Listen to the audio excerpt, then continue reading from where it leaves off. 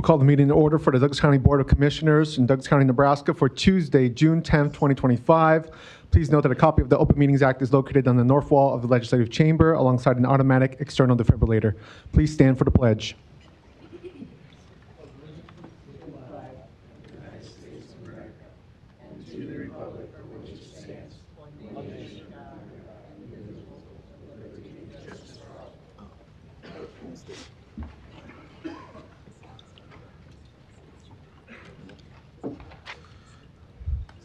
We will start with our Douglas County Board of Equalization meeting. Roll call, please.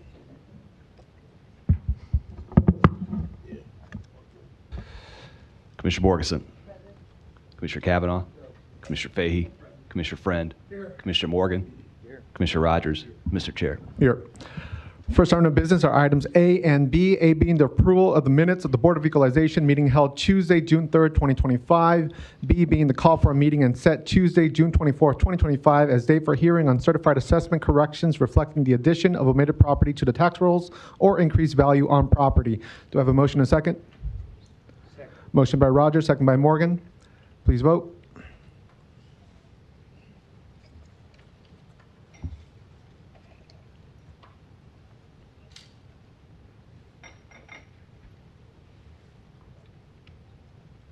Motion passes 7-0. Thank you. Next, we have our resolutions, which are items C through E, which the board can consider in block plus adjournment if desired. Second. Motion by Rogers, second by Friend to approve resolution C through E plus adjournment for equalization. Please vote.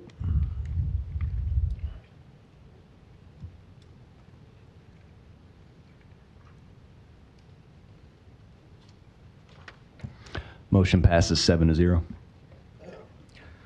Thank you. We'll jump into our Douglas County Board of Commissioners meeting. Roll call, please. Commissioner Borgeson? Commissioner Fahey? Commissioner Kavanaugh? Commissioner Friend? Commissioner Morgan? Commissioner Rogers? Mr. Chair. Here. First item of business are items 1A and B, A being the approval of the minutes of the Board of Commissioners meeting held Tuesday, June 3rd, 2025, and B being the approval of claims submitted for payment process through Tuesday, June 17th, 2025. Do I have a motion and a second? Second. Motion by Rogers, second by Morgan. Please vote.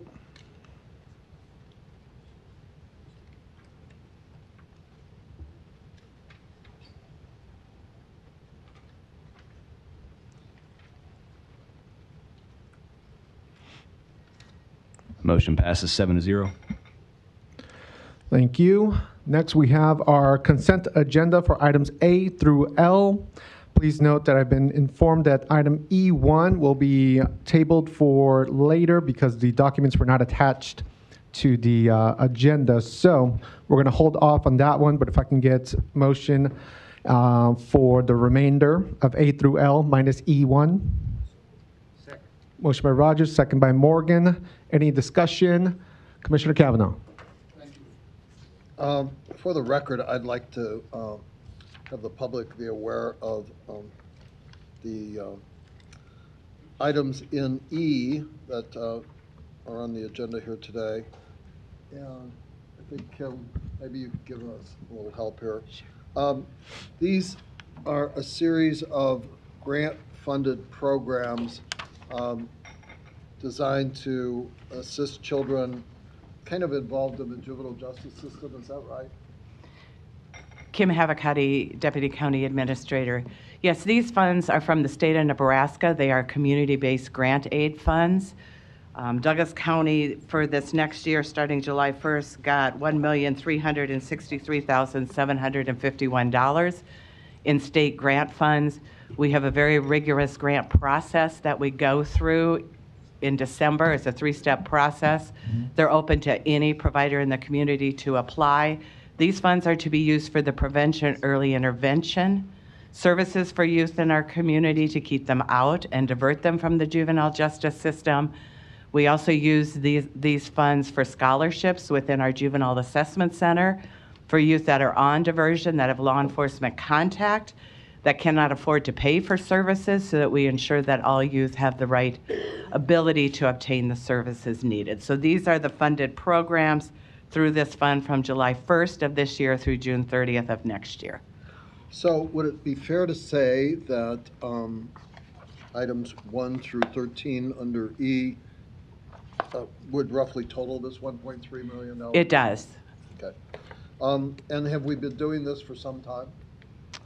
Probably 15 years, yes. Okay. How do we check the effectiveness of these programs? We have a 2-step process during the year. We do a fiscal audit of everybody that we fund to ensure that they are fiscally using the money the way they are supposed to be. And then we also do a programmatic audit every year to make sure that the program is working with the youth that they are supposed to be working with. We also, Commissioner, as part of the contract, you noticed Exhibit C, they submit to us monthly data on the youth that they're serving and what they are serving them for and how many they are serving and how successful they are. Are these the same as last year, or the additions and substitutions? There are some changes from last year's because each year it's a 2-year cycle. This is the first year of a 2-year cycle, so it was open to everybody and anybody could apply. So there were some changes, yes. Okay. And I know we've talked about this before, and I'm awaiting information from your office regarding the totality of grants and other funded programs that we do to assist in keeping children out of the juvenile justice system and diverting them from the juvenile justice system if they're involved, so that they're not incarcerated ultimately. Correct. And I would appreciate it if you could get that to me and my colleagues sooner rather than later. We've talked about this before, and I'm waiting for it. And we do have a list of all of our grants that I have sent to each of you, and I'll resend it out so that you know exactly for each grant who we're funding and how much it is, Commissioner. And could you give us a rough idea, including this $1.3 million, of what the total of that grant funding for this project is? For this particular project or Well, for all of this our federal policy grants? idea. I mean, we're talking about diverting children from the juvenile justice. Correct. So- If you look at all of our federal grants, we have close to $8 million, including this funding for the prevention, early intervention, and our community-based providers. And what? That's time, Commissioner. Do you want a second round? Just real quick. Okay. What, if any, amount do you spend of general funds of Douglas County money for this policy initiative? None of general funds other than, of course, our representative salaries for county administration to do these funds. But other than that, there is no funding that goes into any of these grants. Sure, except for your office, you're saying? Correct. To administrate. Correct. And what would be the amount of that administration, if you could say? I would have to talk to Lori and get That's that fine. for you, If Commissioner. could I get that don't back know. to me, I'd appreciate it. Sure. Thank you, that's all. Thank you. So we're on consent agenda. Any of the items 8 through L. Are there other comments or questions on consent agenda? I just, Commissioner Kavanaugh, third round. under the Community Services Committee comes the Visitors Improvement Fund, and item G from that Visitors Improvement Fund is an item that's out of we will be getting the major grant allocations here shortly, but this is out of cycle. And it's a reallocation of 2024-2025 Visitor Improvement Fund Grant Award for Omaha's Children Museum. And I just want Catherine Hall, who helps us with this administratively, to outline for the record why this particular item is not with the other grants that we'll be doing here shortly, and what it's for. Catherine Hall, County Administration. This is a reallocation of funds that were made during the prior cycle, which we are currently in that grant year. So the Omaha Children's Museum received a total grant award of $215,000, and they've requested to reallocate $35,000 of that for an exhibit that wasn't identified in their original award and allocation.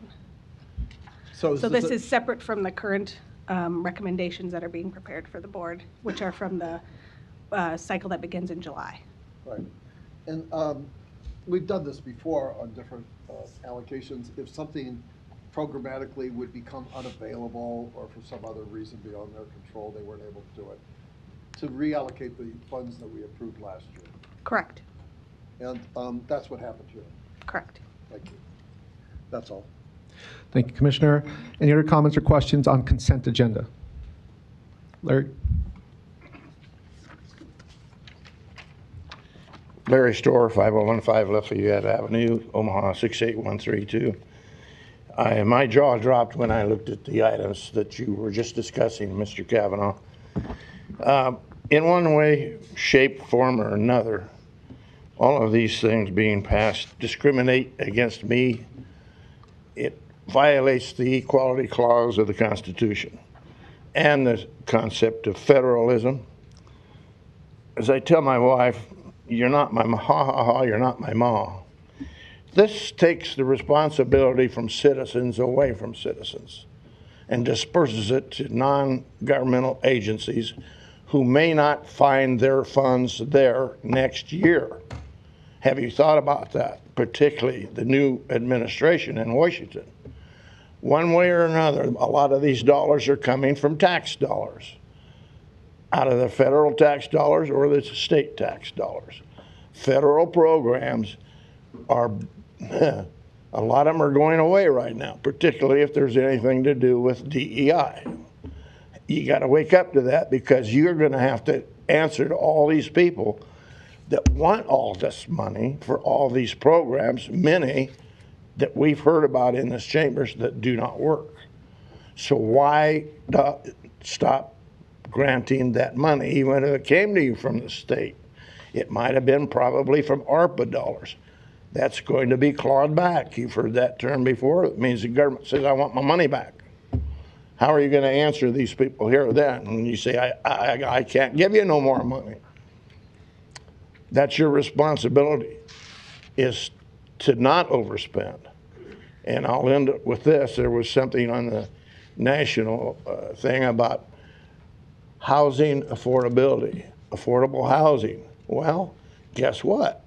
A lot of it's unaffordable because of that law on capital gains tax. And continual rising of property taxes to pay for these programs makes that house unaffordable. I can't afford to sell my house and buy another one because of the price of housing, but because of capital gains. I dare not sell my house. It'll take all my money because I can't buy another house for what I probably sell it for. And I have to pay on today's value as opposed to 1971 prices. And a lot of that is your problem. You caused a lot of that with the way you structure your property tax. So you need to stop. You need to stop the spending. You need to start saying no. Thank you. Thank you. Any other comments or questions on consent agenda? If none, we'll vote.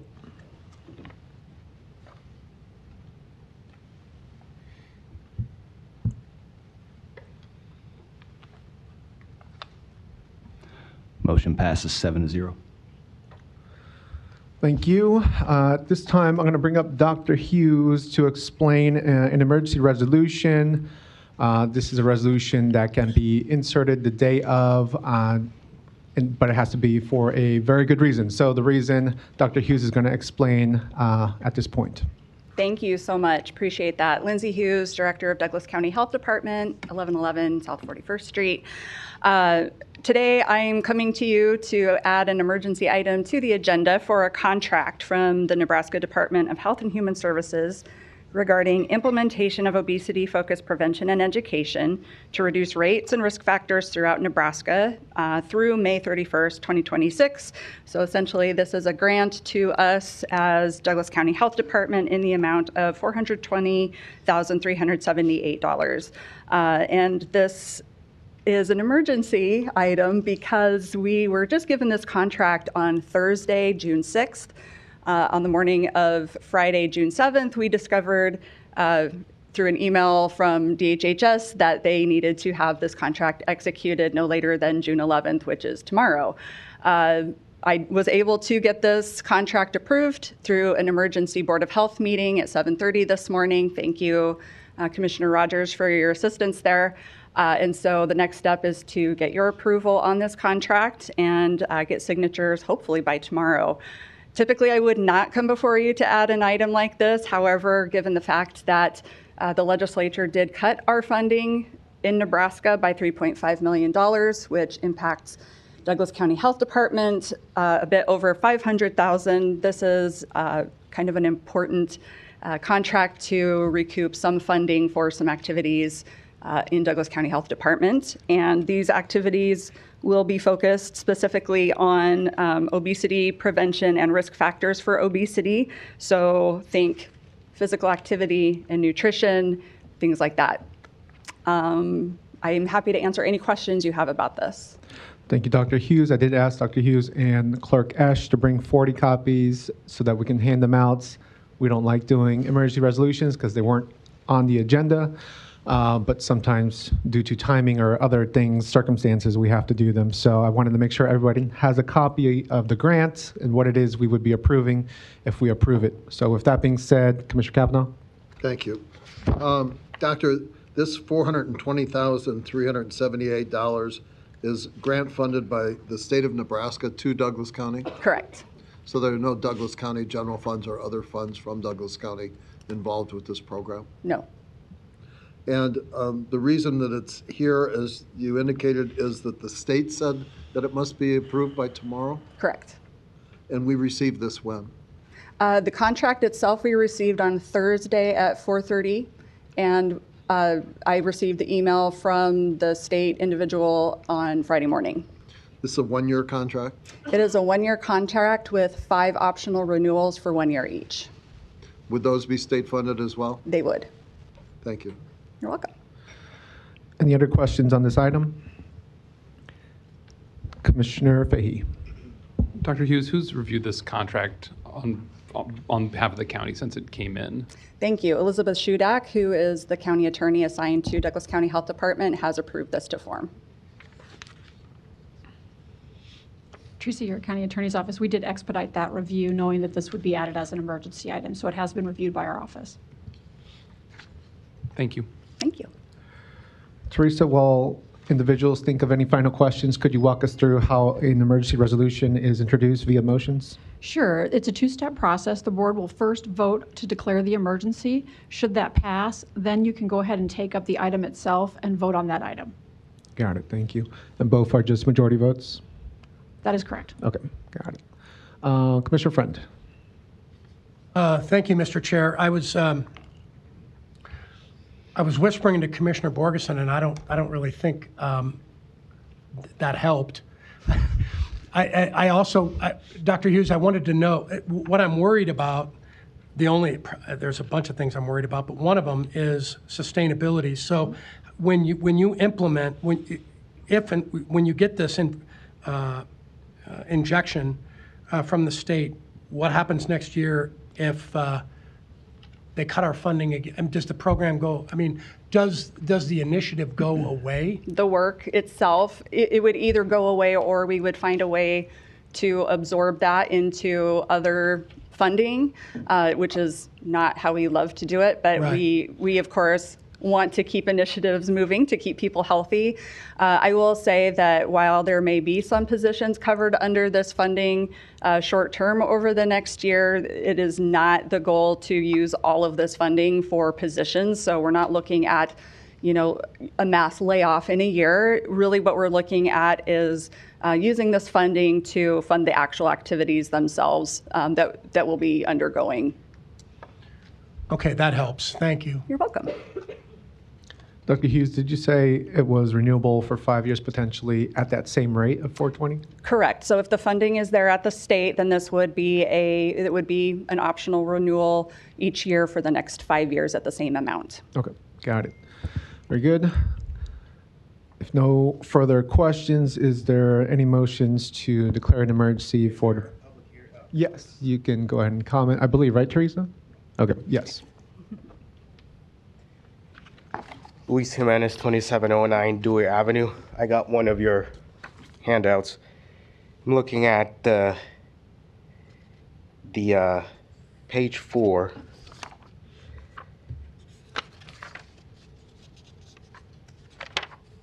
Well, it's not page 4, it's like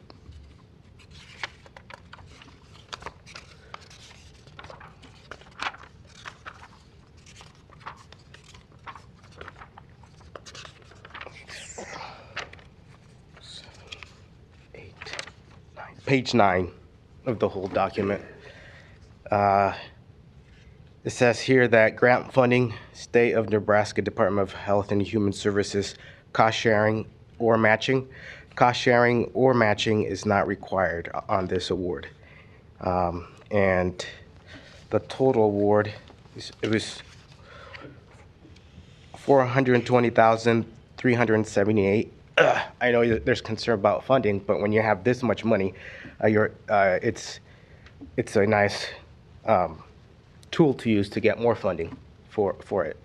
So I encourage you to vote for this in anticipation that the health director and their staff is going to augment the funding over the course of the contract. Thank you. Thank you. Any other comments or questions on this item?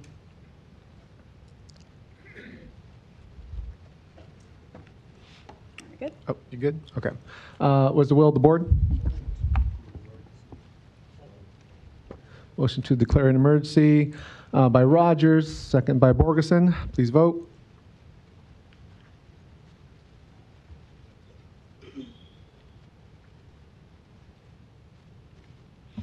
Motion passes 7-0.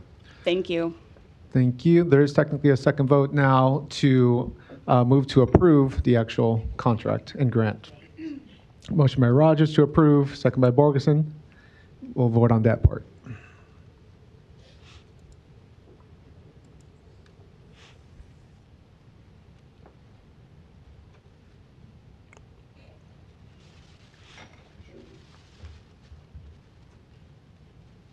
Motion passes 7-0. Thank you. We'll jump to recognitions and proclamations. We have one today, a resolution celebrating the 75th anniversary of the College World Series in Douglas County. For that, I will pass it to Commissioner Borgeson. Thank you. And we'll have Jack and Lisa come forward as I read the resolution. Whereas the NCAA's Men's College World Series began in 1947 and found its home in Omaha, Nebraska in 1950, where it has remained for 75 consecutive years.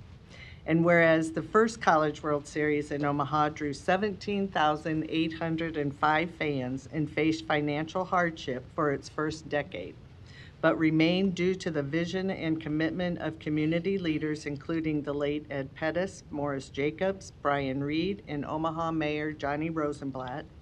And whereas these local champions formed the foundation for College World Series of Omaha, Inc., a nonprofit that continues to serve as the local organizing committee, partnering with the NCAA and volunteers to grow the event into a national celebrated tradition. And whereas the success and growth of the College World Series would not have been possible without the dedication of John D. Jack Deasing Sr., who founded the College World Series of Omaha, Inc. in 1967 and served as the chairman for over 30 years, helping establish the series as a beloved Omaha tradition.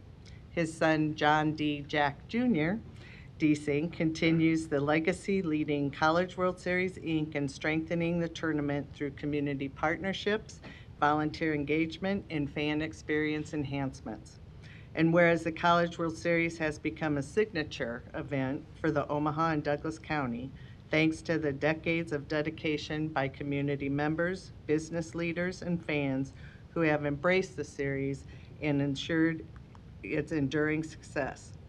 And whereas Douglas County is proud to be a longtime host of the NCAA Division I Men's Baseball National Championship, welcoming athletes and fans from across the country and contributing to the region's national reputation and economic vitality. Now therefore be it resolved by this Board of County Commissioners of Douglas County, Nebraska, that this board hereby celebrates the 75th anniversary of the NCAA Men's College World Series in Omaha and recognizes the extraordinary community spirit, leadership, and commitment that has made this event point of pride for Douglas County and the nation, dated this 10th day of June, 2025. And I would move to approve. Motion to approve by Borgeson. Second. Second by Friend. And if you'd like to make a few comments, feel free. Well, thank you very much. I appreciate it. Mr. Deasing, can you state your name, please? Oh, I'm sorry. Thank you. John D. Jack Deasing Jr., 9709 Pinehurst Circle. As Commissioner Borgeson mentioned, I'm the chairman and president of the nonprofit organization College World Series of Omaha, Inc., and my daughter Lisa is on the board in the executive committee. I'd just like to say that, as Commissioner Borgeson mentioned, College World Series has become a fabric of the community here in Omaha. Much like Indianapolis is known for the Indianapolis 500, and Louisville's known for the Kentucky Derby, and Augusta is known for the Masters, Omaha is known for the College World Series and the home of the College World Series. And it's had tremendous impact. The economic impact for this event annually is 120 million plus, creates at least 1,000 jobs, are responsible for supporting another 20,000 jobs, brings in excess of $8 million worth of tax revenue. And just last year, for your information, which I think would be near and dear to your hearts, in addition to the fans that attended the College World Series, there was another 1,000 youth baseball teams that play youth baseball here during the tournament, bringing in 15,000 players and countless other family members, and all in 120,000 hotel rooms nights were used.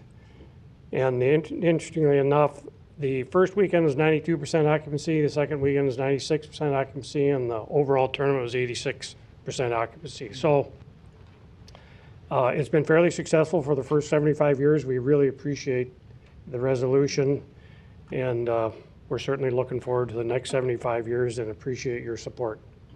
Thank you very much. Thank you. Thank you. Commissioner Morgan? I just want to thank you, Jack, and the people that work with you. And I had the pleasure to work with you and Dennis Pope in the beginning of my opportunity to be mayor. And it was one of the most pleasurable experiences going down to Kansas City and meeting with the NCA before they moved to Indianapolis. And I just can't thank you enough, and I'm sure your father's looking down at the great job you've been doing and following in his footsteps. So thank you, and all of your board members and others that helped so much with this. So it's great, and I shouldn't say it, but I'll say it anyway. It's great to see LSU back because their fans are something else. Exactly. And more hotel rooms. yeah, they eat more concessions and do everything more. So it'll be a great series. Thank you. Thank you. Thank you, Commissioner Morgan. Commissioner Cavanaugh? Thank you. Jack, thanks for you and your family and all that you've done over the years to make this, I think, the signal tourism event in Omaha. As the chairman of the Community Service Committee and oversee the Visitor Improvement Grant, we are glad to be able to support you in this effort to bring people from all over the country, all over the world, really, to showcase Omaha. And without your family, I don't think that it would be what it is today. So I want to say to you and your father and the next generation, job well done, and we appreciate all you've done for our community. Thanks very much. Thank you. I got to say, the Kavanaughs have enjoyed every single one of those 75 years of College World Series, and I've gone all my life, and every year it seems to get better and better. Thanks. We appreciate the support. Thank you very much. Thank you, and good? Oh, go ahead. I just want to say thanks for being here.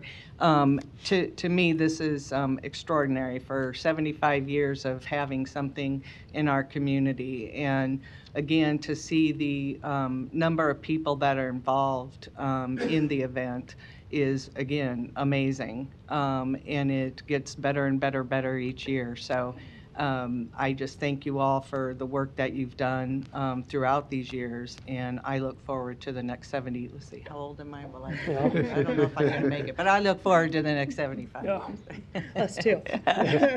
Thank you very much to the county for your support. Mm-hmm. And could we get a picture real quick? Yes. Let's wrap up the vote and we'll get a picture. Okay. So let's go ahead and vote.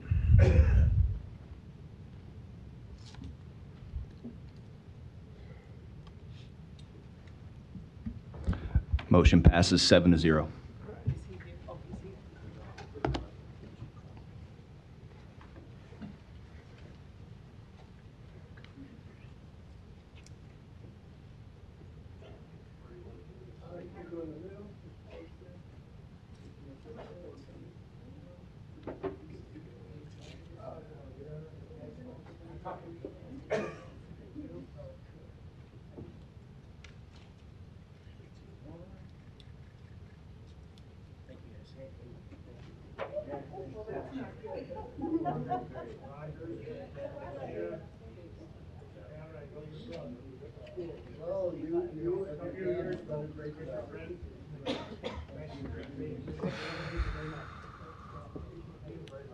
Keep working with John with the mayor's deal. Yeah. He told him to go slow on that one for about an hour or more. Oh, yeah. Take your time. Thank you so much.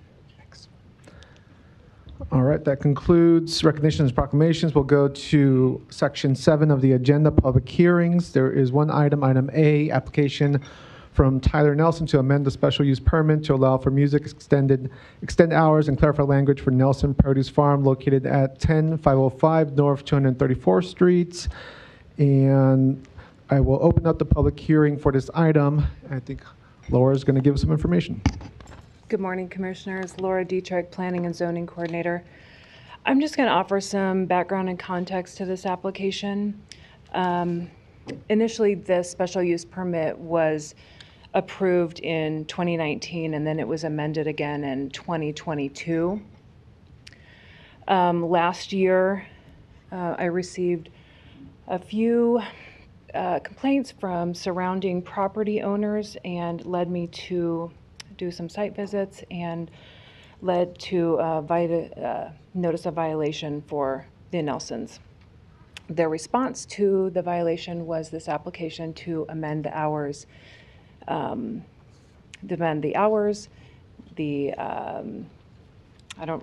sorry, I'm at a loss here. To amend the hours and clarify language and to add lighting. They also wanted to add music.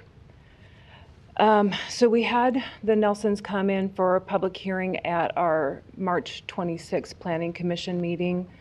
What we found at that meeting was that there was a lot more taking place than we were aware of, and we asked them to come back at our May 21st meeting so we could get clarification, and that's the application that is in front of you today.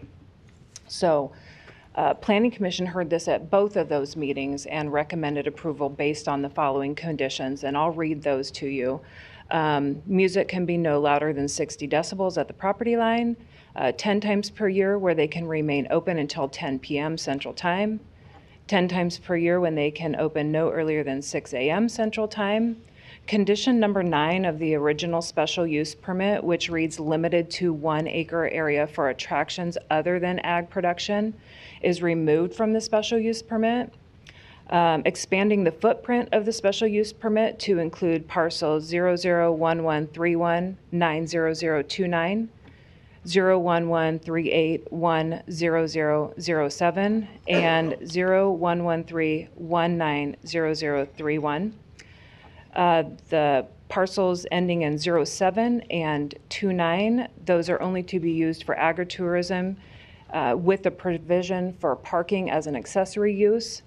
The higher intensity activities are permitted on the parcel ending in 31. This keeps all other conditions of the special use permit in place. That was a lot of information. I'm happy to answer any questions you might have. Tyler and Pam Nelson are also here if you would like to ask them questions as well. Thank you so much, Laura. Any comments or questions? Commissioner Borgeson? Thank you for this. Can you explain just a little bit more the item 4? On the condition number 9 of the original special use permit? Yeah. So initially when this was approved in 2019, the area was just that original parcel. And I'm not exactly sure why that language was used, that it was 1 acre of attractions, because kind of the whole thing is used. Is an attraction. So we felt it would be better for clarification purposes to strike that language so that it would include all of the parcels and not just 1 acre of attractions. Okay, all right. And this addresses all of the concerns that you mentioned that were brought up in the March Planning Board meeting and then back to the May. All of this addresses those, correct? It does, correct. Okay, thank you. Mm-hmm. Any other comments or questions on this item during the public hearing? If not, I will close the public hearing, and I believe, can action be taken today? Yes. Teresa or Patrick? Sorry, fumbling for my button there. Yes, Teresa, York County Attorney's Office, action can be taken today. Okay, what is the will of the board? Motion to approve by Borgeson, second by Friend. Please vote.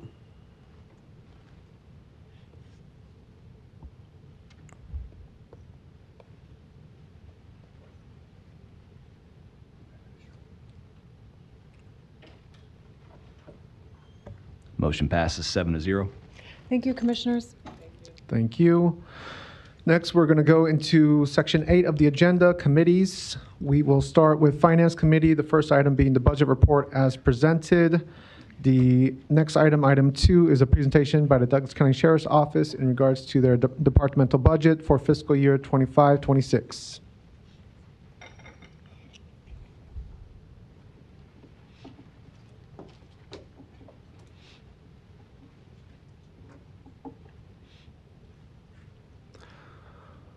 While we set that up, I'll give the context to anybody who may not be familiar with the process every year for budgeting. In June is when we have our presentations by departments that come in over budget. We have a 3% kind of rule or target that departments that come in at 3% or less in growth or targeted growth for next fiscal year do not have to come before us as a board. For those that are coming in over the target, over 3%, and are requesting above that for their budget for next fiscal year, then they do have to come present both to the board and to the public to justify why they need those funds, the extra funds above 3%. The presentations are made today are informational. The actual budget itself is voted on in July, and then the tax levy is set, I believe, in early September. And so those are kind of the stages of the budget and where we're at here today.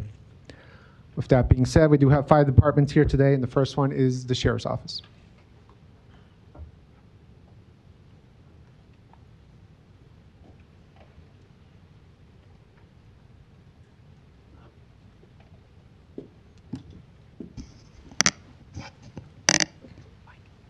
Good morning, Chief Deputy Wren with the Douglas County Sheriff's Office. Joining me today is our Executive Information Officer, Mr. Spencer Head. He'll be starting the program off and will be handling specific areas as they are appropriate. To my left here, I have Chief Deputy Nemok, Chief Deputy of Operations.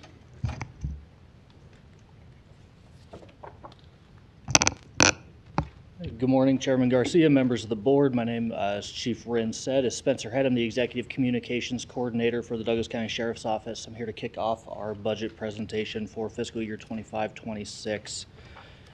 In your slides there, if we go to that first page, we just start off with the mission statement of the Douglas County Sheriff's Office. Oh, I gotta go it? Perfect. Thank you. All right, as you see now, the second slide. The mission statement of the Douglas County Sheriff's Office is, as a member of the Douglas County Sheriff's Office, I commit myself to ensuring the safety and trust of all people with integrity and respect, and to having the courage to uphold the law professionally and with sensitivity and fairness. I take responsibility for the protection of the citizens of Douglas County and am accountable for my actions in serving them. This mission statement is also a portion of the sworn oath that all of our sworn members take. Moving on to the next page, we just have a brief outline of the statutory obligations for a sheriff's office. They can be found in the Nebraska Revised Statutes, Chapter 23, 1701 through 1711, respectively. Jump to 23, 1723 is the Merit Commission. Moving to Tax Code, we have NRS Chapter 77, 1718 for the collection of taxes. And then also in the Judicial Branch, Rule 11-8, which pertains to courtroom security for the county court. One thing we wanted to highlight and make sure, I'm sure you all are aware, last year in the special session, the legislature passed LB 34, which, as you're all aware already, instituted caps on most levels of government. One thing that the legislature and the governor did agree on pretty overwhelmingly was that public safety should be exempt from those caps. A lot of that was due to advocacy from the county sheriff's office as well as other entities.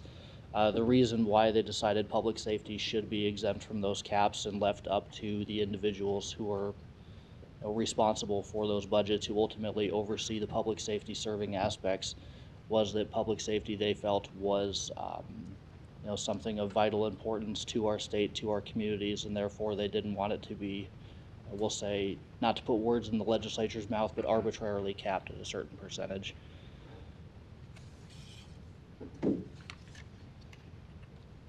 Moving on, we have a slide here breaking down the percentage of county population.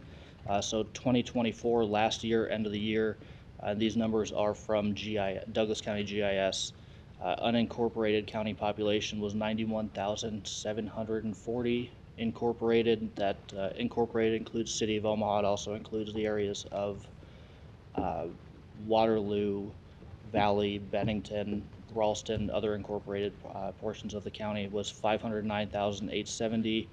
Estimated population growth between now and 2029, they see unincorporated county growing at 1.3%, while the incorporated parts of the county grow at 0.32%, so relatively stagnant.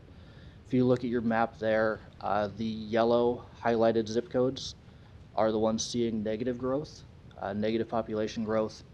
Those beige colored ones, kind of in the middle, those are seeing between 0 and 0.5% growth.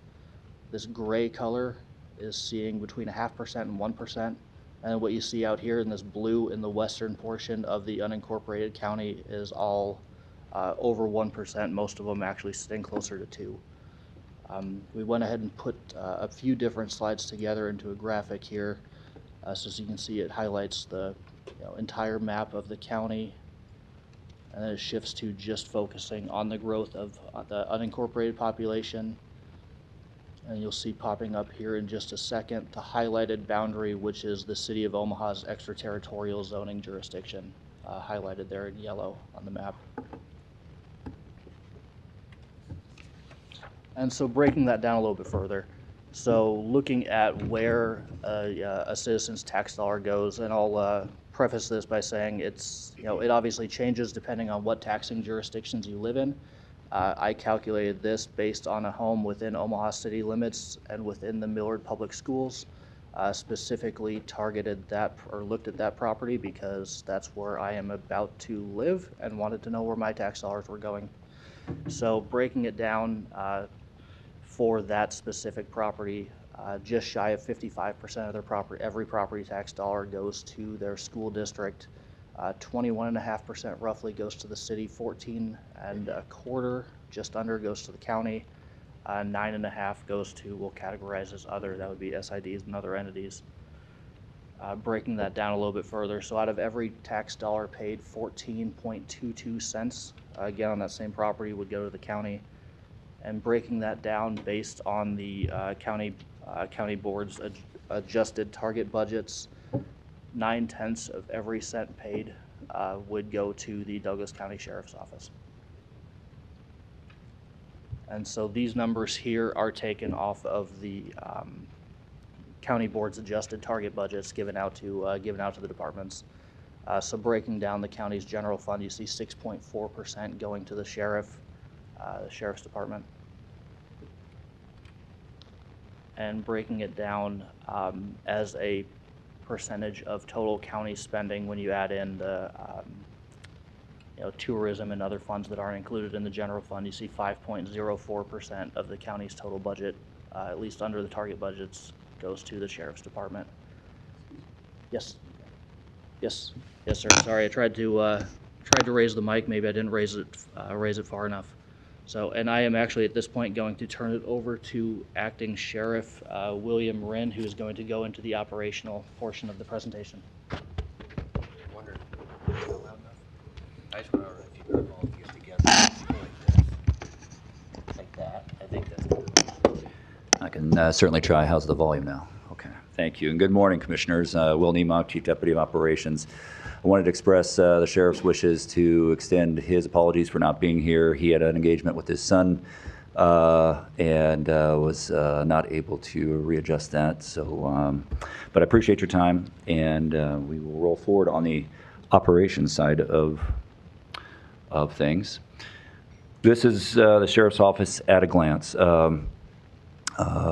If you remember back to 2023, we purposely reorganized 6 bureaus down into 3 bureaus to try to maximize the efficiencies of the staffing that we had and provide a very specific, purposeful operational overlap, trying to eliminate silos, if you will, single individual assignments that would otherwise kind of limit the overall productivity. And so in this model, you'll see, excuse me, 3 bureaus: the Court Services Bureau, the Criminal Investigations Bureau, and the Uniform Services Bureau. And that's on the operations side of the house. On the other side of the house is my peer, Chief Deputy Wren, with the Administration Corps, of which represents, as you see there. Just a real quick explanation of each bureau, and then also some challenges that are met with each bureau, or that we're facing. Our Court Services Bureau is our largest bureau. It is the second half of our hemisphere, as I call it. we operate regularly in two hemispheres, one being out west, which compromises or composed of our patrol and investigations and many other units. And then this hemisphere downtown with our Court Services Bureau, which consists of both sworn and civilian protecting the complex, the core-centric place for over and close to 1,500 people on a daily basis. And so that's everything from what you can imagine in terms of court security, and it is also represents everything you see every day. The entrance security officers, the public security division that work 24/7, and as well as the operations side of courts, which is composed of our warrants and civil process and problem-solving court assignments.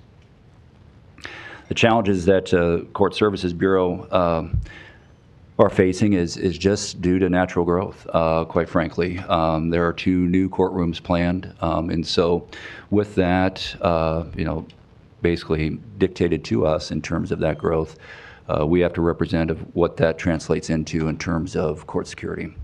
And so that, as it's listed there, is 2 deputies are required per courtroom. So that's kind of just the front-sided, easy part to equate. Chief Rink could go into detail in terms of what that actually equates to in terms of equipment that every deputy carries, to include with 2 new courtrooms, what volume of prisoner transportation that also represents, and does that translate into the need of further vehicles for prisoner transportation and the like. And so with one small addition of 2 courtrooms, it will have an effect moving forward. And that is consistent with the growth that Spencer Head spoke to in terms of the growth that is represented to this current day and the growth that is anticipated over the course of the next 2 to 5 years. And like I'd mentioned, and I'll go into further detail on the civil process side of things, but as that city core grows, that means more business downtown within the walls here. So that reflects more business for the sheriff's office. And so it is both directly and indirectly related and relatable to growth across the entire county spectrum. And that relates to warrants, which of course is a state mandated function of the sheriff's office, as well as civil process. And civil process, you could, and I'll go into further detail here in a few slides, but that volume has grown exponentially year to year to year to our current date, and we anticipate that to only continue. And then also, we've had great success with staffing problem-solving courts and having that program really take off and have an opportunity to really see success, keeping adults out of corrections and successful in their rehabilitation program. And so that is something that is also growing and really kind of a proof of concept in terms of its success. The next bureau, Uniformed Services Bureau, it is perhaps the most recognizable of all of our bureaus. It's the one that is composed of the patrol cars and the people in uniform like myself. And it is out west. It is that other hemisphere. It's the western side of our equation. And so not only does it include our patrol division, but also our community action team, K9 SRO, our co-responder position, and it is also functions all of our auxiliary positions. An auxiliary position is something that isn't a full-time position. It is something that is in addition to a deputy's full-time position that they can elect to volunteer from anything from nautical services to our special response unit and many others. And within patrol, it's everything that you're familiar with, of taking reports. And I'd remind you with a population of unincorporated Douglas County of over 90,000, that would represent the 3rd largest city in the state if we were a municipality. And given our staffing for patrol, we would be vastly under the average of what that 90,000 would represent in that typical municipality equation. But we operate well, and that's what we recognize as a budget is always a balance between wants and needs, and it's always presented as a pathway from where we're at to where we need to be.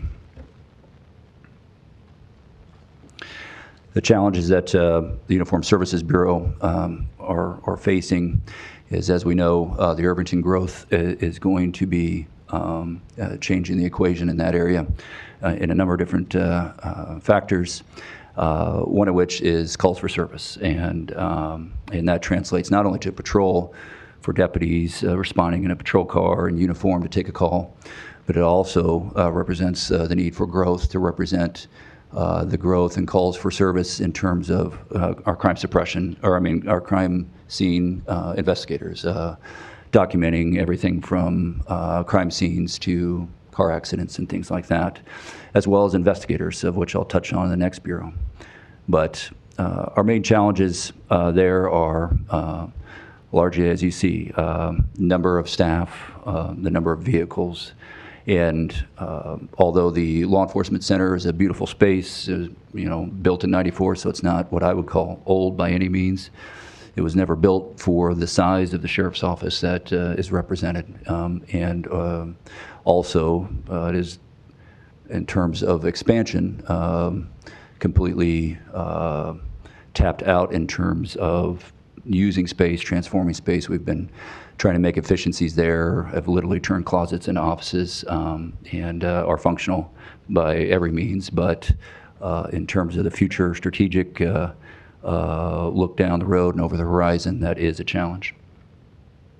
And then also, and this is looming on the front side of this, is replacing our portable radios and mobile radios, which are facing an end-of-life situation with Motorola. As technology advances, we're all familiar with how long your personal computer lasts and how soon you have to update your mobile phone. It's the same relative equation in the mobile radio business. So it is a situation that we're facing that will be a costly venture to get replaced and maintain operations.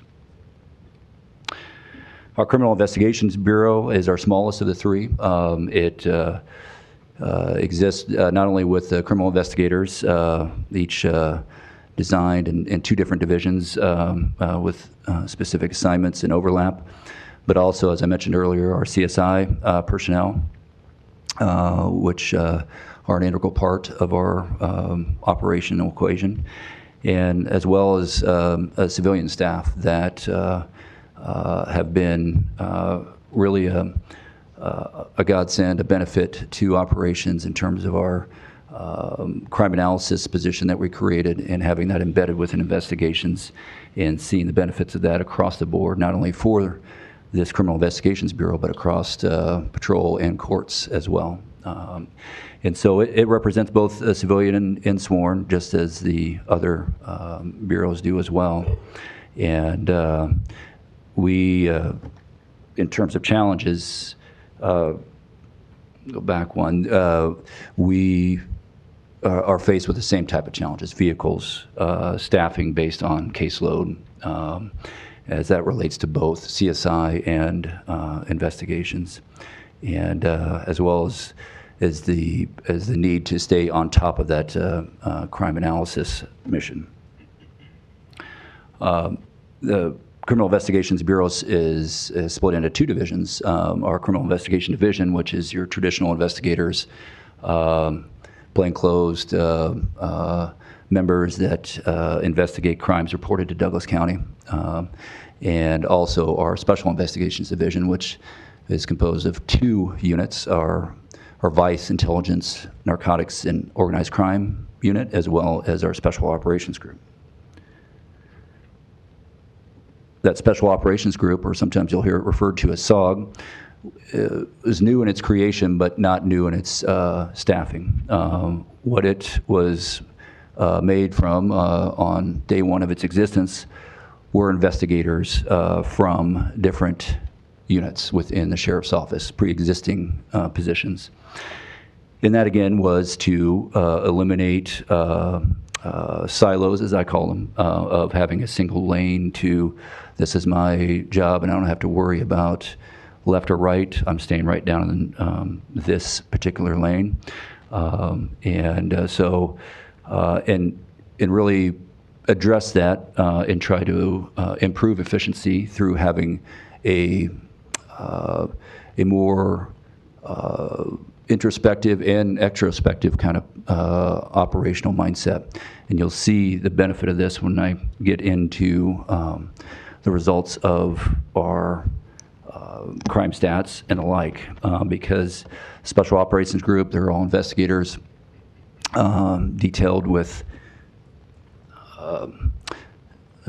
listed out here, detailed with investigations across sex offenders to crime suppression. What that means is if there's car break-ins, if there's auto thefts in the county, if there's construction crime in the county, of how to address that in a proactive sense, so that it can enhance the efficiencies of the investigators that may be more traditionally 8 to 4 behind a desk handling a lot of callbacks and victim-related type of situations. It gives that force multiplier effect, is what I call it. A force multiplier being that whatever staffing that we have, we are in whatever direction that we're moving, a group like this is able to address assistance as needed. And so listed here are a number of the different task forces that the SOG team, which works both day shift, an evening shift, and a night shift, either serve on or directly assist with. And that's just outside mechanisms or outside partners that this team deals with. It also operates as a force multiplier inside the walls in terms of, as I said earlier, criminal investigations, our court operations group, which serves warrants, and so it is a very big benefit, a very efficient team as it's composed. Again, the challenges of the investigations I touched on a little bit earlier is staffing for the investigators.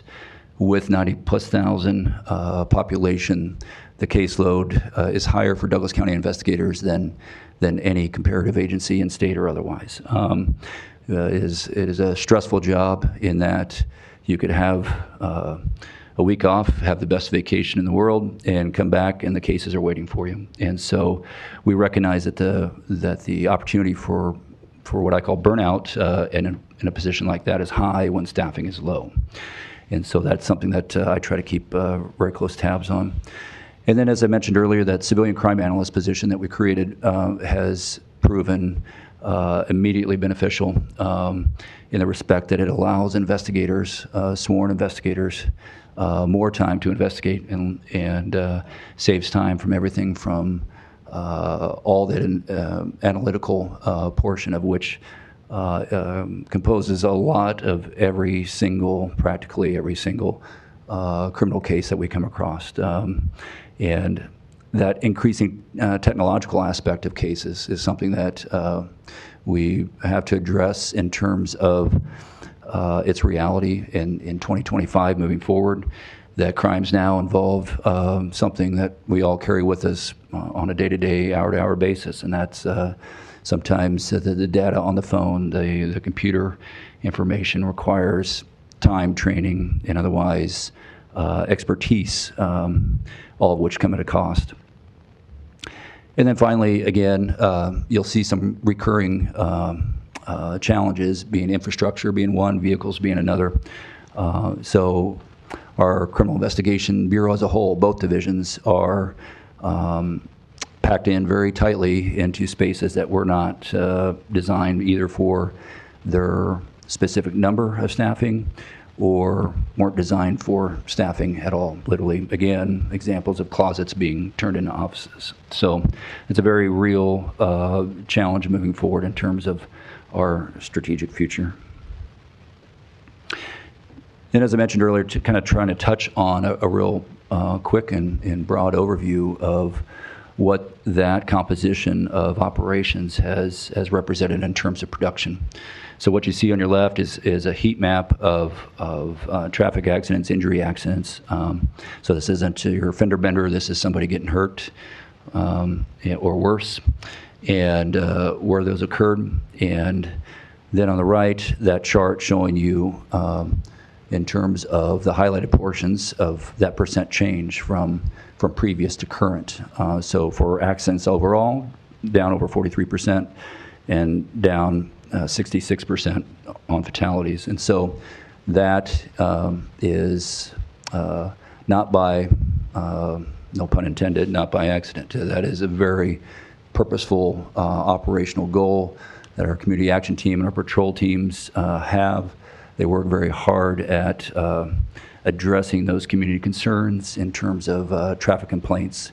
And so that's what we encourage in terms of the citizens in the county to report to us, to let us know where that stop sign that is concerning to them because it's near a park and people keep rolling through it and kids are out, to provide us that information and to enforce that. Not that we write tickets every time, but that our presence on a day-to-day basis, on a regular basis, has that impact, and that impact you see in those highlighted portions.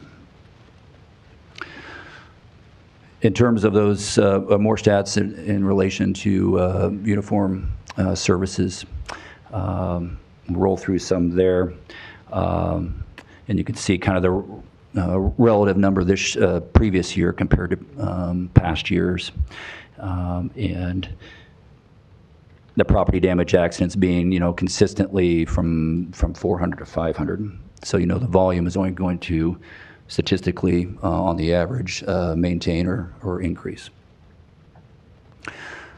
On that investigative side of things, this slide shows that, again, somewhat of a proof of concept of that overlap, that specialist generalist model where you have an investigator that is perhaps specialized in a specific area and is able to really drill down and have a lot of attention in that specific area. But they're also generalists in the respect that they can yield their expertise in a lot of different areas and be of assistance to other units within the sheriff's office for maximum efficiency. And those numbers that you see on your right are evidence of that. Construction crime is down, and despite the amount of building that is going on in the county, that's always going to be a high volume target for criminals. And the criminals have always said a high percentage of crime is committed by a very small percentage of population. But one thing they do not care about is jurisdiction. They do not care about where a county line or a city line exists. They're going to go to wherever they have targeted for their particular crime set. For construction crime, that brings them into the county on a regular basis.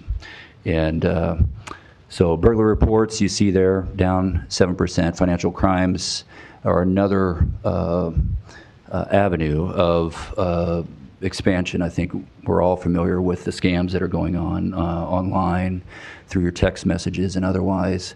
That is not slowing, but through dedicating, again, that specialist generalist model, having someone specialized in that particular area, we've been able to address and hopefully thwart and continue to decrease the amount of volume of financial crimes within the county. Theft reports down 18%. Thefts from vehicles. We are now in the month of June. There is a traditional spike of activity from a reportable crime perspective of thefts from vehicles, auto thefts, thefts from open garages, people outside more, and so you forget to close your garage door and somebody comes in and takes your golf clubs and finds out your keys are in your vehicle and they take the vehicle as well. And so we generally see a spike through these summer months, and that too on the operations side is the benefit of that overlap, is when patrol teams are down due to just normal staffing, and then they can employ assistance from other units, whether it be within their same bureau or otherwise, to help address that. But auto thefts you see down there, and that's despite an increase in a lot of other areas. But in the county, they're down. And all that, again, is not by chance. It's not by mistake. That is through specific generated operational forethought. On the narcotics side of things, again, taking it away from a single lane of just one group that investigates narcotics to a more broad perspective has been successful for us, and that includes our special operations group in that enforcement opportunity. Is one thing that Omaha has been well recognized by DEA and other federal agencies is that Omaha, by our virtue of our geographic location, with proximity to I-80 and I-29, is a logistical hub for cartel-related drug trafficking. And so with that, we know that the majority of our narcotics, methamphetamine, cocaine, fentanyl, carfentanil, is coming directly from cartel-related factions. And so addressing that, you'll see, again, on the right side, the highlighted portions of how we've composed our operations to address that, basically that problem, with increases of across the board, with the exception of marijuana, increases across the board in terms of everything from pills to fentanyl to meth and cocaine. But at the very bottom, you'll see overdoses, and that's something that we take very seriously too, because that's another thing that doesn't represent any socioeconomic or jurisdictional line. Overdoses extends as a problem through our community, largely based through a foundation of fentanyl being introduced into not only one drug, but multiple, from methamphetamine to cocaine to even marijuana. We're seeing that fentanyl, which is incredibly dangerous, cause an increasing amount of overdoses. And so that addressing that was one of our principal advantages as well within our SOG team. I'd mentioned earlier I was going to touch on our civil process side of things, and there's two sides of that civil process. Both sides, the volume is growing and has grown from year to year. So it's one of those stable points where you're not using a spike, you're not trying to use statistics to your advantage. It is something that, if you saw it on a trend line, is that arrow's only pointing up. In distress warrants, that is the taxes that are owed to the county. That is revenue that needs to be investigated and obtained by a sheriff through the state mandate. And we have a civilian team that is created to do that. They are very successful. And in recognizing that they're as successful as they were a team of 3. In the previous fiscal year, we created a part-time position. That part-time position was staffed by a retired deputy at roughly $30,000 a year. That position alone has since gained over $240,000 of revenue. And so it's, again, when I talk of proof of concept in terms of ideas turned into operations, operations turned into production, there are certain examples that quite literally pay for themselves, and this one quite literally pays for itself. And so in terms of that revenue generation, it's not something that the sheriff is reflected in the sheriff's budget, that revenue generation is reflected in the treasurer's budget, but that's something that we take very much pride in terms of the ability to execute that at an efficient level. And that's something that we look to, based on its own volume, grow in the near future. The second part of that civil process are like essentially the items of process that need to be served, everything from subpoenas to protection orders, immediate removal orders, things like that, that again, if you were to look at it on a trend line, that arrow only moves up. There are no spikes. It's just a continual, gradual move up. And the way that the civil process has been composed really hasn't changed in number or structure since I've been hired here in 1999. And so we, in recognition of that growth, and also in recognition that these are civilian staff members that are out there knocking on doors and saying sheriff's office, and the person on the other side of that door doesn't know that they're not a deputy, doesn't know that they don't have equipment or a bulletproof vest or anything like that. And so you could be meeting the best person on their best day, the item is served, and you're on your way within 35 seconds. Or you could be meeting somebody with not knowing that you're not a deputy and having ill intentions. And so in recognition of that and many other factors of trying to build towards efficiencies in the civil process realm has been our initiative in this past year. And we're making forward progress in that capacity.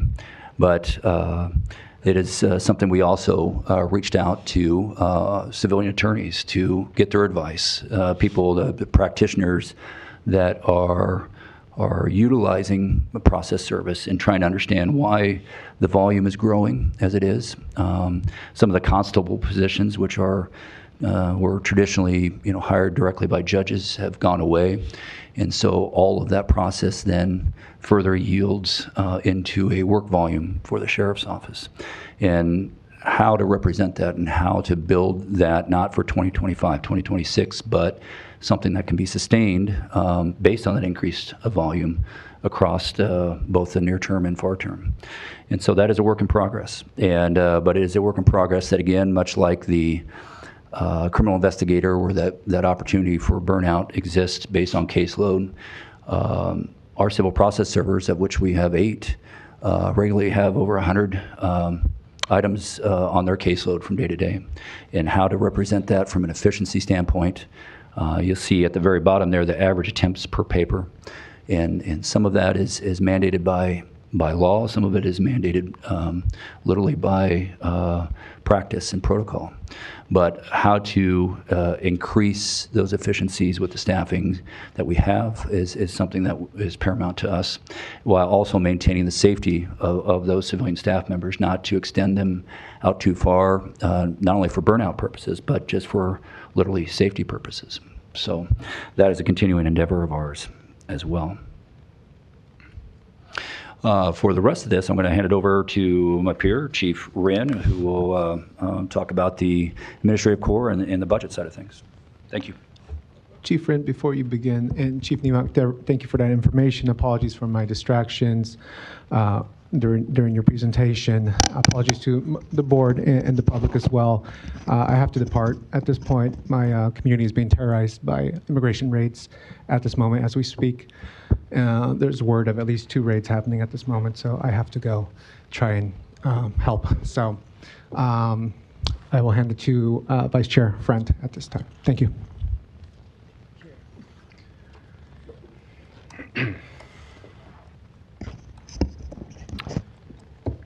Good morning, Chief Deputy Wren, Chief of Administration for the Douglas County Sheriff's Office. Mr. Clerk, I see at your feet that we have budget books prepared for the board members that have yet to be distributed. If you could take care of that for us. They do have them. Oh, okay. Thank you. I apologize. It's okay. I didn't see them leafing through it, so they're patiently waiting for the presentation. And with that, I'll begin.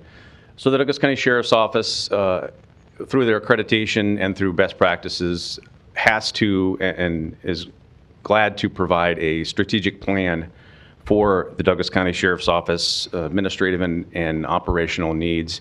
We do that using short-term, medium-term, and long-term goals for a sheriff's office of our size with our particular type of accreditation.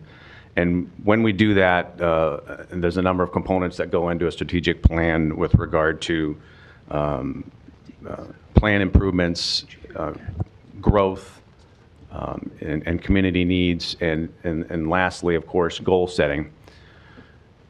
And you'll see in front of you, especially with this slide, that we have several goals, 8 of them, which I'll go through. First and paramount, of course, is to provide safe, secure community for the residents and businesses of Douglas County and the greater Omaha metro area. We want to sustain our embedded co-responder program to meet the increased needs and expanded community needs that the deputies encounter when they're out there on the streets. And we've done so with great success as of late. Continuing, we'd like to sustain our deputy liaisons to the problem-solving court. I think Chief Niemock has spoken to that success. We want to expand the special operations groups to bolster the crime suppression and support pretrial release programs. Supporting the Uniformed Services Bureau, Criminal Investigation Bureau with the Irvington expansion. Providing a community service that helps build bridges between the community and the Douglas County Sheriff's Office. Expanding the presence of the license plate reader program and technology in the prevention of crime and solving crimes and improving crime solving rates. And ensuring proper staffing to support 2 new courtrooms that are scheduled to open in 2026.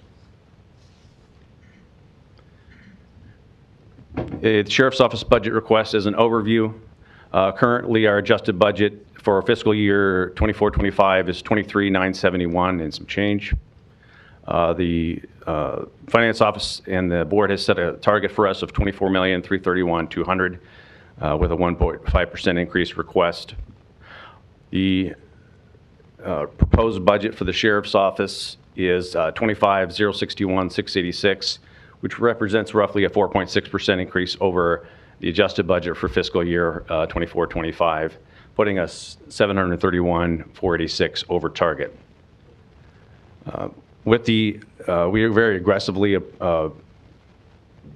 seek state and federal funding via grants, task force participation, and other sources of revenue to bring our net impact down. We anticipate and have been awarded several grants. We anticipate being awarded other grants to lower the net actual impact to 469 if all of those come through as part of this fiscal year.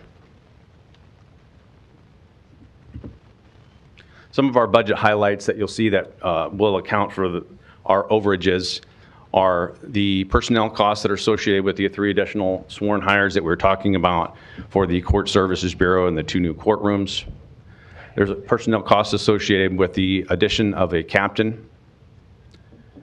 The executive and professional services outside is for the outside counsel, professional research, survey, and a mentorship program. I'll touch briefly on those.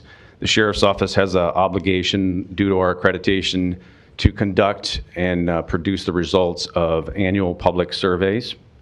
When we do that, it has to be done in a professional manner by a recognized organization using the current programs and platforms. Traditionally, we've relied on pen and paper type surveys that go out and are done by some of our support and command staff, which produce very mediocre and not accurately defined results as far as where the community is at and the pulse of the community. We have since researched with the assistance of the Major County Sheriff's Association and our Mr. Spencer Head, a more contemporary, digitized public media platform to do this survey through an organization by name of Zen City, who will be doing that program for us and that survey for us. We have also identified a mentorship program for female command officers, which is a 6-month program to enhance and develop our female command staff, and that would be part of that professional services increase. Through much work by our work at the command at the Criminal Investigations Division, the crime lab director, and they identified savings in, we ultimately decided that we were going to close our chemistry division of our laboratory to outside, and we now go through UNMC for our work. we were able to find some efficiencies and eliminate personnel, transfer them over, and have them identified as other personnel rather than having to go through outside as we had vacancies. What that means for us is what we've also done is worked with the community. We've worked with the CSI community outside the sheriff's office and the state of Nebraska to identify what we're charging, and our customer base being Douglas County and other metro people, part of our interlocal agreement, what we charge for CSI services. As you know, Douglas County has, next to the state of Nebraska State Patrol and the city of Omaha, one of the premier crime scene investigator printing latent print to process those crime scenes, and we do so on contract with all the outlying counties. And we have augmented our fee schedule so that will bring in more revenue, and we're increasingly being solicited and have to turn down other agencies to do that work. We believe with the savings that we recouped from the closing of the crime lab that we would like to add an additional CSI technician, which should be able to can increase our ability to generate revenue by contracting outside Douglas County. Continuing on, under item 5, the Chief Administrative Coordinator, Ms. Annette Johnson, is going to be retiring.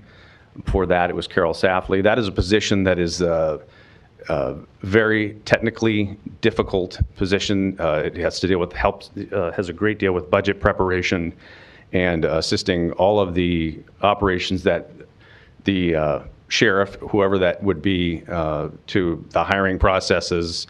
And it takes at least 2-3 years to groom that person into that position. It's the highest paid civilian position we have. And historically, when that person decides to retire, we make a great attempt to train somebody up, which we're doing right now. We're training 2 personnel. And Ms. Johnson has indicated she'd like to stay on part-time next year to assist with that transition, especially through the next budget year, which is something we've done as well with Ms. Safley, who stayed on for approximately a year afterwards, to ensure that the next administrative coordinator was doing exactly the job as it was designed to be done. So that is something we're looking at doing as well.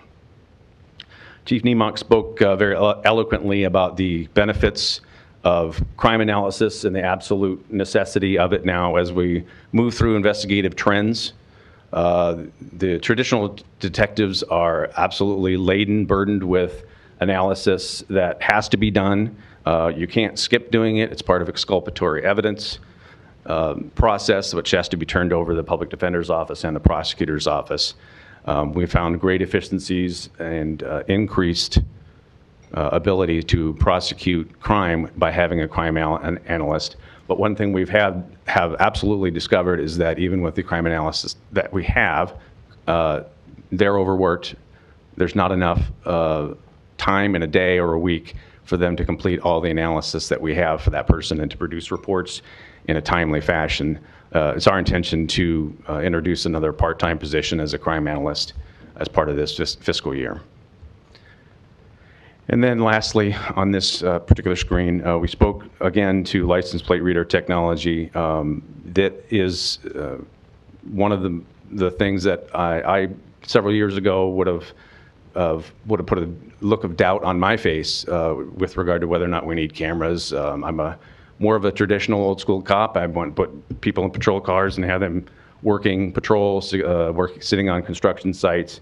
But as I've come to learn, a license plate reader for its cost is easily worth 4 to 5 deputies with regard to 24-hour, tireless gathering of information, spreading intelligence, actually transmitting that intelligence to other people when certain criteria are put in. And for the price of 1 deputy, we can have 18 cameras out there doing work that assists us in untold ways and helps us communicate and coordinate with the Nebraska State Patrol, who's also using that system, and other systems. It creates a virtual net over not only the Omaha metro area, but the state of Nebraska, whereas all these cameras can start communicating with one another so that you're not just working here we can see crime coming to us in real time as it travels over the borders of Iowa, Nebraska, and comes from other locations. So that is a contract that we currently have and are committed to, and that increase would be our first year's payment.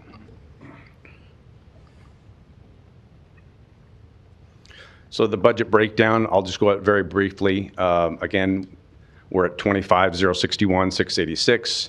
Our merit commission budget is a slight raise as the cost of, predominantly for those in the audience who don't know, the merit commission budget is the budget we rely upon for recruiting, hiring, training of deputies, getting them through the academy, and advertising has gone up a slight tick in cost, so that's reflected in our increase in that area. With the forfeiture fund, although we have a combined total of near $1 million, we bring over and spend roughly $250,000 to $300,000 a year in that forfeiture budget to augment and supplement the spending that the county already has to have. We anticipate that we'd like to spend more forfeiture money instead of general funds next year, so we anticipate spending $400,000 in forfeiture next year, to include $60,000 from the treasurer's office. There'll be revenue coming in from the Public Building Commission contract, which is our predominant contract that we have. We anticipate roughly $780,000 in grants. Miscellaneous fees that come into the sheriff's office represent about $1 million. The school resource officer program, about $500,000. Our alarms, and then we anticipate our total revenues to be slightly raised this year, about $5 million. We're always very cognizant and keep an eye on our budget expenditures as far as percentages. It's very difficult for a law enforcement entity of any type to operate in a high personnel area, although we do so very well. We're looking at roughly 93.2% personnel and 6.8% non-wage expenses, which is dramatically improved from last year. Our strategic plan, we would very much like to be somewhere in the 88-12 zone or 90%, 10% zone to give us the maneuvering room to continue to work on those non-wage items, investigative items, and those capital purchases that we always will have to make. Just a slight graphic for us. You know, it's always an uncomfortable conversation, but a necessary conversation for us to have when we come in asking over target and that we're trying to grow the sheriff's department in a meaningful and even way. So when we do that, we try not to show up empty-handed, and we do. My staff does a very diligent job with my grant writers, identifying revenue that we can offset some of this growth with, and we've done a reasonably solid job of trying to grow revenue annually as we grow expenses. A lot of questions that I have every year, and I've been doing this for a couple of years now, and I try and get better at doing it every year and trying to anticipate some of the commissioners' questions and the public's questions. And one of the questions we get, what have we done to cut? What have you done for efficiencies? So I try to outline some of these things, although it's not a full representation of some of our efficiencies. And I already spoke to this, the elimination of the chemistry cases. That's a reduction in chemical supplies that we don't have to use, time, and saving of space. That we're looking at being able to reallocate some of that space in the chemistry lab to some of the needs that we have. We continue to cut travel for training budgets. That is one of the most expensive things that we do. The classes themselves don't cost that much, but trying to put somebody on a plane or drive or have them, it costs a lot of money. And that was one of my goals when I first took over as the admin captain and now admin chief, is that we would have training come to us. And we can actually train more people for less money, and we've continued to do that. Chief Nemuk spoke very well about the Civil Process Unit. They continue to identify and collect distress taxes. We do that and with great success now, and then the program's only growing, in that we have the ability to generate revenue for the county that we don't see in our budget, but we're still happy to do it. We anticipate that if we were able to employ another CPS 2, which we have not done yet, that would increase revenue any means of another $75,000 to $100,000 a year. But we're still looking at that. One of the things we also did to identify some efficiencies was to adjust a grant that was earmarked for something else to accommodate a second year of our civilian co-responder. So that was an efficiency that we did not have to put that person in the budget, fully in the budget anyway, for the co-responder program. Just the offset of what was left of her last budget. We also identified another year for additional 2 years for our co-responder supervisor, although that'll be our third award at 2 years in a row if and when it comes through. We expect that to be awarded hopefully very soon. We identified and received the Nebraska State SCIP grant for a deputy within the problem-solving courts and the OBP grant placement of a SOG Gaines weapon investigator. So really, that's all I have as far as presentation. I'm sure there's a number of questions that we will do our very best to answer between the command staff that's present here today.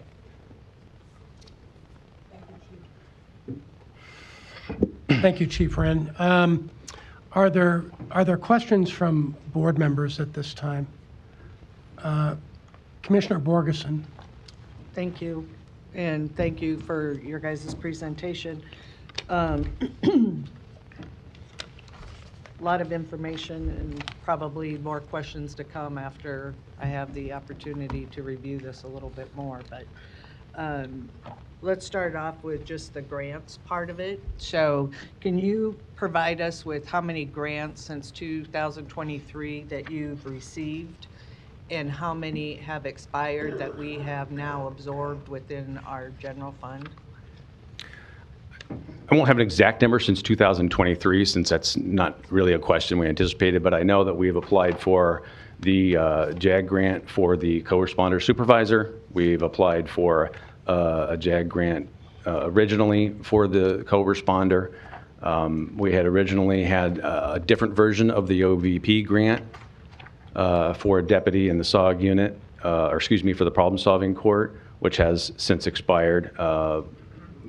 We replaced that with the SCIP grant that we now have pending to replace that well, deputy. If you could just put it in a report for me. Absolutely, yes, I can do. Yeah, we keep that taken care of. And then can we get a copy of the slides that Spencer did where, in the color, where it changed, the map changed? Okay. Absolutely. Thank you. And then do you have a heat map similar to that for the data on where your special operations team patrols or investigates crime? I think we asked about this the last week when you were here for the request for the money, but there wasn't any additional information provided between then and now as to where they're even patrolling. I'll turn that over to the chief. I'm sorry? Oh. I can answer that directly. I can certainly create a report that would have that information in terms of a heat map. It may not be that traditional heat map that you may have in mind, but it would represent it geographically in terms of the cases that they investigate. They don't patrol necessarily in the traditional sense. They're investigators, and so... Well, I think you can show how much time is spent in unincorporated Douglas County versus how much time is spent in all the other jurisdictions. And one reminder there, and this is after decade and a half or more of my experience in investigations, from criminal investigations to narcotics and vice, organized crime, is that to that point that I made earlier, a reported criminal incident in Douglas County isn't always committed by somebody who lives in Douglas County. So that report that I will create will represent those facts. I'm running out of time here. I'm sorry. But I have a lot more questions, but when we look at what the sheriff's office has done historically and what they're doing now, there's a lot of add-ons that we've had since 2023. And we continue to hear that we need more deputies. What I'm concerned about is that we're duplicating, and I know that the county sheriff has control over the entire county, but we are duplicating services within other jurisdictions that are causing us to have to spend more county tax dollars for things that the sheriff's office has traditionally done. And that special operations group is one, the court bureau, specialty courts are another. We have a whole new building across the street that we've never had in history for the sheriff's office. And so I'm out of time. I'll come back. Yeah, thank you, Commissioner. And I think Commissioner Rogers, you were next in the queue. Thank you, Mr. Chair. Chiefs, how much do you all have encumbered?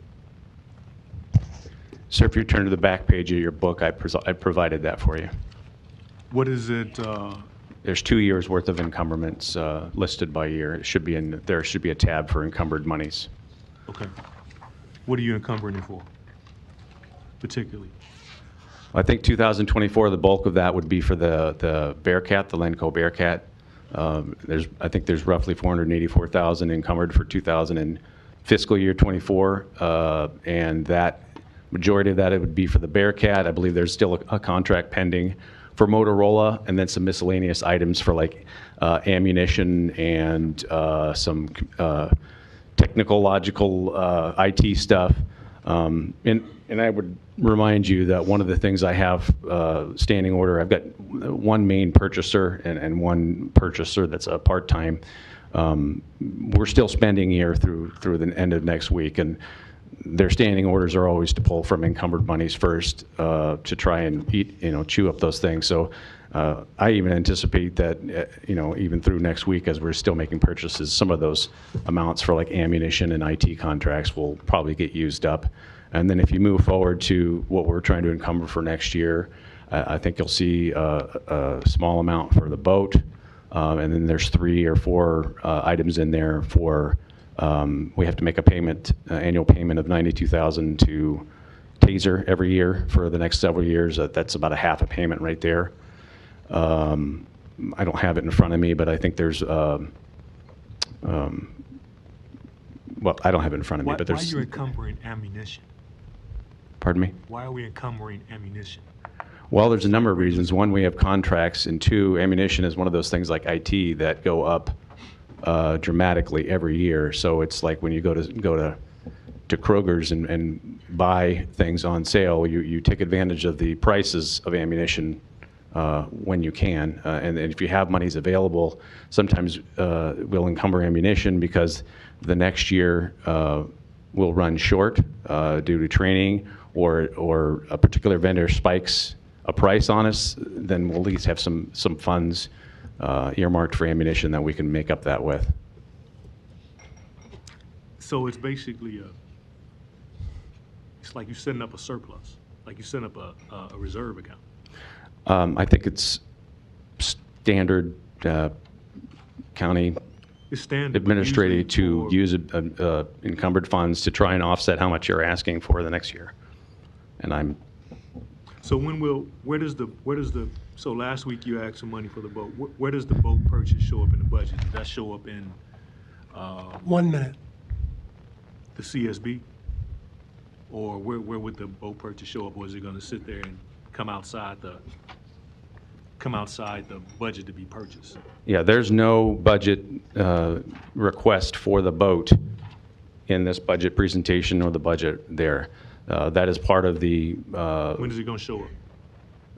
That is part of the contract has already been signed. We've already made a down payment from forfeiture out of this year's forfeiture, roughly $64,000. No, I got it. When is it going to show up? When's the boat going to show up, or when is the purchase going to show up? Because well. Let me ask, what are you setting aside $60,000 to $70,000 for outside counsel? Well, that'd be a question best answered by the sheriff's office, but we have a number of. You're the sheriff's office. Yep, Sheriff Hansen, excuse me. We have a number of studies that we do. Chief, I'm sorry, that's time. Any other commissioners, do you want to continue? No, I'll get it right Commissioner Rogers, your second time. now. Yeah, what's the, because it says,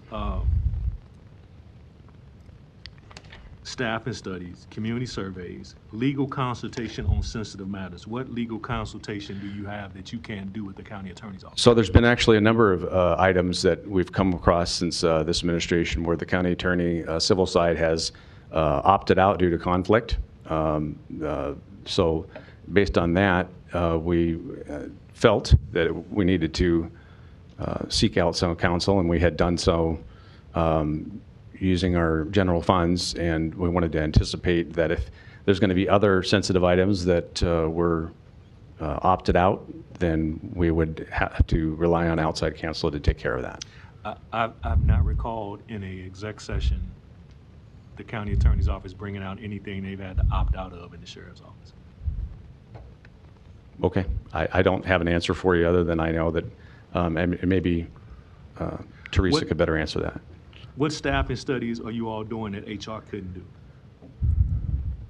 I'm sorry? What staffing studies are you all doing that human resources can't do? Well, we work with UNO, which is separate from HR, to do our, specifically within the criminal justice division, and the professors there that have a more unique perspective on public safety and criminal justice staffing. And that doesn't come free. We have to pay for that. What community surveys are being done? So I went over it briefly. So this community survey, typically we do pen and paper surveys, go out in the mail, we use interns and that kind of thing, where we go through UNO that haven't traditionally yielded very good results. The community survey is something that will go out with this through this social media platform to people's cell phones, other digital media. And then we'll provide data for not only ourselves, but the county board to log in and see what areas that the county, the sheriff's office is doing well at, not doing well at, can improve. And then those get reported on a regular quarterly basis for the term of this contract. And you can adjust those questions, do specialty targeted, post-incident surveys, that type of thing. So what is it that we can log in on, that you said? The county board can log in on? Correct. Once the platform is set up and this company is doing the surveys, access could be provided to anybody that we deem necessary to look at those survey answers. That's for this year, or that's been done in the past? It has not been done in the past. I'm saying that as we set this new platform up with this particular vendor, Zen City, we would be able to accomplish that. 1 minute. Thank you, Mr. Thank you, Commissioner Rogers. And Commissioner Borgeson, your light is on. Yeah, thank you. So I also wanted to know about the encumbrances, because you actually can encumber for 3 years, which I think is way too long. We should be encumbering for 1 year. I don't even like it at all, but we should be encumbering for 1 year and period, done. It's gotten way out of hand. I think people are utilizing it as a budget tool, which that was not meant to be. It was meant to be for emergency purposes, and it's, in my opinion, just gotten way out of whack. And I've seen pages and pages of the encumbrances. So that I also need to have a little bit more information on, but time-wise, I'll get with you after. And then are the stats that you provided in your report that you gave us today, are those like the drugs? Is it solely for unincorporated Douglas County, or is it for the Douglas County as a whole? So much to the direction of my answer prior, the cases that are involved by investigators, whether it be criminal, in this case narcotics or otherwise, are generated about crimes going on in the county, either through county as a whole or unincorporated areas. It all depends on a case-by-case basis. Then I would like to see a breakdown of how many of those crimes were you all handled in unincorporated Douglas County versus the county as a whole. we should be able to do that if we're keeping track of where the deputies are doing their work. Yes, it'll be information, like I say, kind of on a case-by-case basis, and I'll be able to get a report to you about that. And then can you also provide a report? I think there's also been an increase in use of cameras since 2023 around the community. Can you tell us and give us where all of those cameras are located? Are you speaking license plate reader cameras or? No, just cameras in general. No, the cameras that we employ, like in a technical investigative perspective, that would be sensitive to law enforcement only. Well, there was a news report about cameras going up in homeless encampments. I'm not aware of that. I'm not aware of that presently. Yeah, there was one in South Omaha. Okay. That cameras were put up when the encampment was torn down. Usually, I can speak to having been the former commander of that technical investigative unit. They are relegated, the use of our surveillance cameras are relegated to criminal cases of which a homeless camp wouldn't necessarily qualify. Well, I'll try to find that report. Sure, if you could send that to me, yeah, that'd be great. 1 minute. And then lastly, the thing you're talking about with us to be able to look up the data, is that what a couple of years ago, it was crime data that you were giving us and we were supposed to be able to go in and look at it, but it never got set up for us to be able to actually go in? Is that what you're talking about? No, that was something, and Chief Niemock, I'll turn the mic back over to him, that he was working on. This would be dealing with public opinion and community support, community interests, a survey of what the county, what are the needs of the public that they wish the sheriff's office to do more of, less of, how we're doing. So that would be, it's a survey platform for service. But is it going to be for unincorporated, or is it going to be county as a whole? Because again, I think it will be both. You'll be able to toggle through both. In my opinion, we are confusing our public on what we actually have or are doing compared to all the other jurisdictions. So I'm out of time again. Okay, thank you, Commissioner. Are there any other commissioners wishing to speak to the chiefs? Chiefs, I would take some time here. What I wanted to do is, it's not so much an opine. I have a question, but I will opine a little bit to start. In any municipality, a metropolitan class, primary class, or class 1 city in this state, and any county associated with it, there are, I don't want this to come out the wrong way, there are services that intersect in any of those jurisdictions. There are services by, for example, a sheriff's department and in Lancaster County and the city of Lincoln. Some of those services intersect. I wanted to give you an opportunity to speak to when those services do intersect. What is the collaboration and the communication, for example, with Douglas County and the city of Omaha? What does that collaboration look like? Because a SOG unit is different than a patrol, a deputy driving around in northern Douglas County. Tell me what a little bit of that intersection looks like. So OPD's like, whoa, what happened here? Why were you here? What's happening here? Tell me what that communication looks like on a normal basis. Sure. It's a great topic, great question. Communication in law enforcement is vital. It's a vital component that happens on a day-to-day basis. There are both formal and informal mechanisms to communicate across agency and really interagency as well as across agency. And by across agency, I mean both local, state, and federal agencies. The formal side of things of how that information is shared is what we call deconfliction.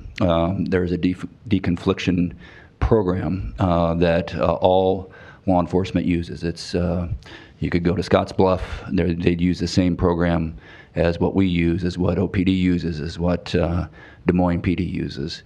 That allows an investigator to enter information about suspect and case information to literally deconflict with other agencies and connect basically investigator to investigator.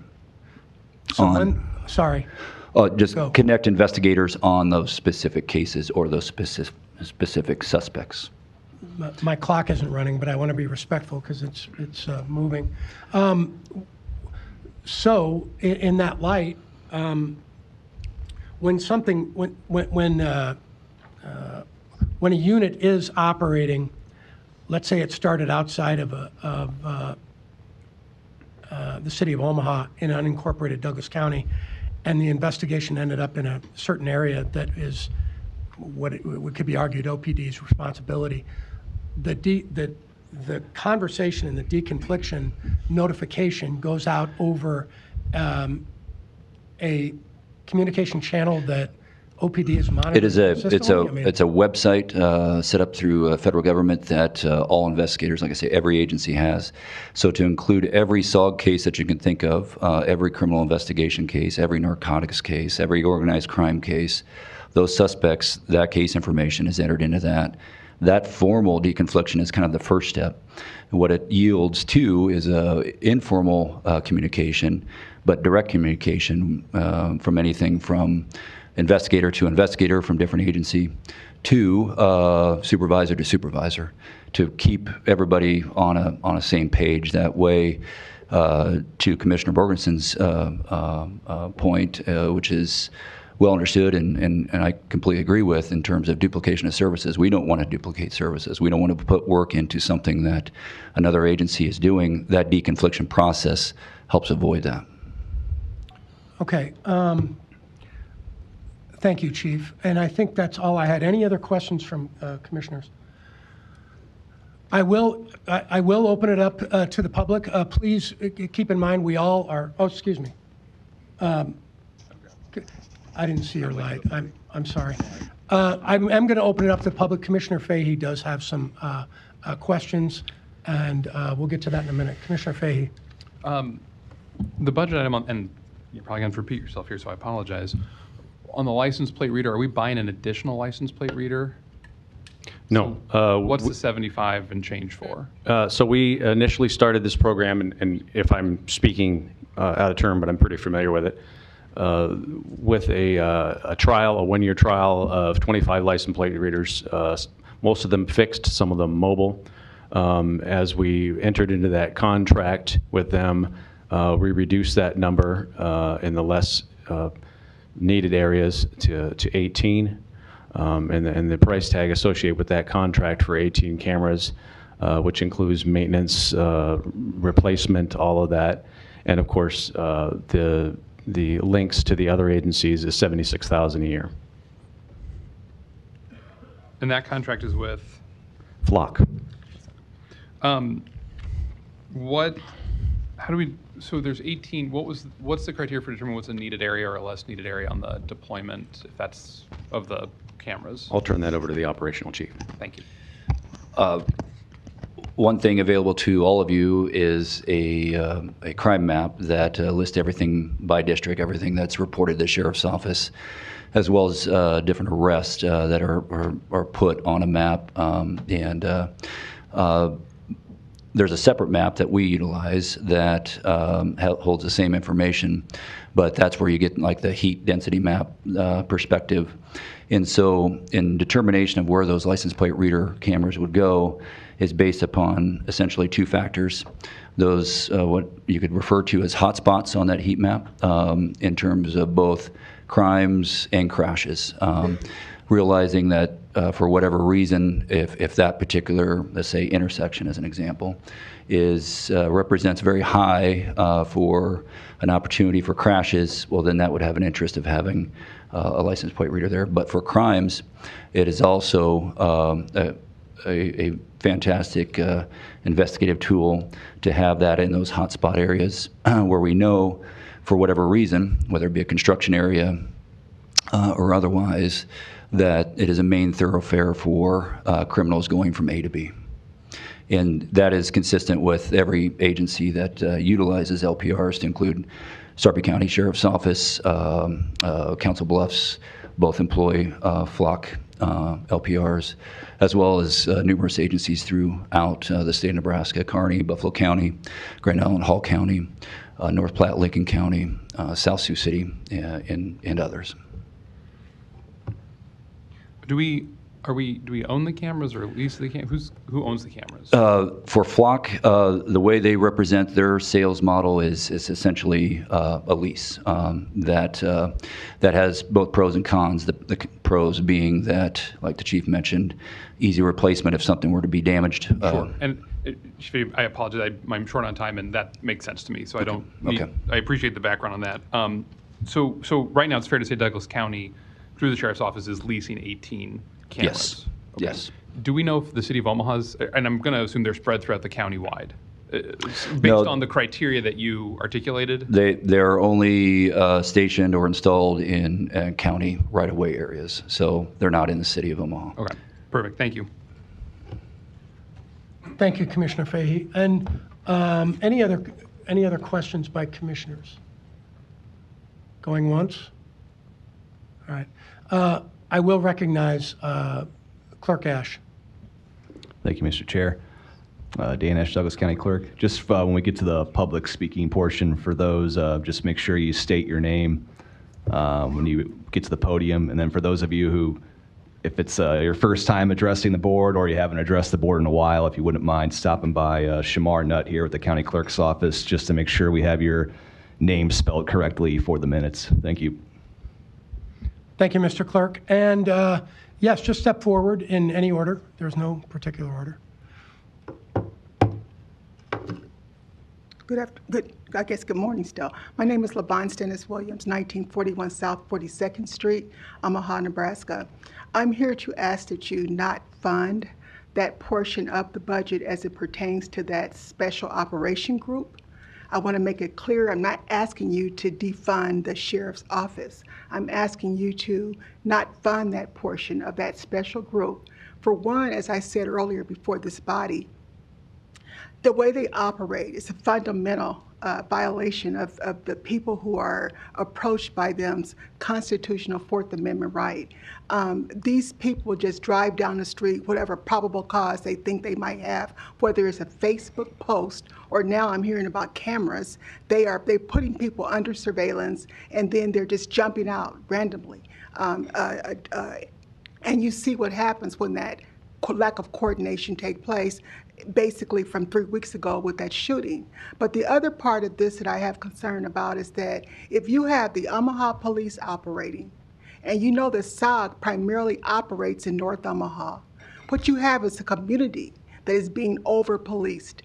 So basically, Commissioner Rogers' entire district is one in which if they drive down the street, if they walk down the street, if they huddle, they are going to be under the jurisdiction of this out of control renegade SOG unit. And so that unit needs to be disbanded. And the only way it will be disbanded is by you. You all have the power. By zeroing out the budget for that unit will allow us to put and basically the sheriff department office in check, because it has become very out of control when it relates to the communities of color.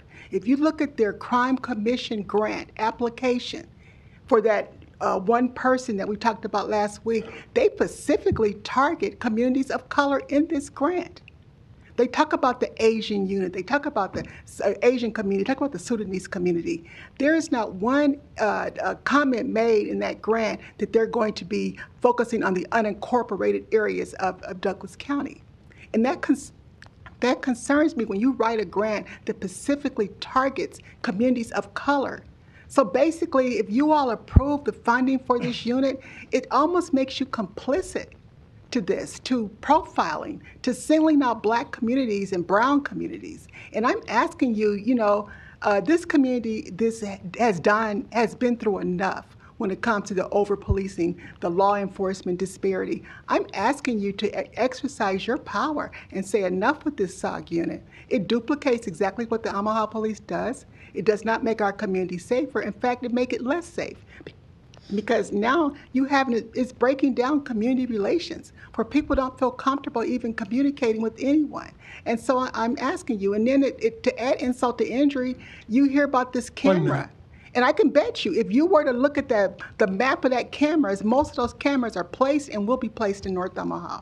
Thank you. Thank you, Ms. Dennis. Next, please.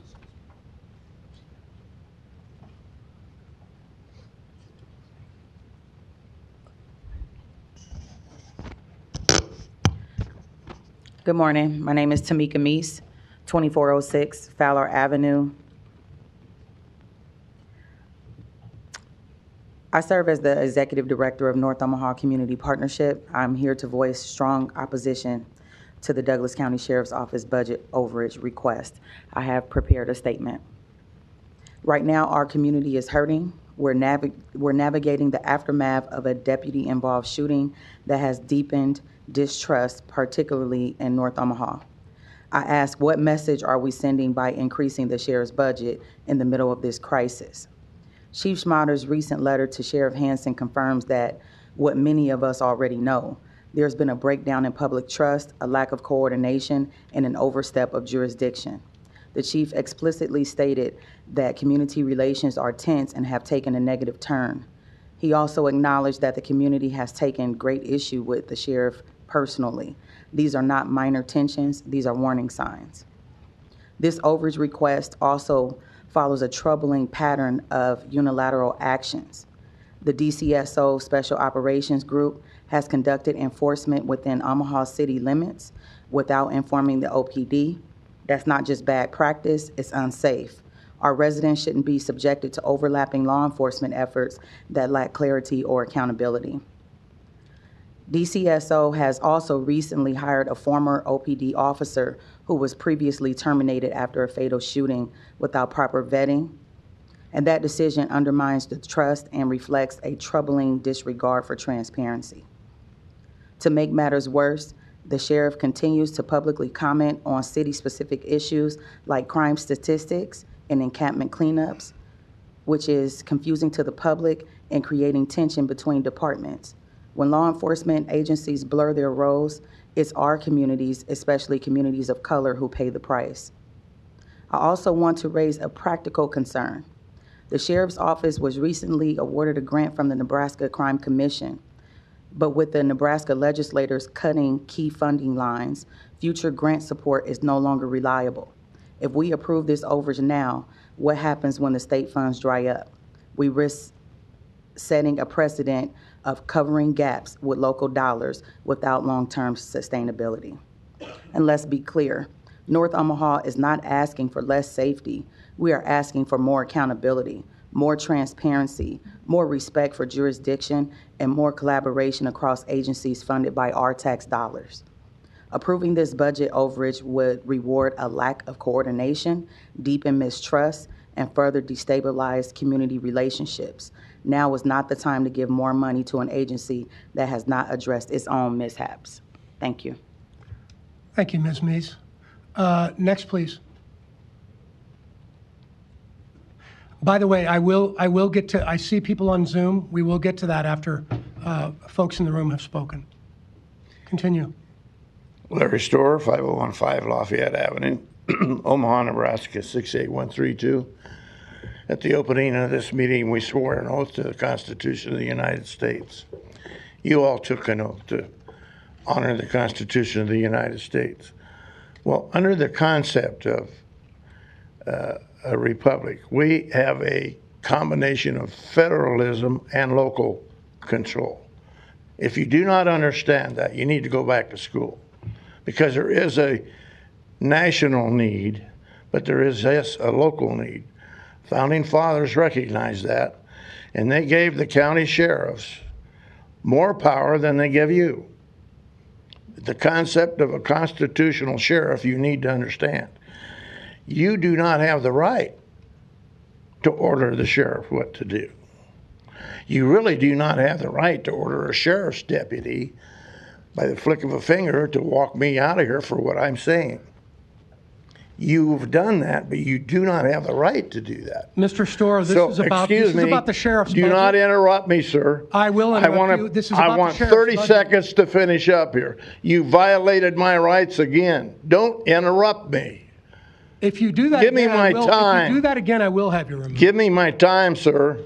You give everybody else whatever time they want. But they were speaking to the sheriff's budget. Speak to the sheriff's budget, please. All right, I'm going to tell you how to cut the budget. All right. Stop using my sheriff deputies that have more power than you do to walk me out of this meeting because you disagree with what I just said because of my behavior. My behavior is because of what you guys did or didn't do. And I'm trying to tell you, you are unauthorized spending of the sheriff's money that could be cut out of the budget for walking me out of this room, for violating the rights of citizens to have free expression at their county board meetings, which is the center of governance. We have more power than you. You work for us. Stop using my deputy to walk me out of here and let him have the freedom to protect the safety of everybody in this building. There's plenty of deputies here. They already know that. They don't need them up here unless I'm violent. Right now, my speech is violent. But I don't think they need to walk me out of here for that. Because citizens do not want to be interrupted. This is their time. You work for us. Take them out of the budget. Hire your own sergeant at arms. Why not? Let them protect us out there in the hallways. They're all over their courtrooms. You don't need them in here. You don't need them for me. I'm not violent.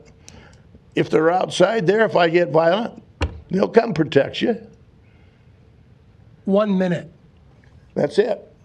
Stop it. Take them off the budget. Thank you for your time. Next, please. It's okay. Don't be shy.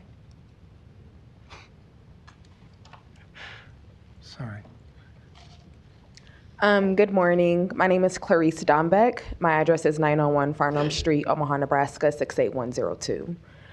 I'm coming here today in my capacity as a concerned community member. And I would like to share a story, my own story, that will illustrate how the Sheriff's Department's special unit is duplicative of some of the special units that Omaha Police Department already has. So this was in I was 19 at the time. I'm 33 now. And I was working, I was living on 16th and Emmett at my family's home. I was going to Metro Community College, and I was working at Stokes in the Old Market as a hostess. I didn't have a car at the time, so a friend of a friend came and they picked me up. My parents' house is maybe 3 homes away from the corner of 16th Street. So I get in the truck, I get in the back. It's a medium-sized SUV. I get in the back. My friend and his friend that was driving are sitting in the front seat. And as soon as we pull off of 16th and Emmett and turn the corner going south towards downtown on 16th Street, our car is immediately surrounded by unmarked police vehicles. And the police officers jump out the car. They're plain clothes. It's the summertime, so they have on t-shirts and jeans and black bulletproof vest. They jump out with their guns out already, yelling commands to the driver of the car and to us, the passengers. It was one of the most terrifying moments that I ever had in my life. We didn't know what to do. We didn't know why we were being pulled over. We just did the best that we could to listen in that hectic moment. And they pulled us out of the car. They put us in handcuffs. on the curb of 16th Street. They called in additional units, the regular police, regular officers, so they weren't in plain clothes. They also called the K-9 unit. They searched the vehicle. They didn't find anything except a small amount of personal marijuana. And after being terrified and humiliated, sat on the curb of 16th Street. 1 minute. With the media coming. I don't know how long we were out there. But after all that, that's all they found. They never even gave us an apology. And the only explanation that they had was that the vehicle we were in supposedly fit the description of some crime that had been committed at some point in time. Again, I was 19 years old. I'm 33 now. I serve my community in every way that I can. I work in the nonprofit sector. I'm an elected official. I organize a community garden. And the only reason why I'm able to do those things today is because I was incredibly lucky that my life was not taken from me that day, like it was from J.I.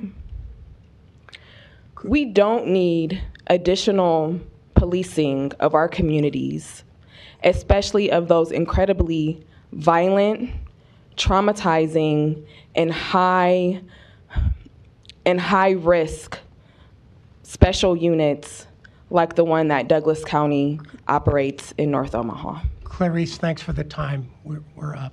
I appreciate it. Next, please.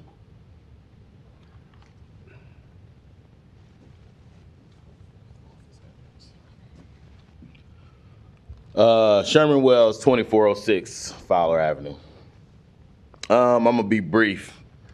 So we recently, not only the murder of J.I., but we had another similar incident by this unmarked, out of control SOG, or Special Operated Unit, whatever they call it. I want to note that when we walked in here, there's a lot of sheriffs here, and not one of them spoke, okay? You still work for the people. So I recently interviewed 4 young men who were coming home from Coca-Cola working the late shift. And they were already pulled up at their friend's house talking before the friend got out the car. We have not been able to confirm yet who this officer was that pulled up or what unit they were a part of, but it was about 12:30, 1 o'clock in the morning. They got off, they sitting there waiting, and when the one guy got out the car to go in the house, then all of a sudden there was an officer behind them. They were already stopped, so this officer pulls up and yells through the window to get the F back in the car. So these are 4 black men with dreads, all working for Coca-Cola, no criminal record, sitting in the car just talking about the end of their day, and then one decides to go in the house before they pull off. They made him get back in the car, okay? Called a whole bunch of police, AR-15s and guns pointed at these 4 boys of, I would say, about 19 to 23 years of age, and made them all walk backwards to the sound of their voice, okay? This is what they're doing in North Omaha, whether y'all live and know it or hear from it or not. I know Commissioner Kavanaugh, you do mention a lot of stuff about North Omaha. We appreciate that. But if you're not in North Omaha, you're not understanding what's being done to us and how we're being terrorized by this group. So these 4 young black men were profiled that late at night, and they all got off work at Coca-Cola, okay? They were forced to walk backwards to the sound of their voice, put in separate cars, and questioned about what they were doing, even though visibly they had on Coca-Cola uniforms, okay? So we don't need approval of a budget for a special operation group to be operating in North Omaha, already over-policed by the Omaha police, who still need training on how to deal with North Omaha, and to stop profiling our young black men. These young brothers is terrified of the police now. They also told me that they feel like they need to stay out of the way. but none of them have a record. They haven't been in the way. They're working, getting off late shifts. They don't need to be terrorized. 1 minute. Okay? So I just want y'all to understand why y'all making these decisions on this budget, that this is the stuff that we dealing with in North Omaha with this group. Okay? Thank you, Mr. Wells. Next, please.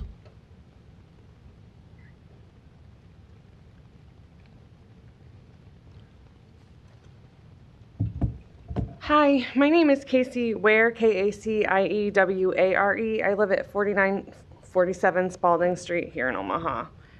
One thing I didn't hear when the sheriff was discussing his budget was the amount of money they have set aside for wrongful death lawsuits and use of force lawsuits. I also wonder if they're increasing that budget given the fact the sheriff recently hired Adam Vale, who was previously mentioned, as he was fired from the OPD after he violated policies, procedures, and training when he shot and killed Cameron Ford in August of last year. The other thing I don't know much about, and I'm new to this process, you'll have to forgive me, but I hope you all ask the questions about how civil forfeiture funds are being used. I heard today that they would be used to supplement shortfalls in the budget, but the civil forfeiture is like barely legal law, in my opinion.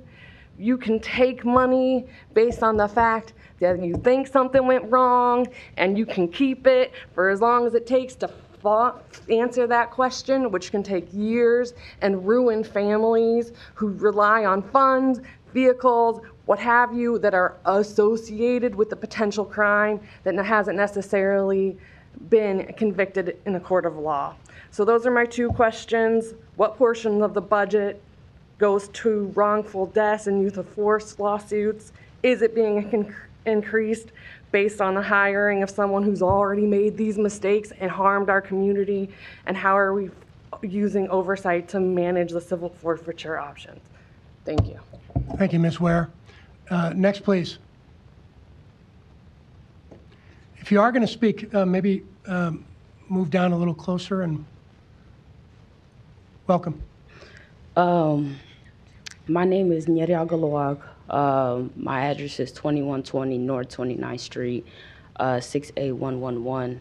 I am from the South Sudanese tribe. I came today because I feel like it was very important for me to not only hear what my people have to say, but just for me to say something as well. I came to America in 1998. As I reside here, I seen a lot of wrongdoing, especially to our people as far as Black people.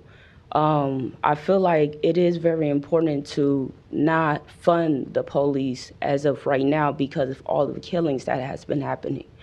I would say I am here for Jai, especially his family, and knowing that I have a son and just seeing the situation that happened, it really disheartened me because it's like we are supposed to look at the police to protect us.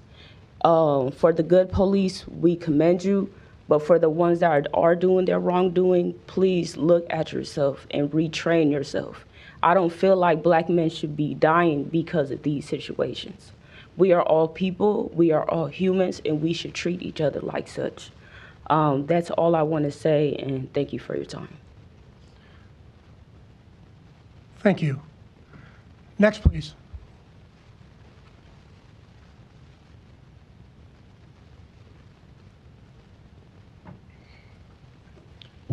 Good morning, Commissioners.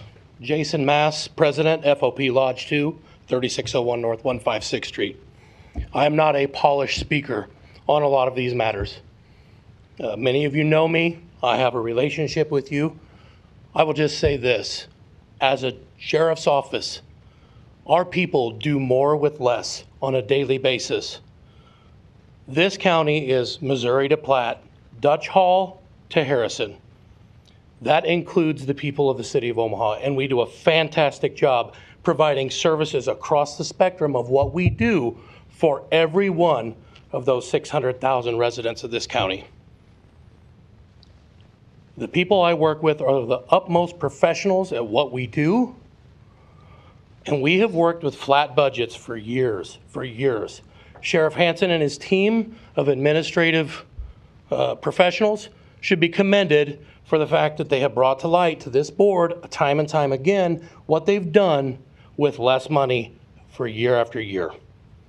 Understand, American law enforcement kill less people than doctors per capita. You are more likely to die at the hands of your doctor than you are American law enforcement. 1,000 people a year are killed by law enforcement out of 330 million in this country. Statistically, that is very, very, very, very, very low. Every one of those people that are killed means something to their family members. My people doing this very tough job also mean a lot to their family members. I am just here to tell you my people do an amazing job with what they're given. As a board, you obviously control the budget, and my sheriff controls how that budget is spent. It's important that every last member of the Omaha metropolitan community, the Douglas County community, has the best law enforcement agency that they have paid for, and I think by and large, we do an amazing job. And if you drill down into the stats that the chiefs have brought, you'll see the kind of job that's being done. Thank you. Thank you, sir. Next, please. My name is Paul Feilman, Feilmann. I just wanted to address a couple things. I think that Mr. Wells was talking about an incident with the 4 gentlemen.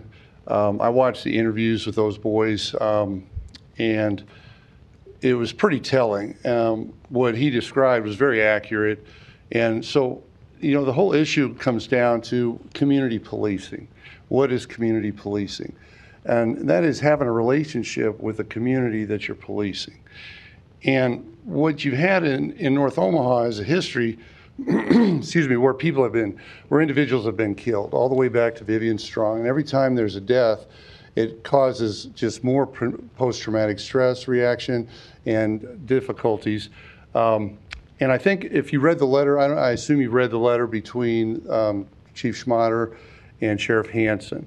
And he really identified very specifically some issues around community policing that the police department has spent a lot of time and energy trying to work on. There's differing opinions on how successful that is, because they still have a gang unit that does some things in the community that the community's not happy with. But the interesting thing was, if I'm not confused, is that the officer that stopped those 4 gentlemen was from Omaha Police Department. And so what I did Sunday night after I saw that, I reached out to Chief Schmatter. I sent him an email, and I CC'd a couple other people. But I said that this is really, these kind of interactions with the police really jeopardize your relationship with the community and your ability to have community policing. And that these boys need to have a safe place where they could go and actually talk about the trauma they experienced in this situation and discuss it with somebody who can look at accountability for the police department. Now, I'm going to tell you what, I waited till 10 o'clock the next morning, and I got an email from Chief Schmatter. He said, this situation is going to be investigated. I'm ordering that to happen now.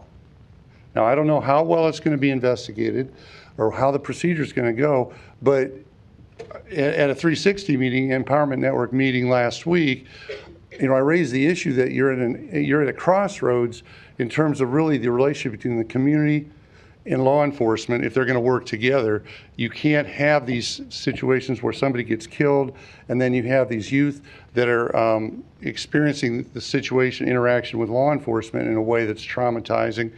You're not going to get cooperation. I think that the chief of police is really depended on cooperation from the community to bring down the crime rate.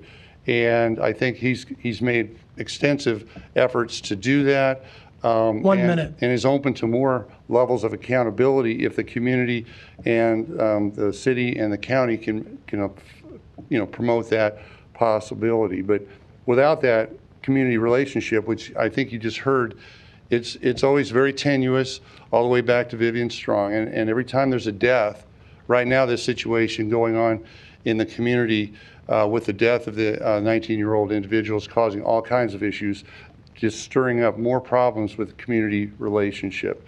And I think the sheriff's SOG unit has not really stepped up to accountability and building community relations. Thank you. Thank you, Mr. Fileman. Next, please.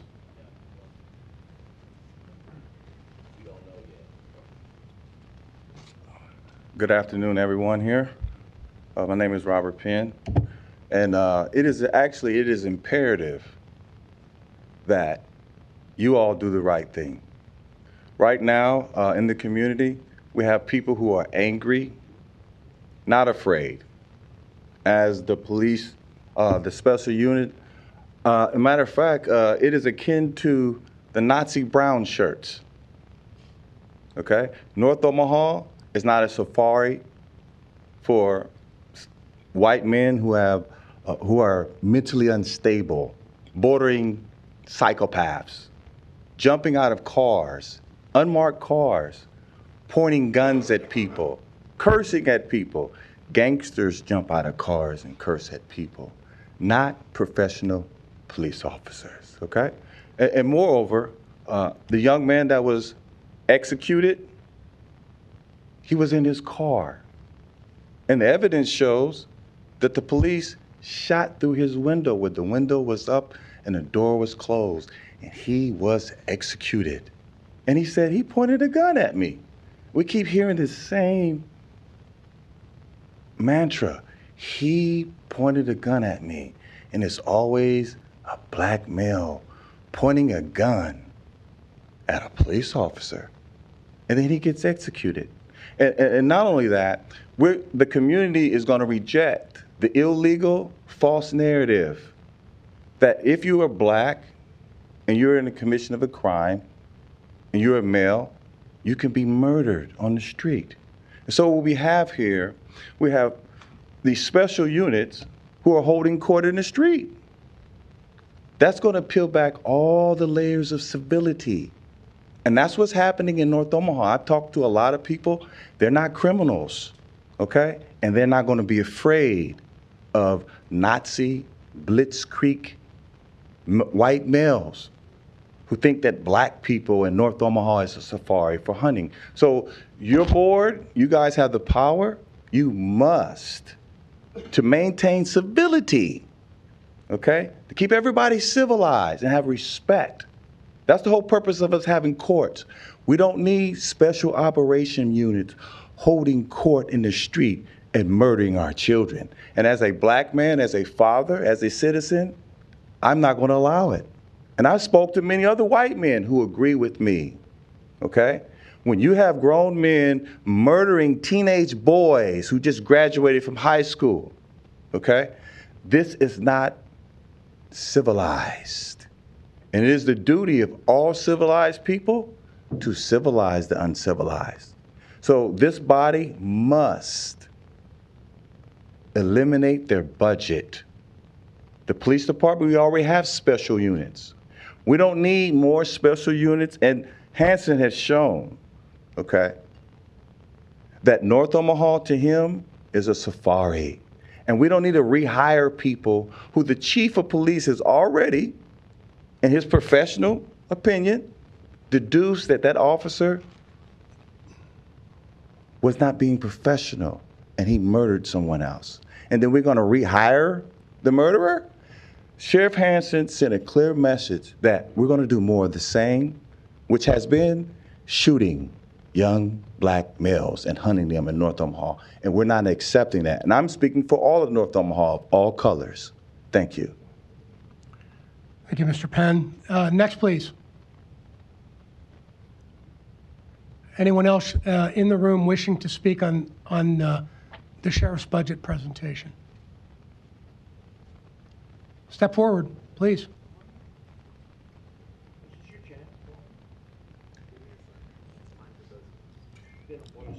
Hi, my name is... Ma'am, hold on. Folks, we're allowing quite a bit of leeway. I did stop Mr. Storr I'll stop anybody else. Let's keep it to the budget as much as possible, and let's move forward amicably, okay? Thank you.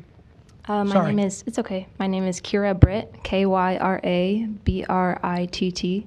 Address is 5005 Cass Street, 68132. I don't have much to add. I agree with much of what's been said. I guess I just wanted to, also say that I strongly oppose the Special Operations Unit grant being considered for the DCSO. And I urge you not to accept the request for increased funding for the next fiscal year, at least until Sheriff Hansen's trigger-happy deputies can do their jobs without escalating situations and murdering Black teenagers. The murder of J.I. was unacceptable, inexcusable, and deeply traumatic for the residents of our county and beyond. And what was the point of it? Are we supposed to feel safer with one less teenager and one more murderous deputy in our city? Because I don't. And, just the sheriff's office has given Douglas County residents so many reasons to feel, at best, distrustful and at worst, terrified of law enforcement. So I don't think they deserve any more money. They've shown us again and again that their idea of keeping people safe is by killing our neighbors, and they do not work to protect all of us. They work to protect some of us. And also, there's just no need for them to get involved in issues that the Omaha Police Department is already over-policing anyway. So, thank you. Thank you, Ms. Britt. Anyone else wishing to speak to this issue? Good morning, almost afternoon, commissioners. My name is Jaden Perkins. I'm the owner and founder of Boots on the Ground Strategies, political consulting firm here in Omaha. I'm coming to you as a concerned community citizen about this specific issue about funding the Special Operations Group for next year. The gentleman from the FOP Lodge said earlier that their sheriffs do more with less, and I'm here to echo that same sentiment that you not fund the Special Operations Group for many of the same reasons that the community members have shared today. Given that there is an over-policing situation going on in North Omaha, given that Omaha Police Department already spends enough money, 40% of the city budget every year, policing and over-policing North Omaha in combination with the sheriff's office. So this extra $130,000 for the Special Operations Group is not needed. Along with the fact that the police chief has sent a letter to Sheriff Hansen stating that he should not act as a spokesperson on city matters, and that it has damaged community police relations by the fact that he hired the former killer, Adam Vale, to now serve in the sheriff's office. All of these actions, along with the statements that the community has provided today, are more than enough reason for you all to take a second look and not fund this group for the next year. We're not asking to defund the sheriff's office, it's just not funding this Special Operations Group, which further sows division and disunity in our community. Thank you. Thank you, Mr. Perkins. Next, please. Anyone else in the room wishing to speak? Anyone else? Okay, we will go to Zoom. Ms. Weston, I believe you have your hand raised.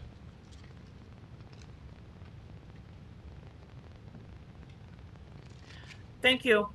Cheryl, Cheryl, Weston, 1124 Pacific Street, 68108.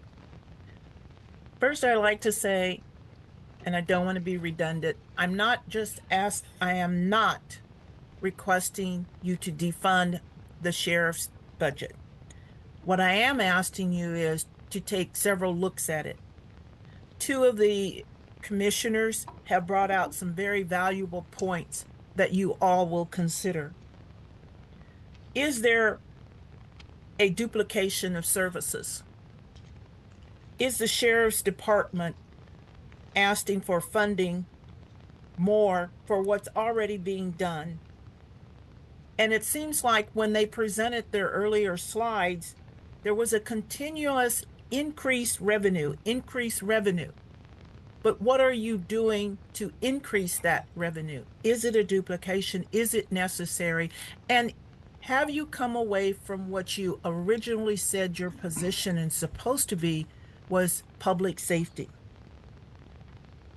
I also asked you to look at, as several of the commissioners brought out, about the encumbrance. If you look at those things and look at the special force unit, which definitely does not need to be in existence or need to be funded, remove that, then the budget wouldn't be so high that they're over target. They're already over budget, close to $1 million, $734,000.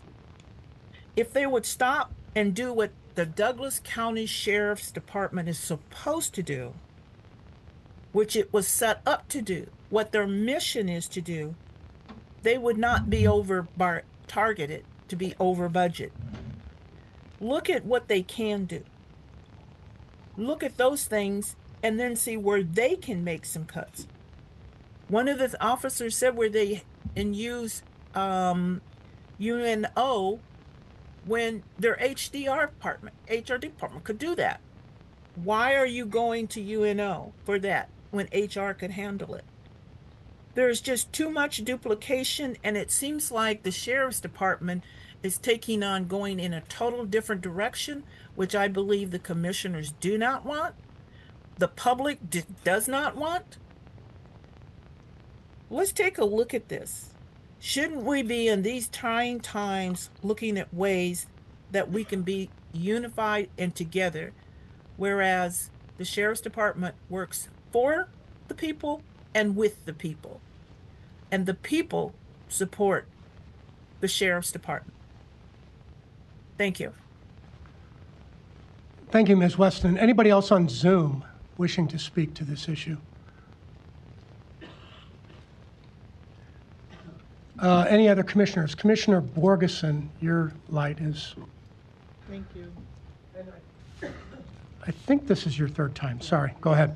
I only have 2 minutes, and I don't know where they went. Are they sitting in the front?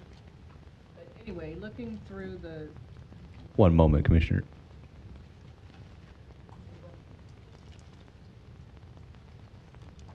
Thank you. Looking through the packet, which I think I'll probably have more questions as I continue to look through it, but there wasn't any mention by those doing the presentation of a new startup of a bike patrol unit at the sheriff's office. If you could provide additional information, where is that bike patrol going to be patrolling?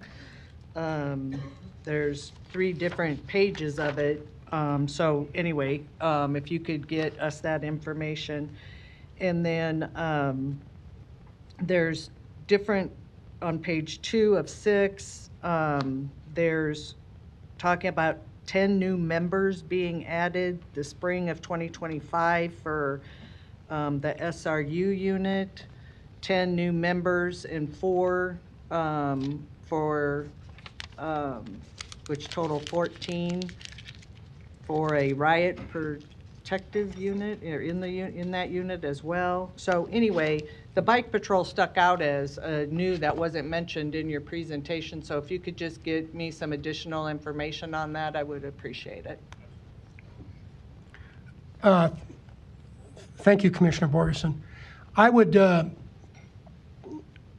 like to weigh in just briefly and tell a quick story, and it's not really anecdotal. When I was in the legislature years ago, I got a chance to meet a man named Ernie Chambers, and I was testifying in front of the Judiciary Committee, and he said something to me that I'll never forget. I'll forget a lot of things, and I already have, but I won't forget this. I was advocating for a certain type of service for the State Patrol or something like that, and I did forget that. I don't remember what it was. And it was because of a particular incident. Something happened to a trooper or something on the road that was really tough. And when I got done testifying, Senator Chambers said, Senator Friend, he kind of talked like that. He said, tough cases make bad law. And it occurs to me that, and we've heard a little bit about this today, and I'm not preaching. I just wanted to make a point. We have a job to do budgetarily in regard to public safety and a law enforcement agency that operates in all of Douglas County, mostly unincorporated, but all of Douglas County, and has that statutory authority. What I learned from him, and he talked to me about it later, is applying political pressure and policy pressure on, or even budgetary pressure, prior to knowing true facts and the way it actually affects all of our society is dangerous. The true facts are going to come out in this particular unfortunate incident that happened a couple of weeks ago. The true facts will come out. There'll be a grand jury. There's information that'll be disseminated. But I would argue that the process in an instance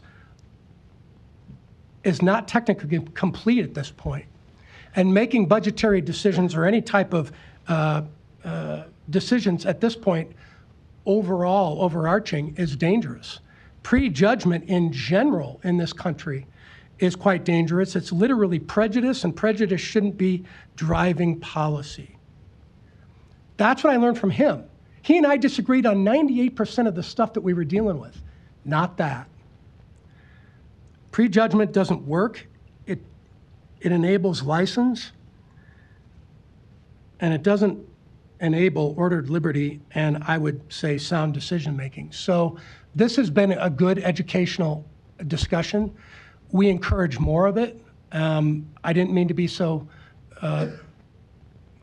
mad with Mr. Storr, but we were trying to stick to the budget, and we were trying to make sure that that type of discussion actually was valuable. I know we have more out here to do today.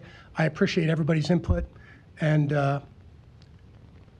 for that closes the presentation on the Sheriff's Department. Thank you all for coming. I heard a request for a 5-minute break. Is that all right with everyone? Actually, it's all right with me, so we'll do it. Can we get a motion to recess? Motion to recess. Second. All right.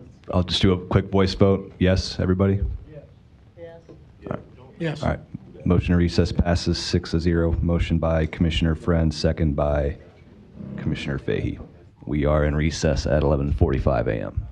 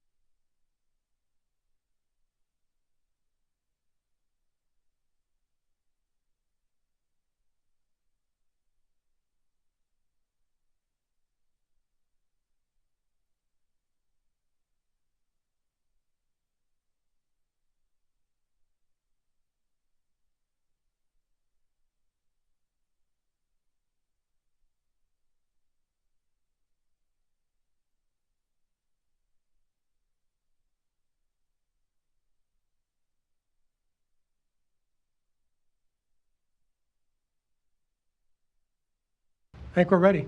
Can we just get a motion to reconvene? And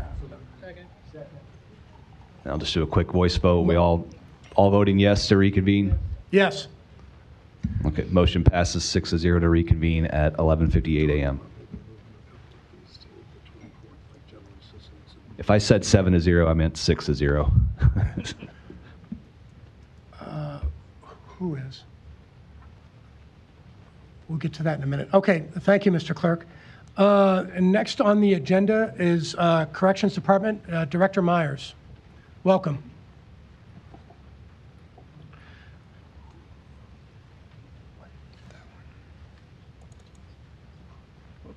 Well,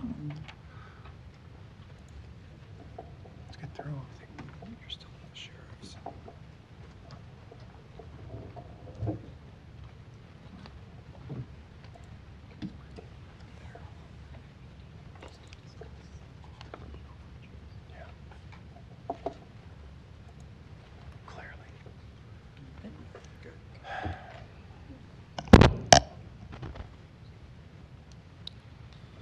All right, good afternoon, Commissioners.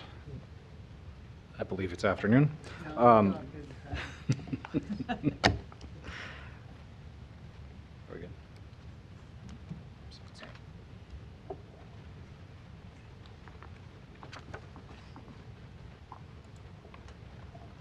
Sorry.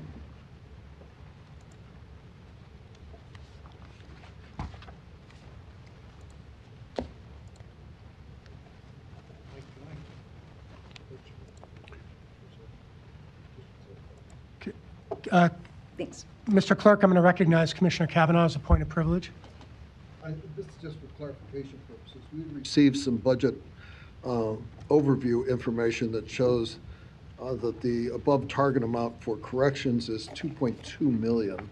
And then on the agenda itself, it says exceed their budget target by 4.1 million. I just wanted to understand which number are we talking about here? Lori Persh, Douglas County Director of Finance. Originally, their request was higher. It has been adjusted down. So the 730,000 is the correct number. I'm sorry, you mean the 2.2 million? I'm sorry, 2.1 million. I'm sorry. Okay. The variance was, sorry. So we should amend that agenda amount to 2.2.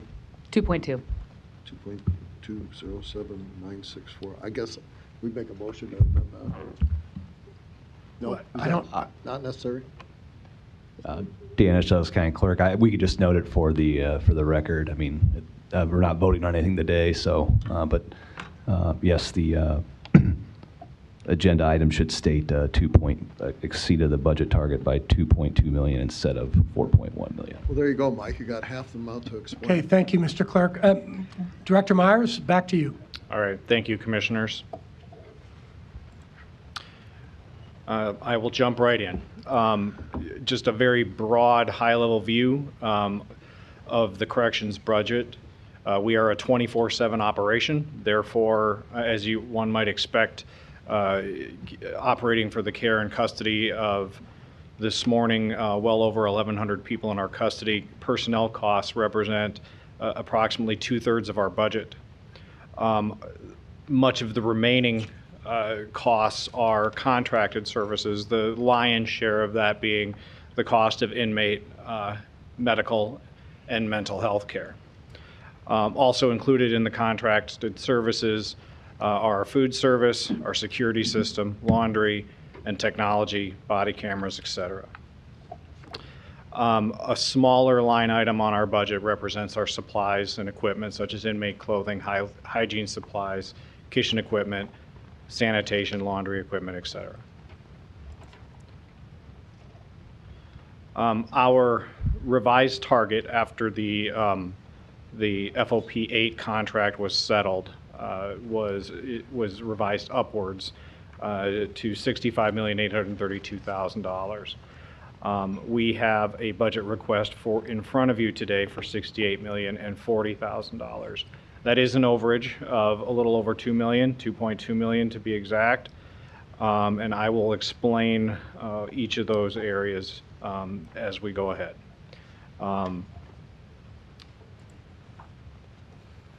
Our contracted expenses. One of the things that we have really strived for several months ago, you heard me tell this board about our strategic inmate management philosophy. That involves raising the standard for what we expect from inmates, what we expect from ourselves. And one of those things is we did want to take a look at the nutrition that we serve the people who are in our custody. We currently have a pretty high reliance on soy and meat substitute product.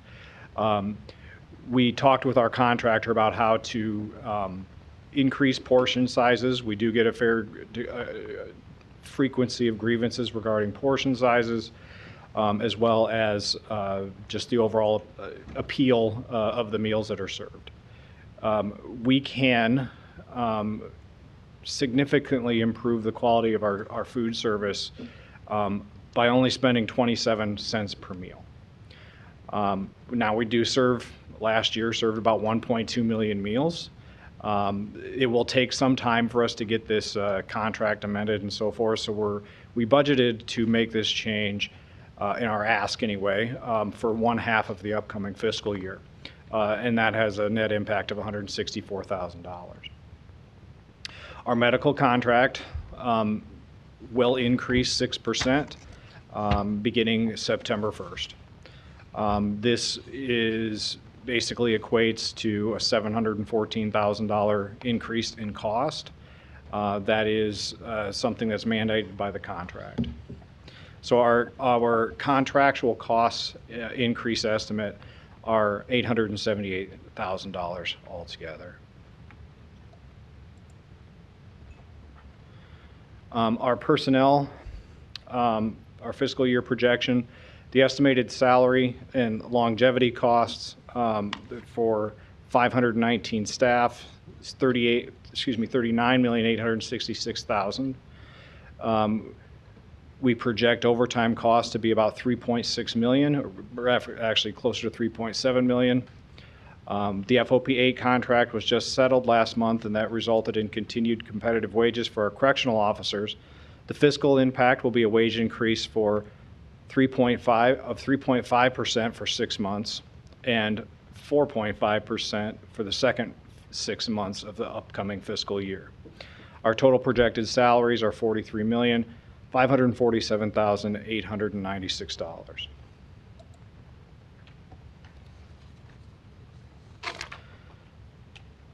We have a couple of new functions that we would like to add. One is really an expansion of an existing function.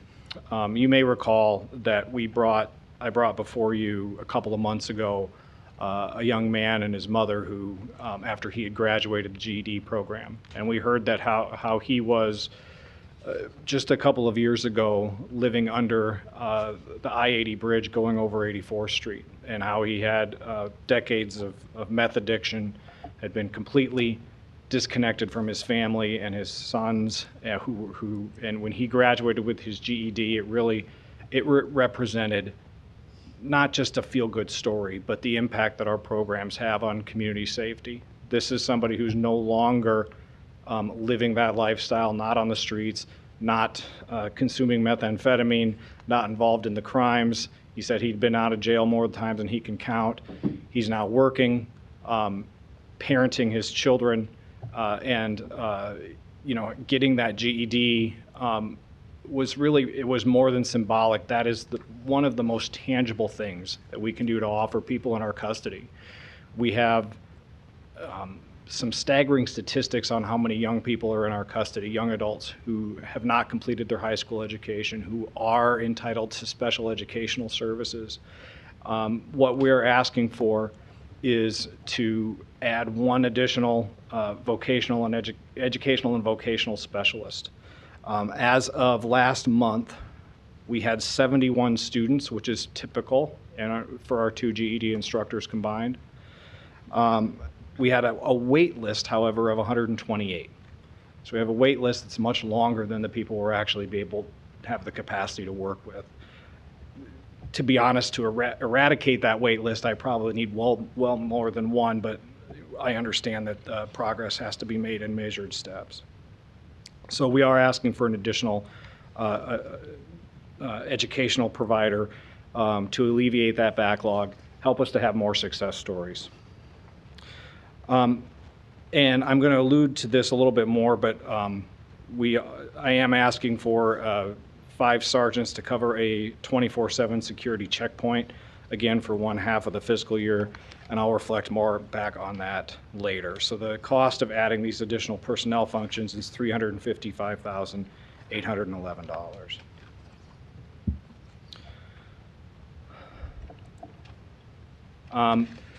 Our staffing analysis and our population trend indicate that we'll benefit from a couple of changes. One, adding 1 more classification officer and adding 12 correctional officers.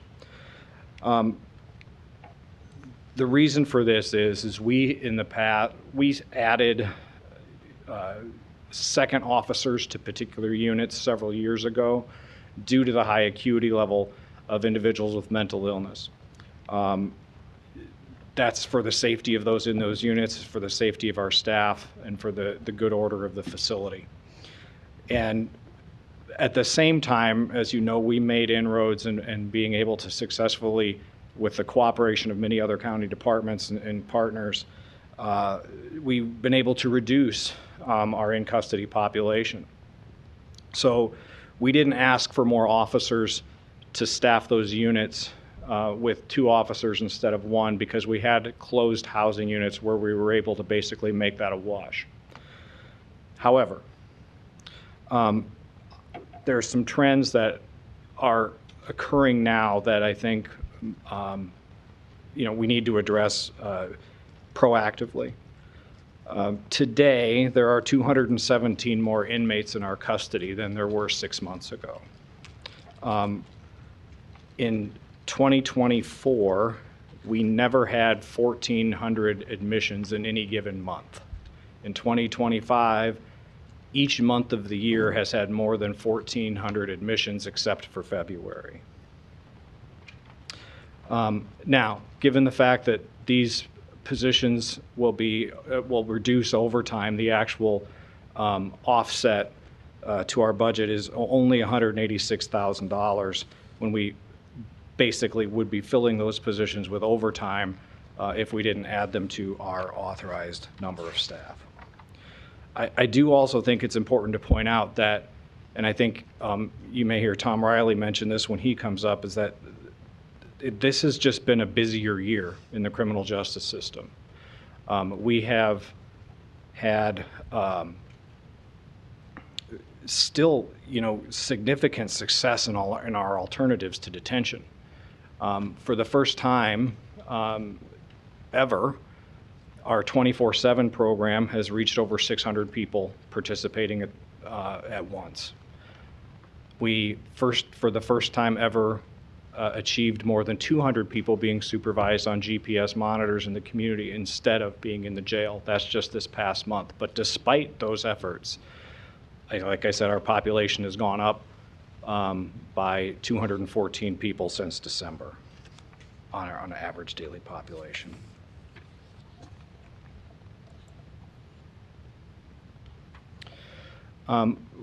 We have a technology project.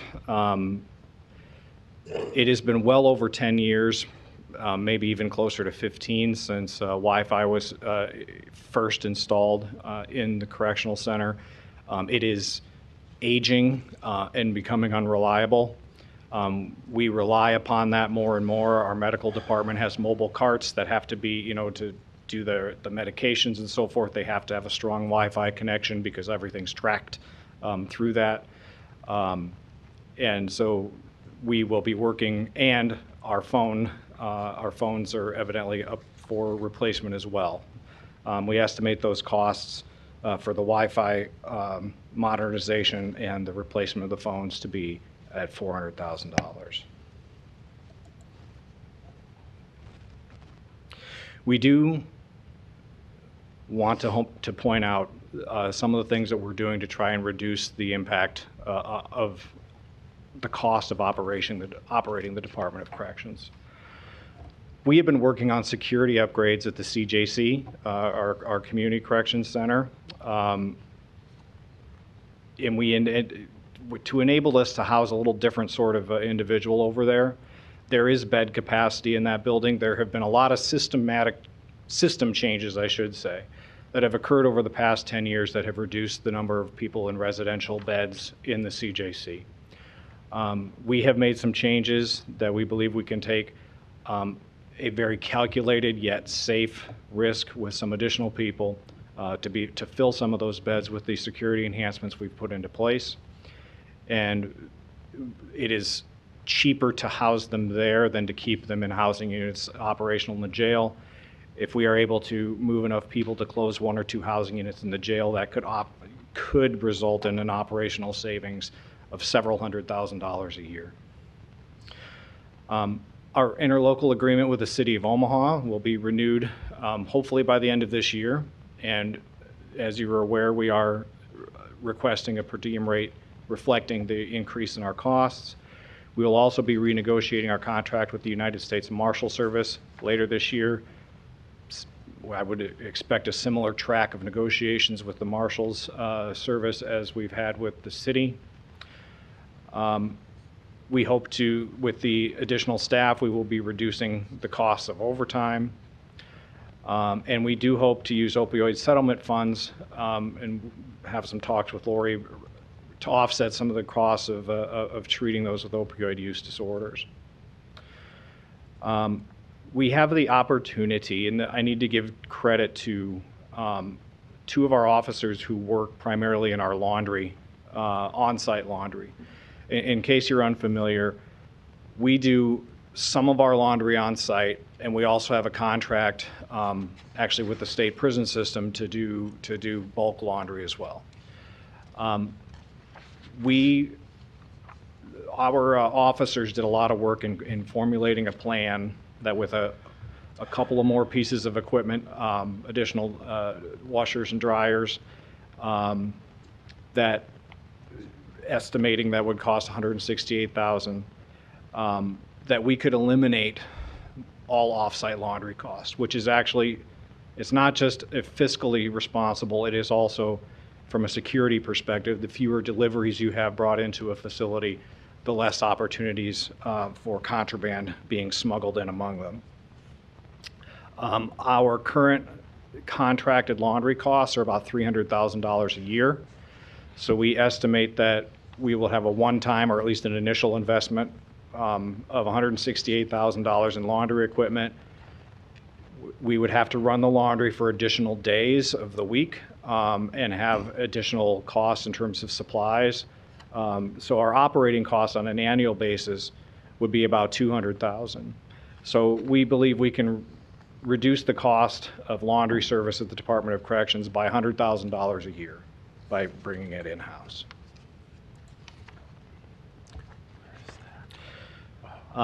We have some identified needs that we've not included in our budget, but you've heard me talk about this before. The risk of synthetic opioids, fentanyl and carfentanil, et cetera, has really been a paradigm changer for correctional facilities across the country. We have been very fortunate that we've been able to intervene each time we've had a potential overdose, to the extent that we have had 0 fatalities. We are the exception to the rule, and it is likely that that good fortune won't last forever. We do want to do everything that we reasonably can to protect our staff, as well as, of course, the inmate population and everybody else who passes through our doors. So we will be looking for possibly opioid settlement funds or other grant funding, this is not included in our budget currently, to do a millimeter wave scanner, which is basically what you do at the airport. We cannot use the same type of body scanners that we use when inmates are booked in. They're a little too invasive in terms of how revealing they are, and I don't think we should subject our employees to that. And there's also limits on how much that how many doses of those types of x-rays you can have during the year. Under our current budget, we are purchasing a couple of x-ray machines for items, bags, food, etc., so we can begin searching those. And we also have recently purchased, though I don't think we have possession of it yet, a mobile drug detection device, which uses a laser that you can point at any substance and it'll tell you what the chemical makeup of that substance is. About 5.5 years ago, we purchased body scanners. They are near the end of their useful life. The maintenance agreement has now expired. So the total cost of replacing the two body scanners and adding a millimeter wave scanner, about $560,000. And like I said, we are not asking for this in our budget. I just wanted to make you aware that we're going to be pursuing this through other potential funding streams. The remaining costs are mainly the technology and the staffing of that checkpoint of $388,153.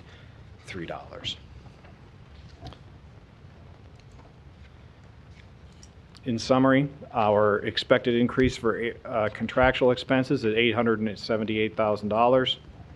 Our expected increases for additional staffing needs are $541,811. Our expected costs for technology and projects are $400,000. We have $388,000 in contraband detection systems. Our grand total is $2.2 million over our target. Our grand total is $68,040,000. With that. Thank you, Director Myers. And are there questions from board members? Commissioner Kavanaugh. Thank you.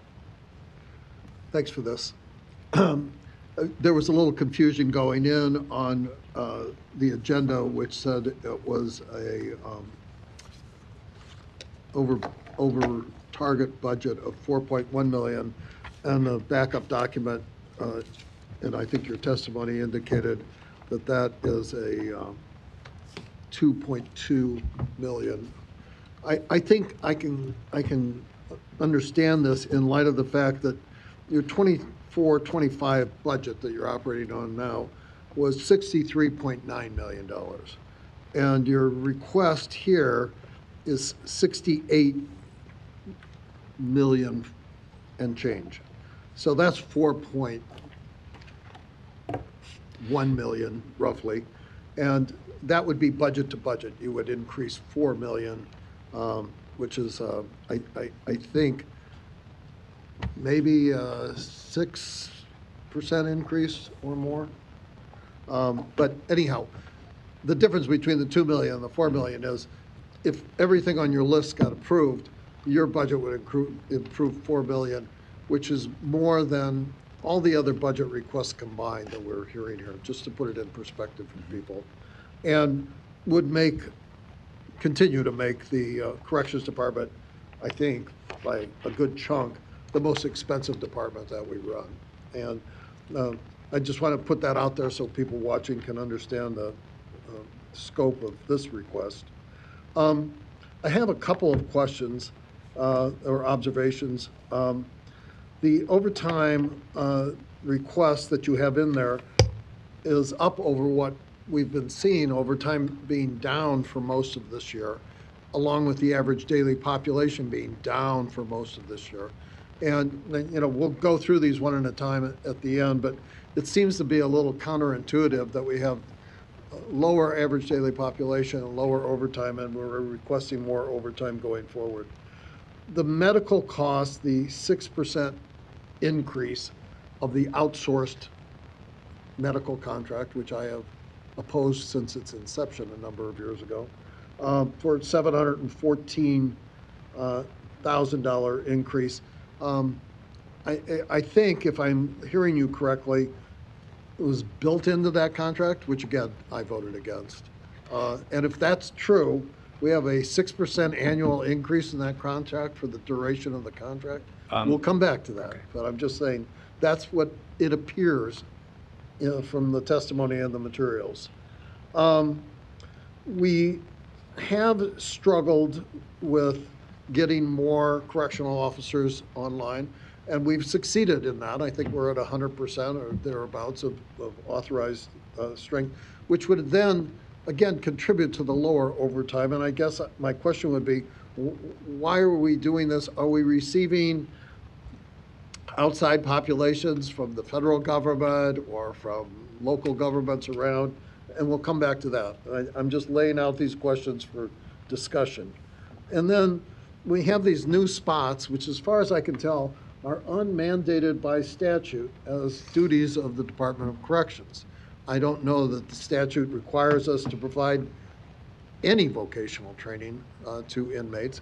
I understand that we have, and it's had some success, as you brought to our attention in the past, but these are not mandated by the state. And, you know, kind of timing is an important thing here. I don't envy your position here. You're coming on the heels of a bunch of other requests, and the timing for this is not great. And I appreciate the position you're in, and I appreciate the job you do. Time, Commissioner. I'm going to come back and look for answers to these questions. Any other commissioners in the queue? Commissioner Kavanaugh, your second turn. Oh, Commissioner Kavanaugh, your second turn. Thank you. Let's just take these one at a time. We have lower average daily population, and we have more corrections officers.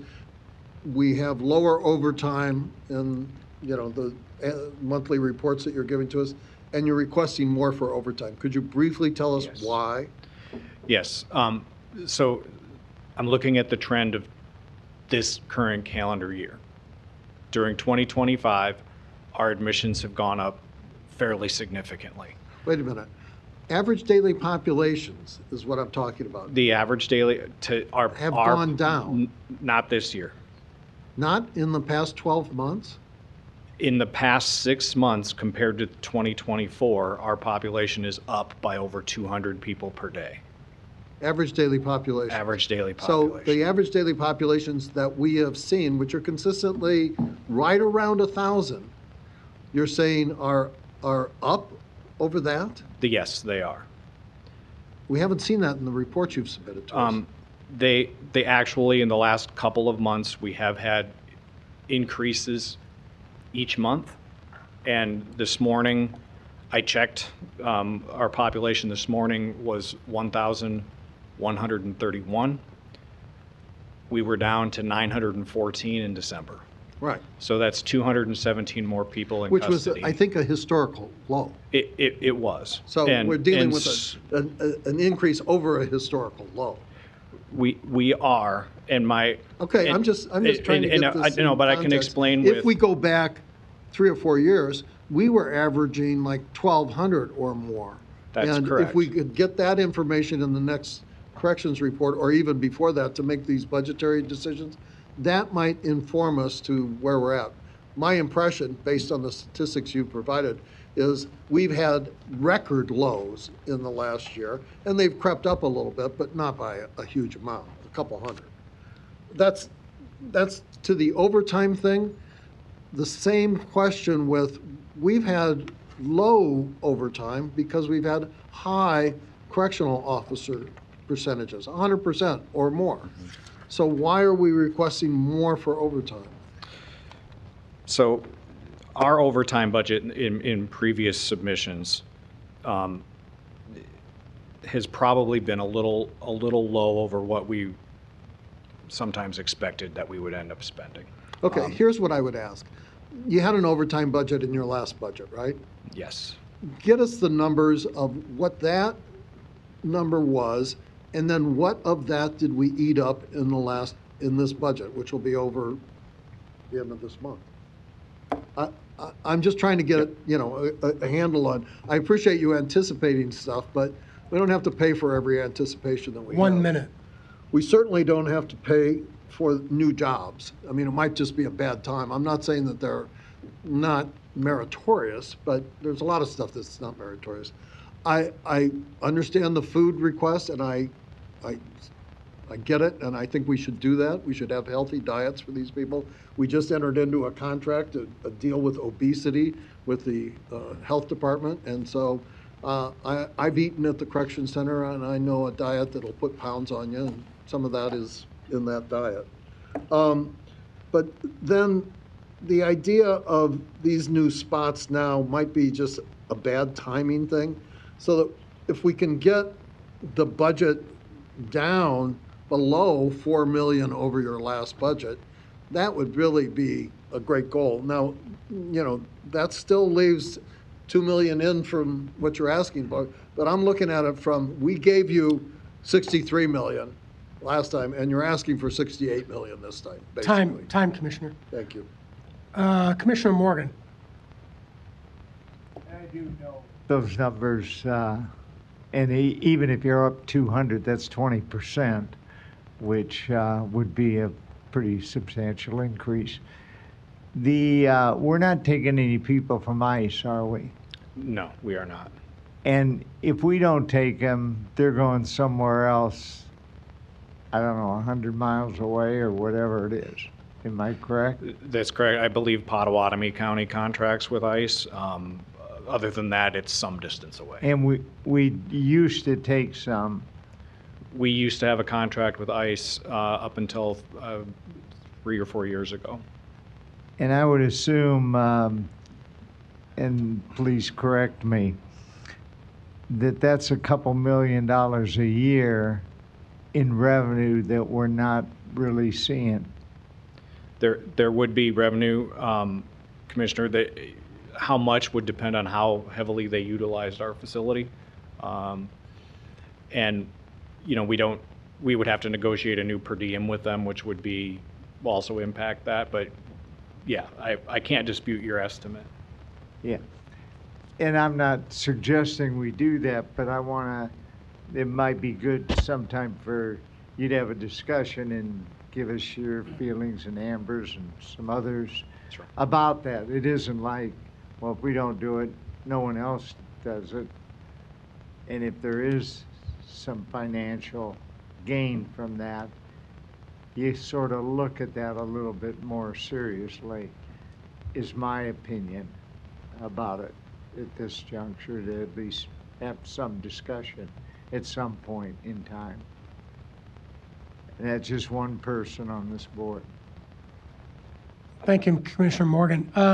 Commissioner Kavanaugh, and it's your third time.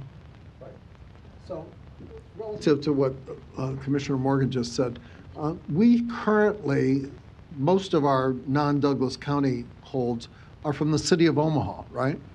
They would be the largest number, Right. yes. And we don't get a couple $1 million from the city of Omaha, do we? Yes, we do. Okay. But we don't cover our costs currently with the city of Omaha. we We're in are- negotiations to raise that cost, right? Correct, we are. I point that out because this taking other people's holds is not proven to be a moneymaker for us from our biggest referral, which is the city of Omaha. As a matter of fact, we lose money on every single one of those, as our numbers have proven, and we're in negotiations to at least get us to a hold harmless. So we might want to look at that before we expand the pool of other people's holds and lose more money, because pretty much 100% of your budget comes from Douglas County taxpayers, right? That's correct.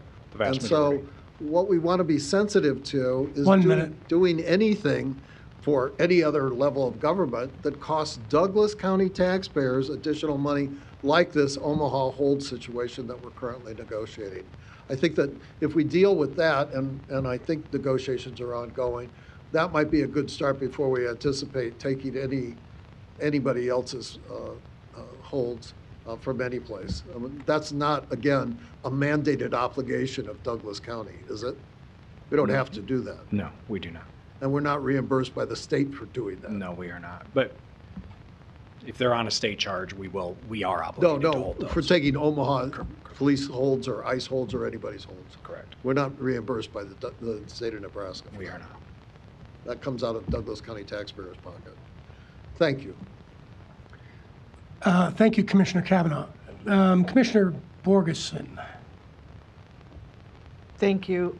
Mike, can you explain one more time the medical contract, since Sure. we had just approved the contract in and we knew it was going to be an increase, which Yes. was, we needed it. So was that not a 3-year? It's a 3-year contract. The first 2 years are 6%, the third year is 5%. So this is the first 6%? This is the of first renewal, yes. Of the renewal? Yep. Of the 3 years? Correct. Okay, thank you. Thank you, Commissioner. Any other comments from commissioners? Anyone in the room wishing to speak to this or on Zoom?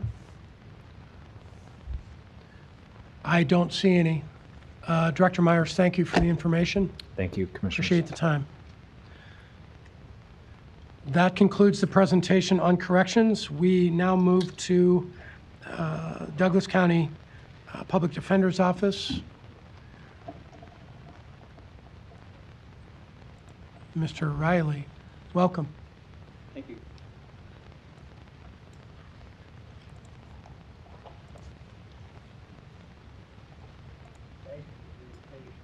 Oh, no.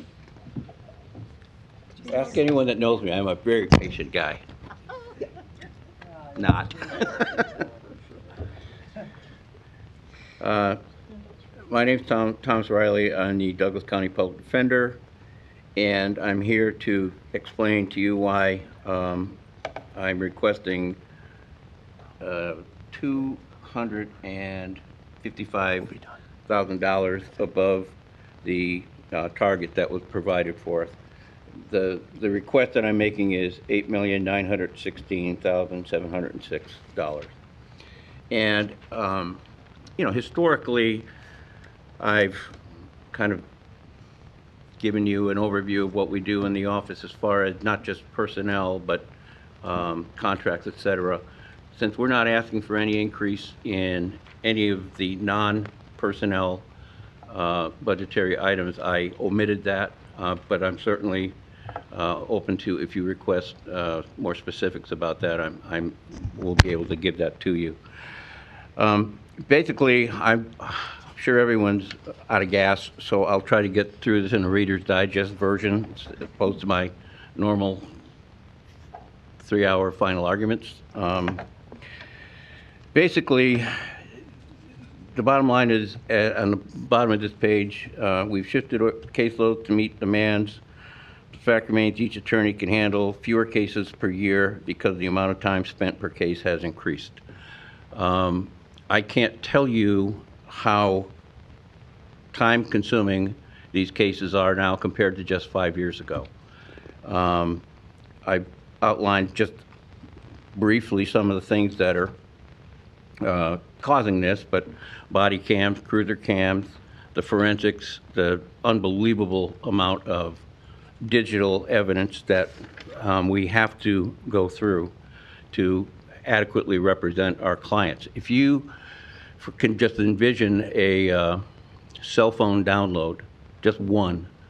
I recall I had a witness from the police department who worked in their forensic digital unit. And I said, well, if you put this on paper, how much paper will we have? And he said, taller than the Woodman Tower. That's just one phone. Most of these serious cases have 4, 5, 6, 8, 9 cell phones that have been downloaded that we have to go through to make sure that any exculpatory evidence that is included in there is available and presented to the jury. The amount of time that takes is just simply overwhelming. Go ahead to the next page. This is Samantha Dewis, and she's one of our trial assistants, and because I am technologically challenged, she is here to assist me. One of the things that's occurred over the last year is that we have received a significant increase in, we call them appeal dumps, but that's not very legal jargon. Basically, it's cases where private attorneys have been retained by a client. They go to trial, they are unsuccessful, and the client doesn't have sufficient funds to maintain the private attorney, and they withdraw. And once the court determines that the client is now indigent, they appoint us. And typically, these are not auto thefts or burglaries. They're sexual assaults, they're assaults on children, they're homicides, they're drive-by shootings. And the amount of time, once again, that it takes is overwhelming. We historically had a couple of volunteers to do these things, but it just became too much for them, so we had to take one of our experienced lawyers off the felony list to do these appeals. Additionally, we historically have had a number of Spanish-speaking attorneys, but several of them have left for greener pastures, and I'll let you interpret greener pastures how you will. We have had to use one of our support staff to be basically translators because we have so many Spanish-speaking clients. We have so many, we only have X amount of lawyers that speak Espanol now. So to communicate with them, especially if they're in jail. And just by the way, the numbers when Mike was giving you, I can tell you that between 80 and 85% of the jail population are pretrial detainees. These are people who have yet to be adjudicated that are in jail because they can't post bond. Okay, so just think of that on a daily basis, and he's talking about 1,400 people coming in every month, and you can imagine how that impacts us. I need not go into any great detail about the number of clients that have serious mental illness, and mental illness is one of the elephants in the criminal justice room that we don't seem to be able to have a very good solution to. And when someone is seriously mentally ill, getting their case resolved is extremely difficult, time-consuming. Usually we have to hire expert witnesses to examine the individual for competence to stand trial and or a possible insanity defense. The number of mental health professionals who are willing to do this forensic work has significantly decreased, and the few that do it ain't cheap. We're talking $350, $400 an hour, and it's not something that we can overlook. We have to deal with the mental health of the client. We can't proceed if they're not competent to. We can't proceed with the case if they're not competent to proceed. So that is a huge issue, and once again, costly and time-consuming. Trial assistants. I kind of wanted to give you an idea what they do. We have currently, Samantha is the senior trial assistant. She's been with us for quite some time. And in the last year or two, we've added 2 additional trial assistants. And I can tell you that if it wasn't for her, I don't know how I would get through some of these trials that we have.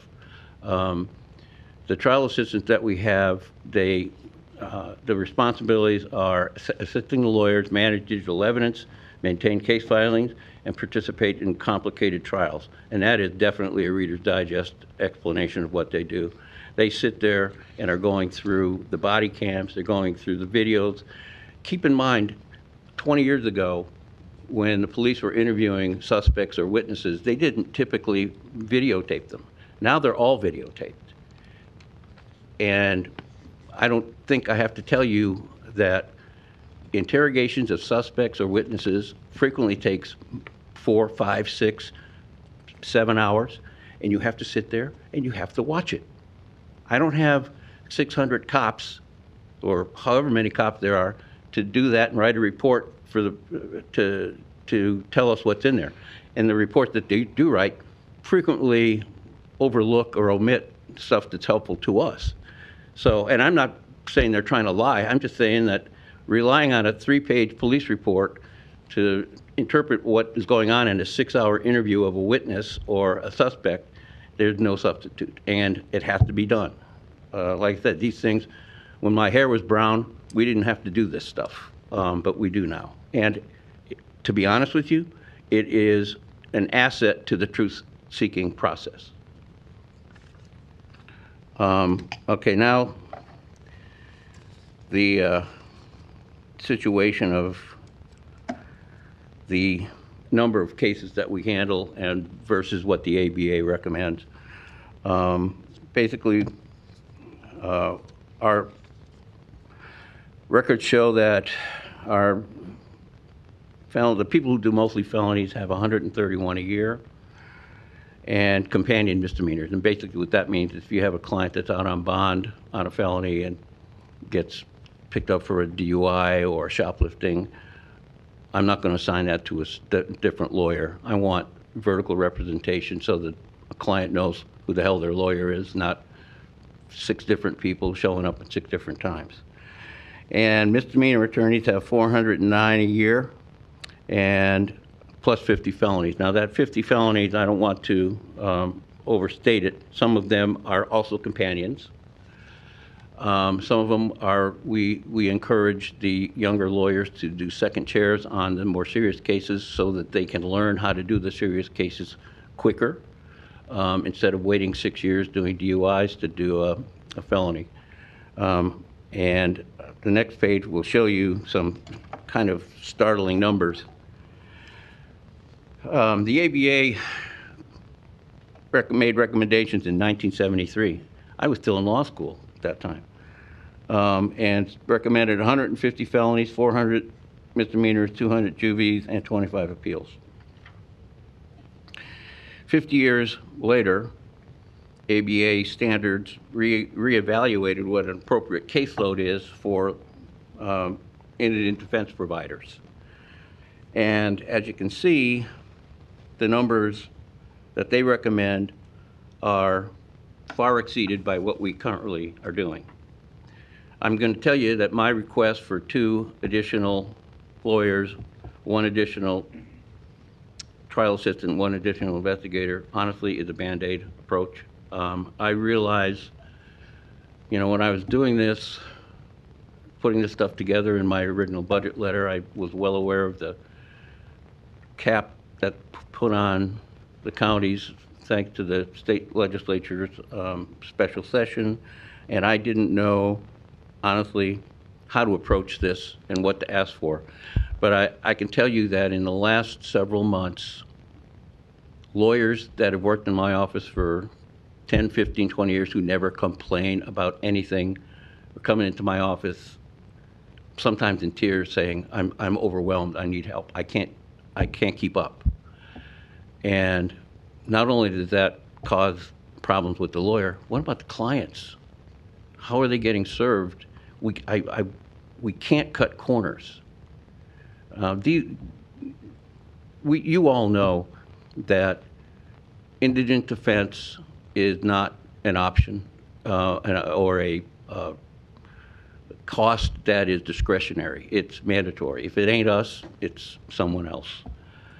I kind of put in here what the ABA standards were and what activity they were considering. You can see, I will tell you, in my opinion, these numbers are low, but they're not as low as you might think of at first blush. For instance, they're saying high-grade felonies, 21 a year. Well, I guarantee you. Well, first of all, a lot of these numbers are probably derived from public defender offices that have divisions of serious crimes, homicide unit, and et cetera, et cetera. And that's how they're breaking this stuff down. We don't do it that way. Right now, when we're at full strength, we have 58 lawyers. I'm asking you to give me 60. And I'm hoping that it will alleviate some of the stress. And I'm asking for new opening or entry-level lawyer, which our pay is $80,000, which is pretty much the standard across the state of Nebraska for starting pay. Does that alleviate the people who are stressing out on these felonies? Probably not, but it will at least help the people on the lower level of felonies and the misdemeanors. I would note that for whatever reason, ABA didn't even address juvenile court or appeals, and previously, as you can see in 73, they did. I can tell you that right now, our juvenile staff handles about 130 cases. That would include delinquencies as well as 3As, which are termination of parental rights, where we represent a parent who is in danger of losing their parental rights. As far as appeal goes, we don't have a dedicated appeal staff, and that's by design. I want the lawyers who tried the case to do the appeals because they're the ones that are most familiar with the case. And that's what most entities that examine public defender approaches agree that vertical representation throughout is the best way to go.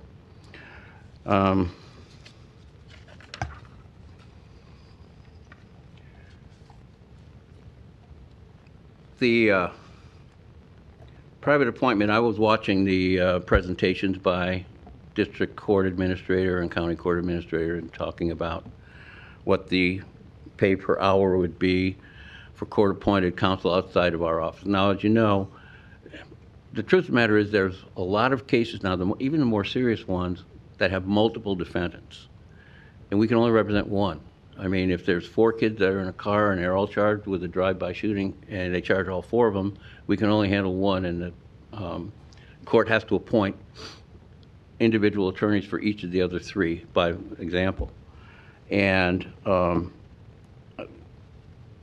district court's now $125 an hour. County court is 65 and bumping up to 80 is what Judge Kaim, I think, told you, and juvie is 80.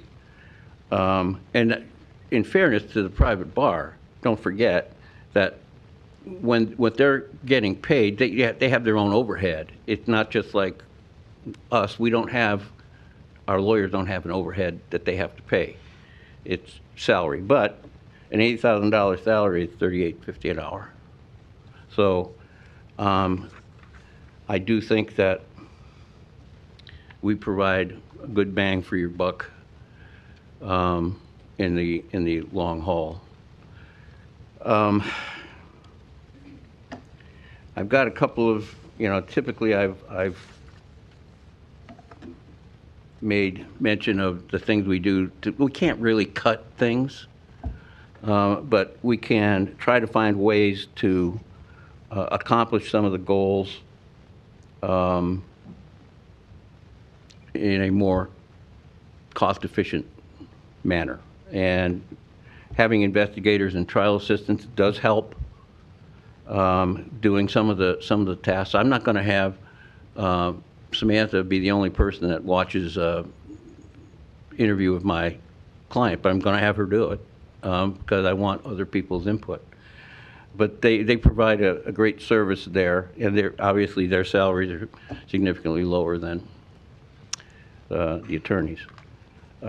We push free continuing education. That's provided by we're members of the Omaha Bar Association. They have a lot of free education.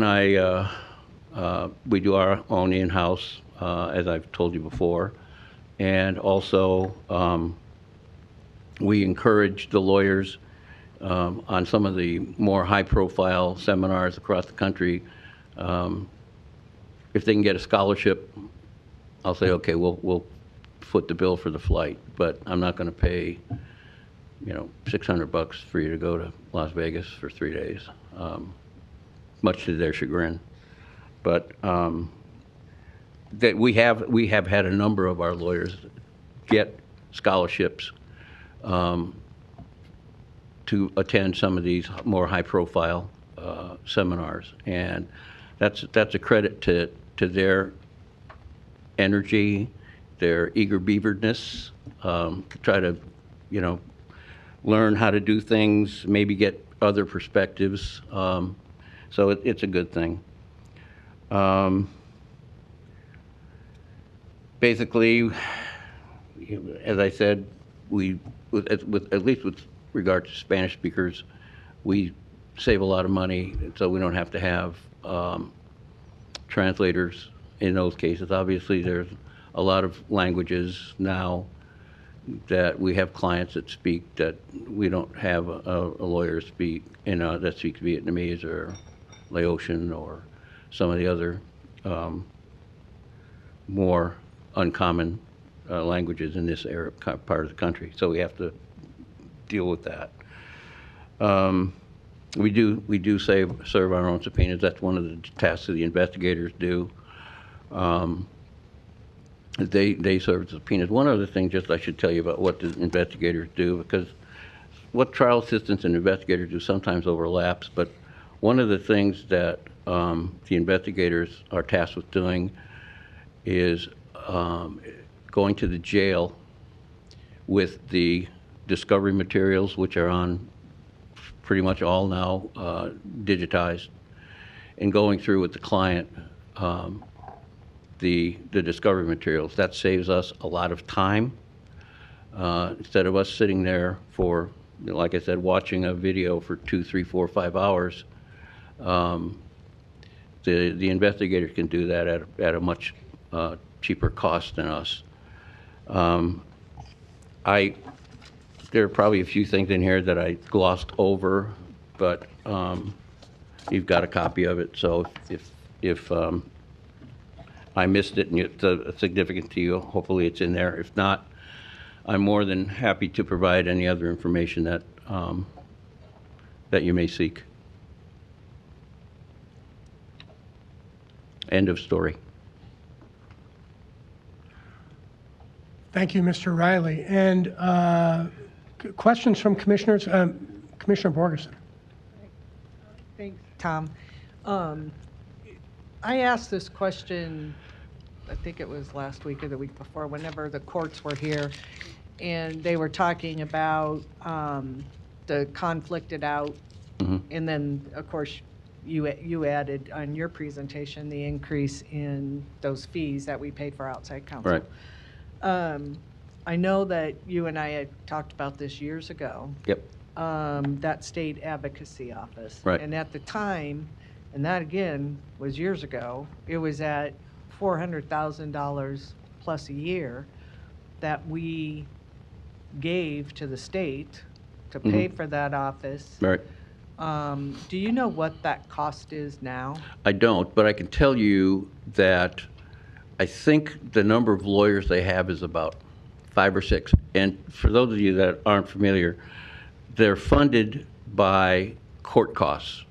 In other words, a filing fee, X amount, I believe it's $3 or $4 per filing, is sent to the funding of the Commission on Public Advocacy.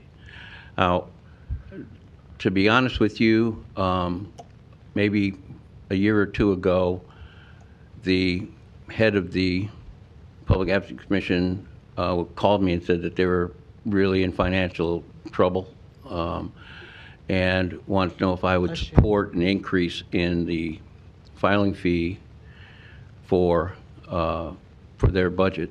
And I said, no, I will support general fund increase if that's where you want to go, but I can't go along with, and I'm not trying to throw them under the bus. I'm just saying that an increase in the filing fee, a lot of times the court costs are assessed to our clients. I'm not going to say, okay, I have poor people that are clients, and I'm going to increase the possibility of increased court costs. As far as whether or not the general fund should be the funding source, then I said I'd go along with that because it will take us pretty much out of the equation. Where that stands right now is limbo. I know that, like I said, when I've talked to them, they are financially strapped, and actually, we're worried they might go belly up. And how that would affect us is minimal. How it would affect the rest of the state in some of these areas where they don't have a public defender, where counties want to kind of gamble and hope nothing really bad happens, and then Beatrice happens and you go bankrupt. So, you know, it's a service that is needed in some of the rural areas, but rarely used up here. I would say I can think of maybe 2 or 3 cases in the last 4, 5, 6 years where they've taken a conflict from Douglas County. Now, keep in mind, as I think I mentioned in here earlier, that some county public defenders put a cap on their caseload, and they tell the judges, when we hit this number, we ain't taking any more cases. I've never ever wanted to do that, and I've always relied on you to give us the help that we need to avoid that problem. And I'm at that, you know,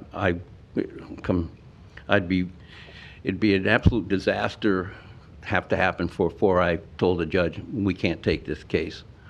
But we're at a breaking point. Tom, thank you. That's time. Commissioner Fahey had some questions. Really, I thank you, Tom. Thank you for the presentation. I hate to belabor this point because Mr. Riley. Commissioner Fahey, give us 1 second here. Sorry. Can we get Milford? Can we get his mic on?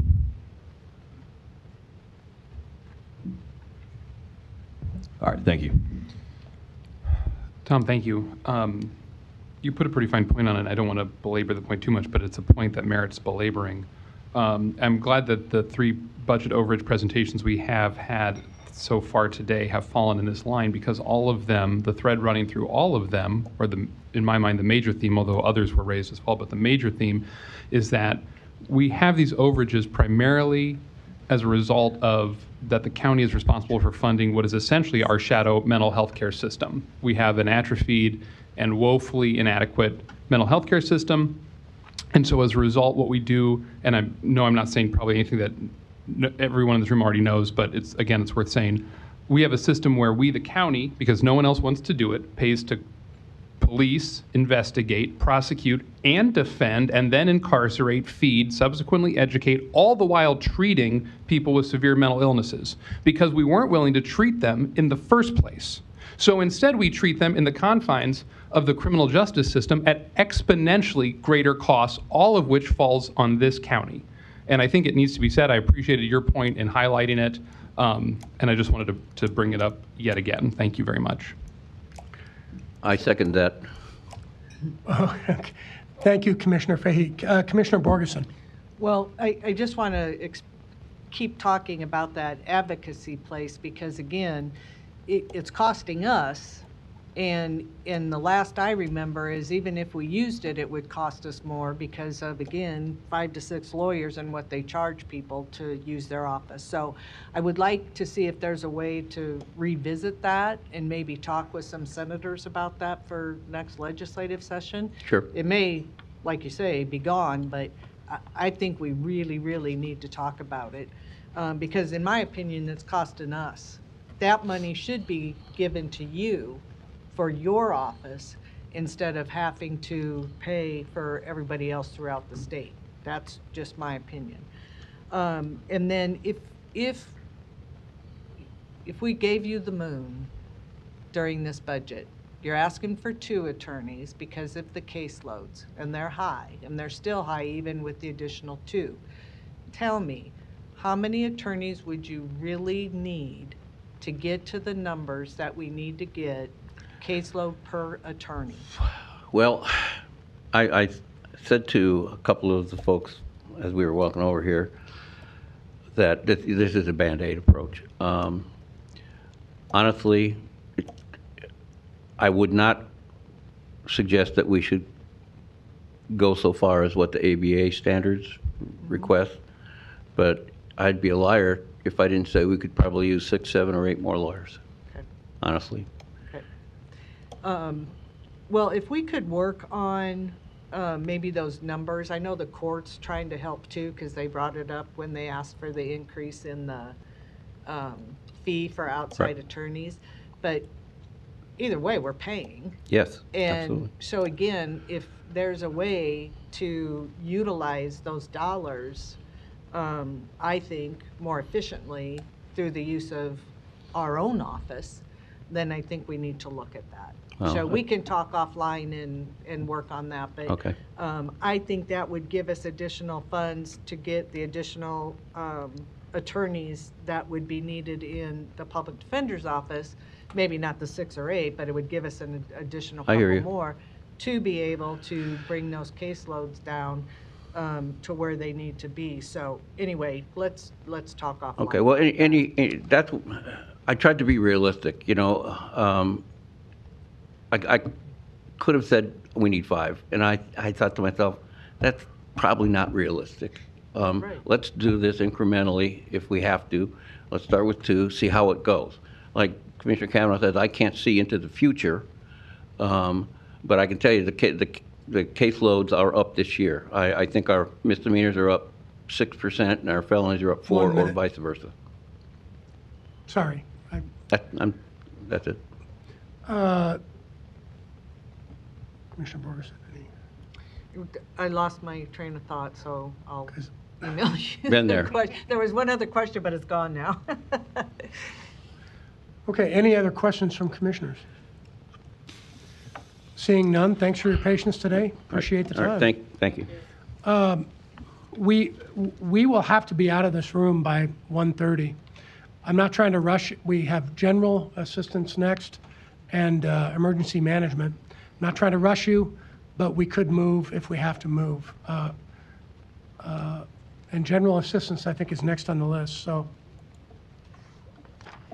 just a heads up.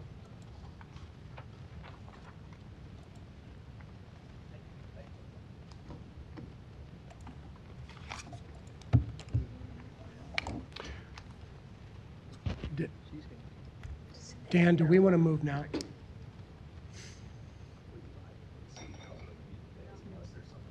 Oh. Yeah, thank you, Mr. Administrator. Appreciate it. Oh, nice. No. Okay. Okay, order.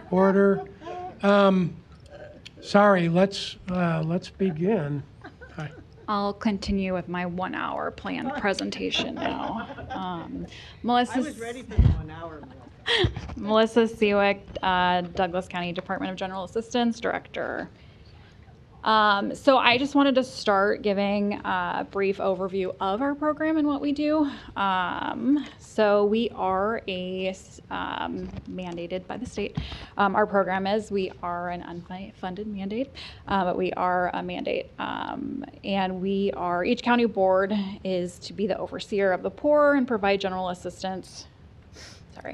Provide general assistance to all individuals who meet the requirements and are eligible pursuant to standards established by the county board. And so we do that every 2 years. We come to the board and present a little bit about our program. We go over our guidelines, and then we establish kind of what our program is going to be doing moving forward. And the basis of that is to maintain the minimum health and decency for those individuals in our county.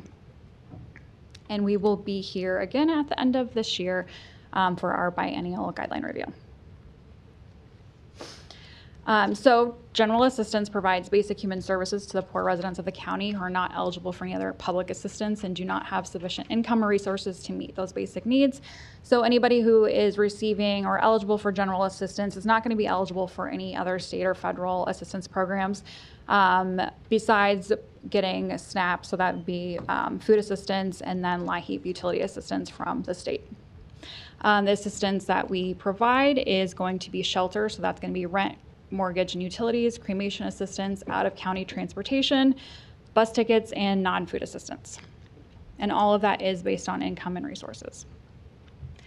Determinants of eligibility, a person has to be a Douglas County resident, a United States citizen or lawfully present in the United States, and eligible for other public assistance, again excluding SNAP and LIHEAP, and have insufficient income and resources to meet their needs.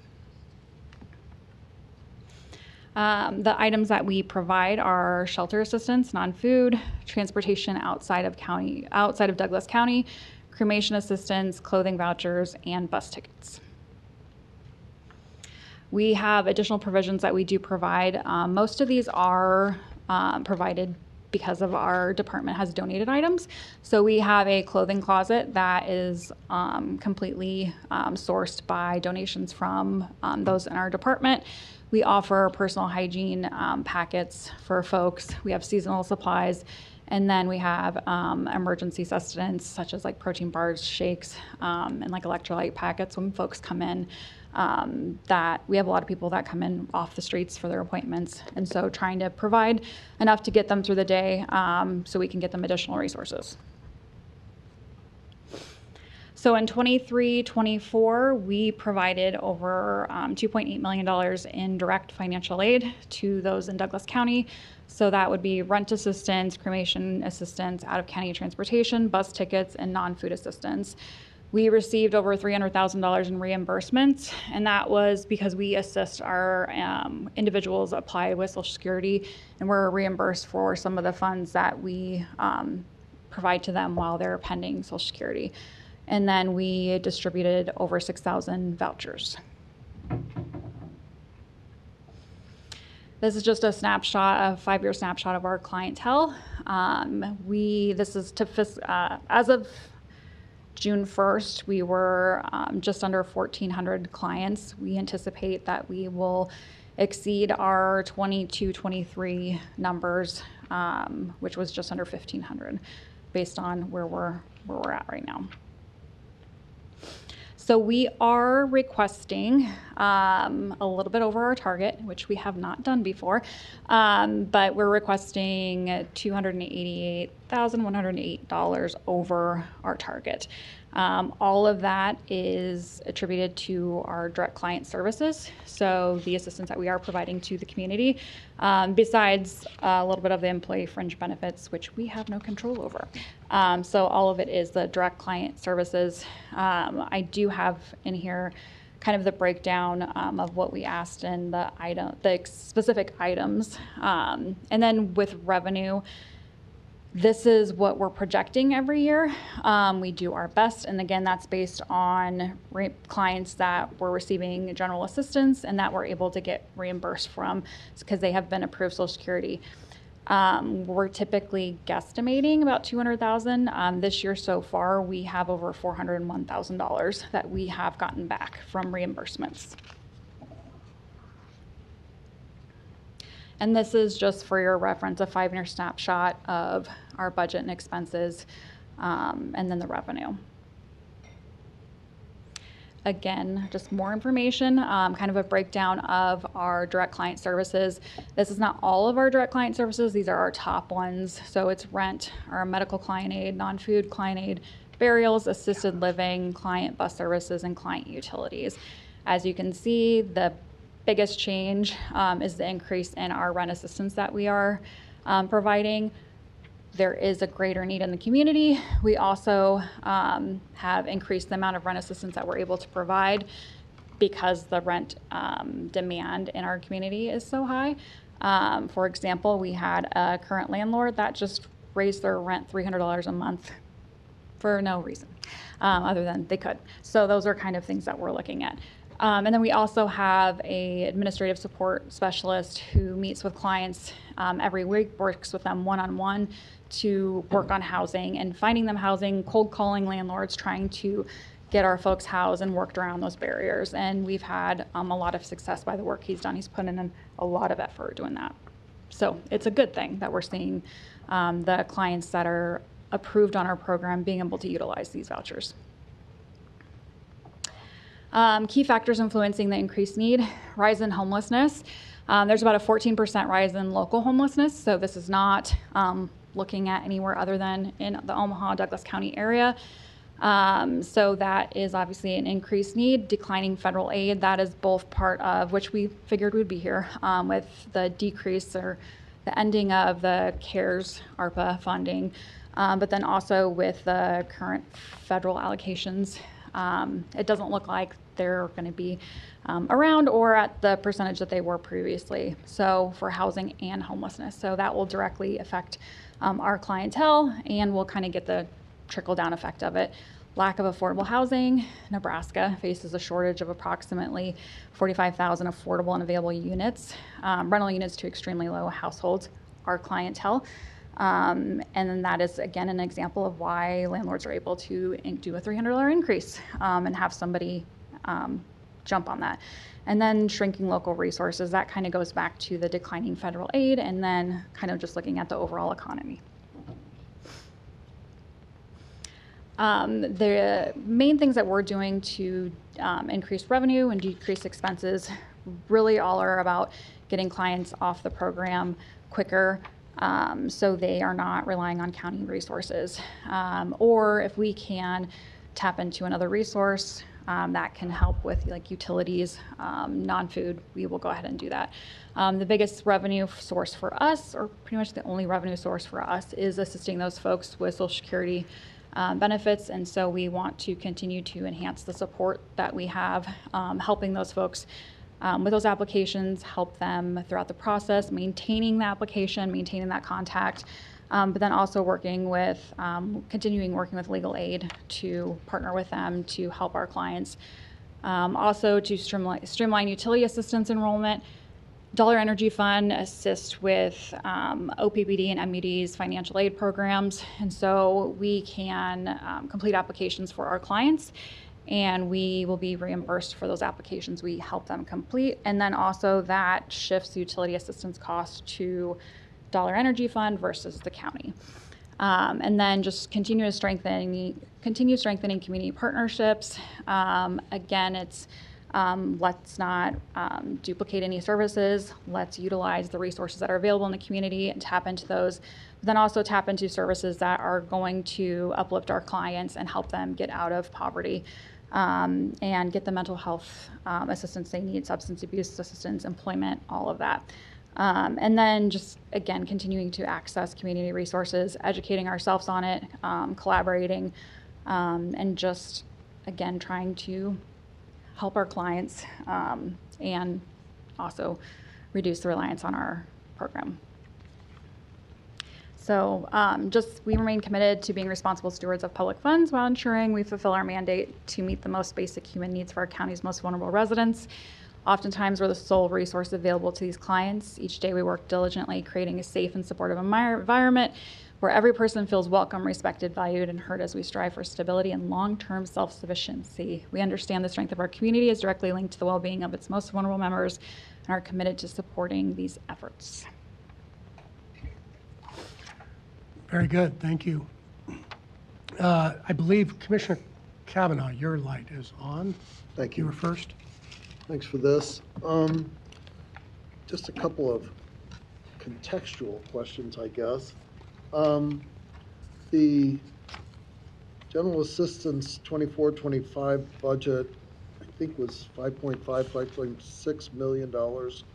And of that, the unobligated portion was $604,582.83.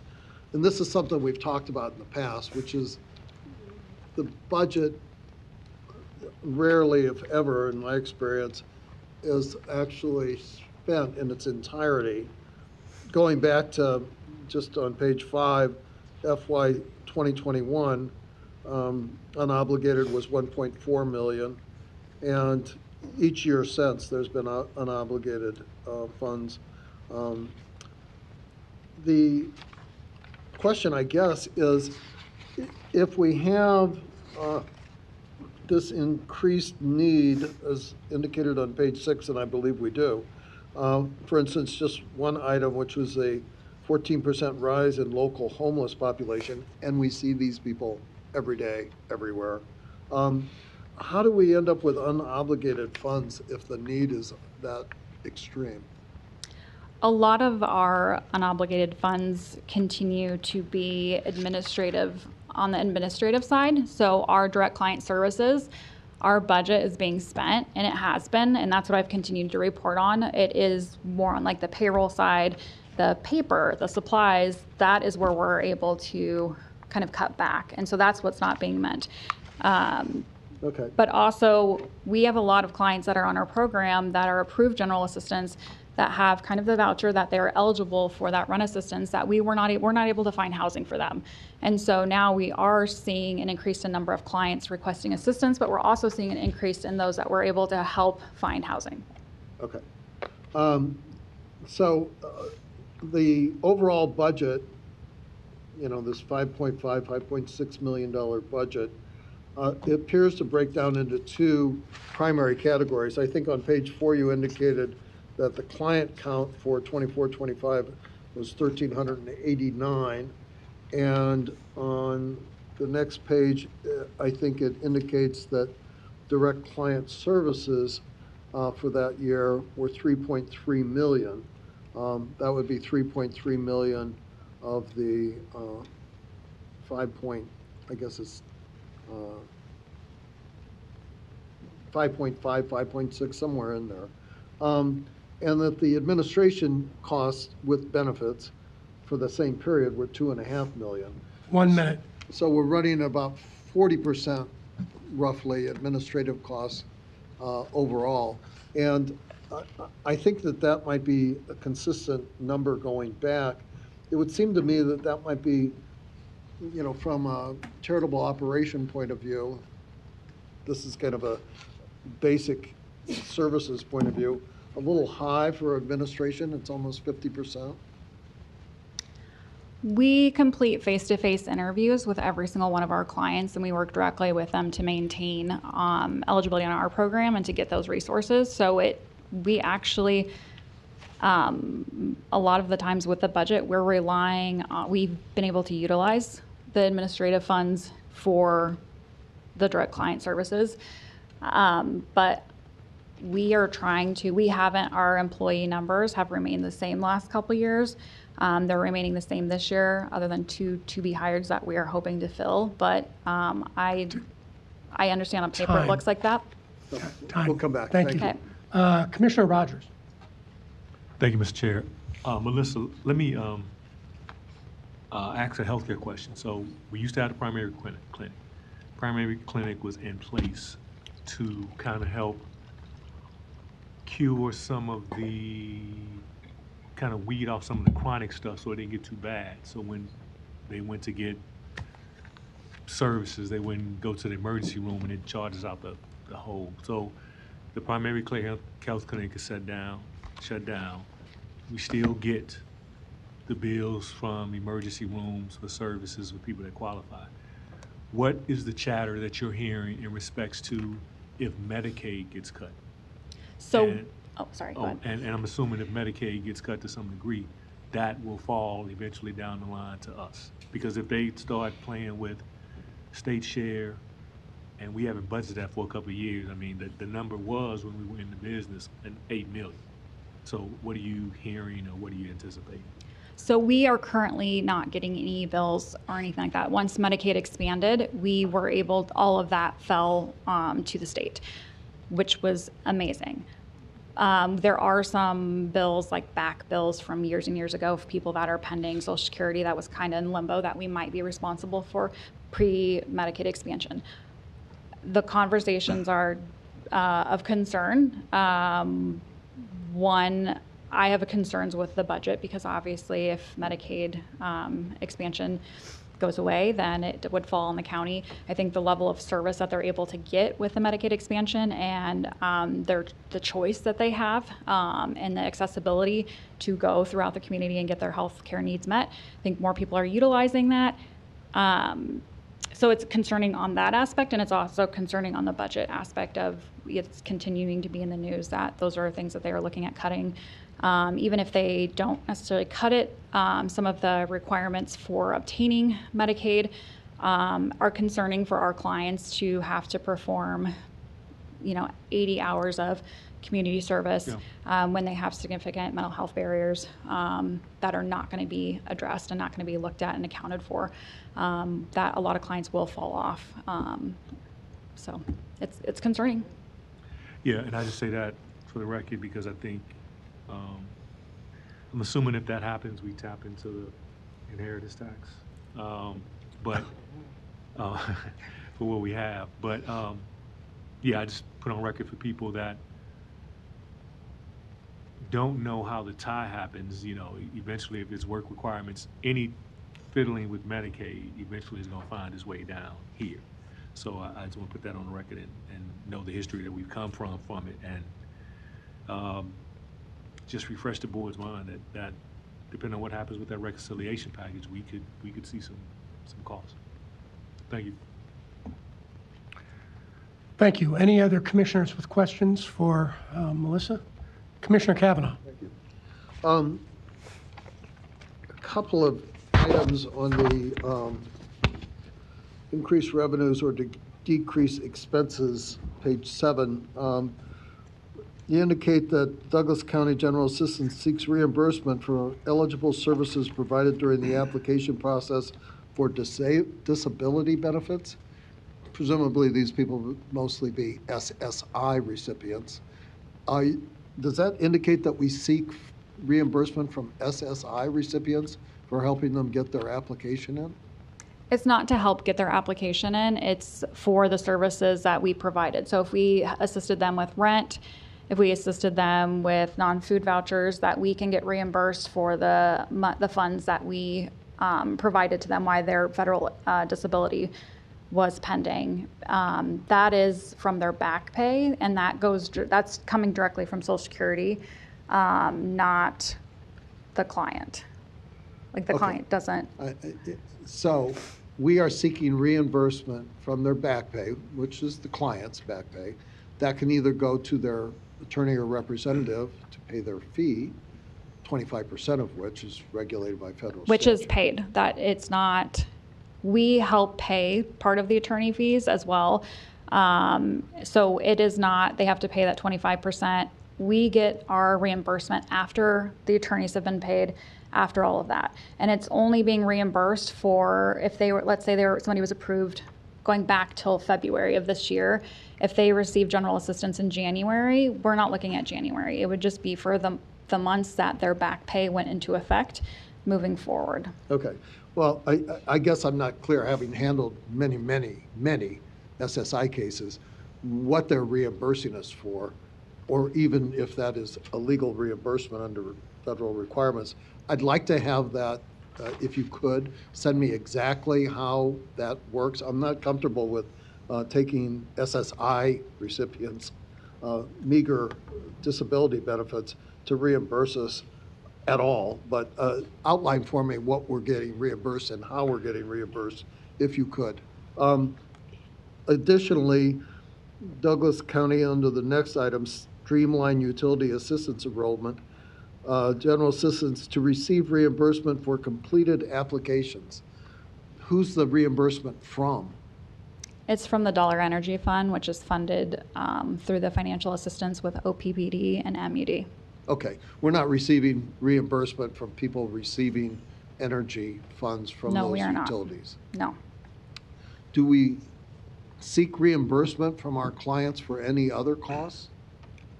No, the only reimbursement we get is via the Social Security Administration, and that is we work with SSA and we work with the state, and that has been prior to me coming here, and it is legal. It's, I'm familiar with it. I actually did those cases once upon a time. But we have to be very careful how we handle that because it's heavily regulated by the Social Security Administration as to exactly who can pay for what.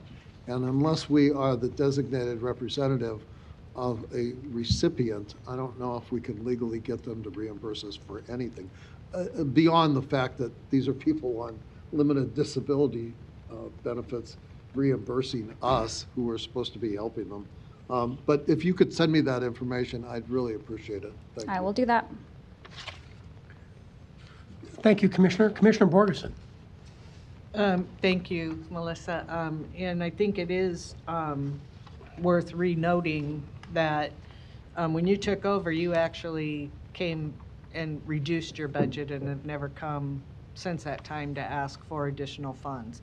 And we all know, just from the data within this community, that the need has increased over the course of the last few years. So I think you've done, as a department, an exceptional job in taking care of the folks that were mandated to take care of with the limited funds that we have been providing you.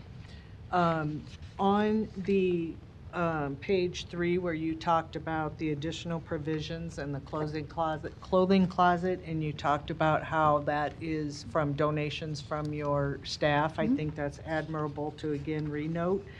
But does that also include those other items in the personal care, hygiene packets, or seasonal supplies? Or at one time, I know we have given you money for the protein shakes and stuff, but. Yeah, so that would be kind of a combination of department cost, and then we have employees that donate as well, the hygiene and protein bars and everything, but that would be a combination.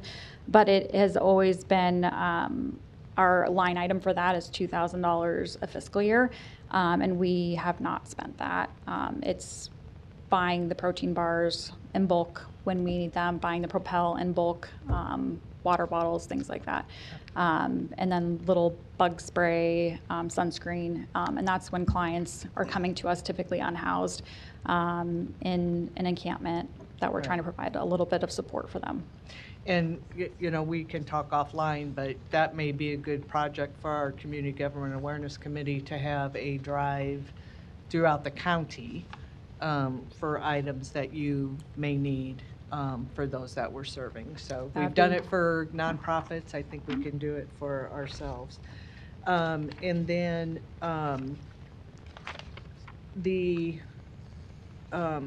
SOAR program, you know, at one time we were going to, we talked anyway about embedding someone with SOAR background within the department.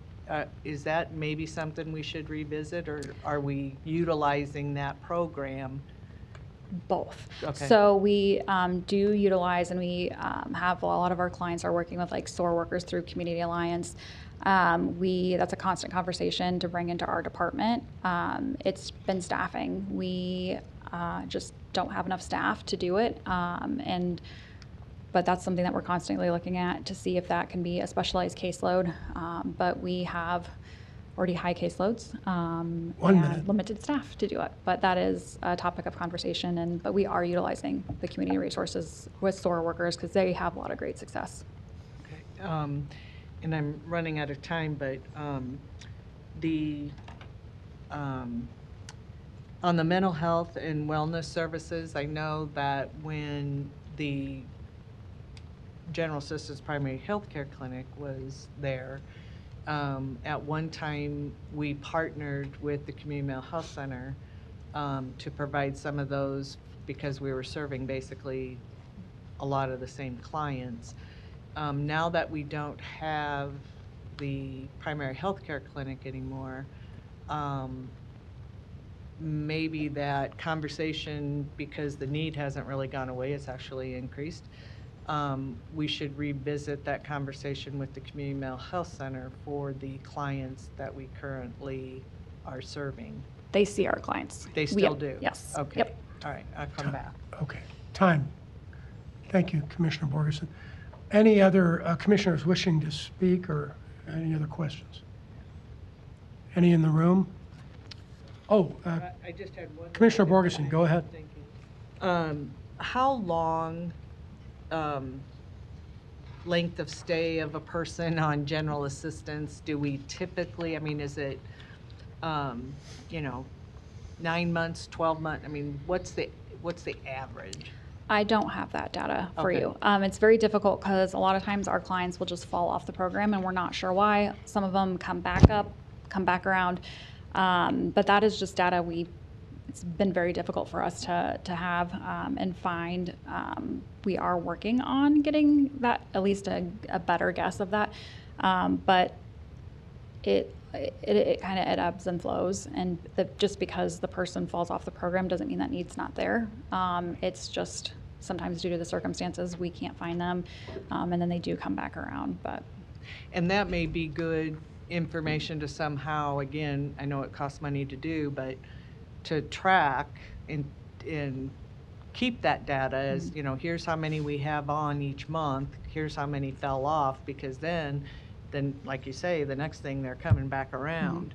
but what are those numbers? And what We have those numbers, but I think it is important to know why that person fell off, and most likely it's not because that need went away. It is where the people are still coming back, and so that's what we really want to be able to see is if a person fell off the program, is it because they were employed, they no longer needed our services, and be able to track that. But a lot of times people just walk away and they're like, thanks, don't need you anymore, and we don't hear from them again. And that's what we want ideally. But tracking somebody where the need is still there and they're just not obtaining the services is really where we want to focus on. Right.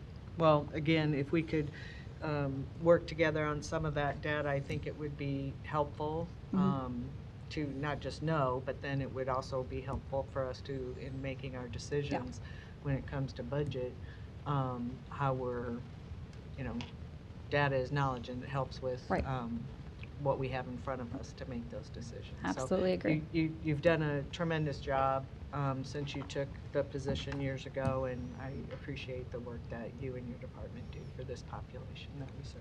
Thanks. Thank you, Commissioner. Any others? I don't see any. Melissa, thank you. All right, thank you. Thank you, Melissa. That concludes the presentation on general assistance, and that leads us to our final presentation, emergency management. Whitney Shipley. Hello. Hi. Hi, Whitney. I'm Whitney Shipley, Director of Emergency Management. I've probably had more of an opportunity this past year to engage with you directly and administratively than we have in years past because we've had so many disasters in the past 12 months.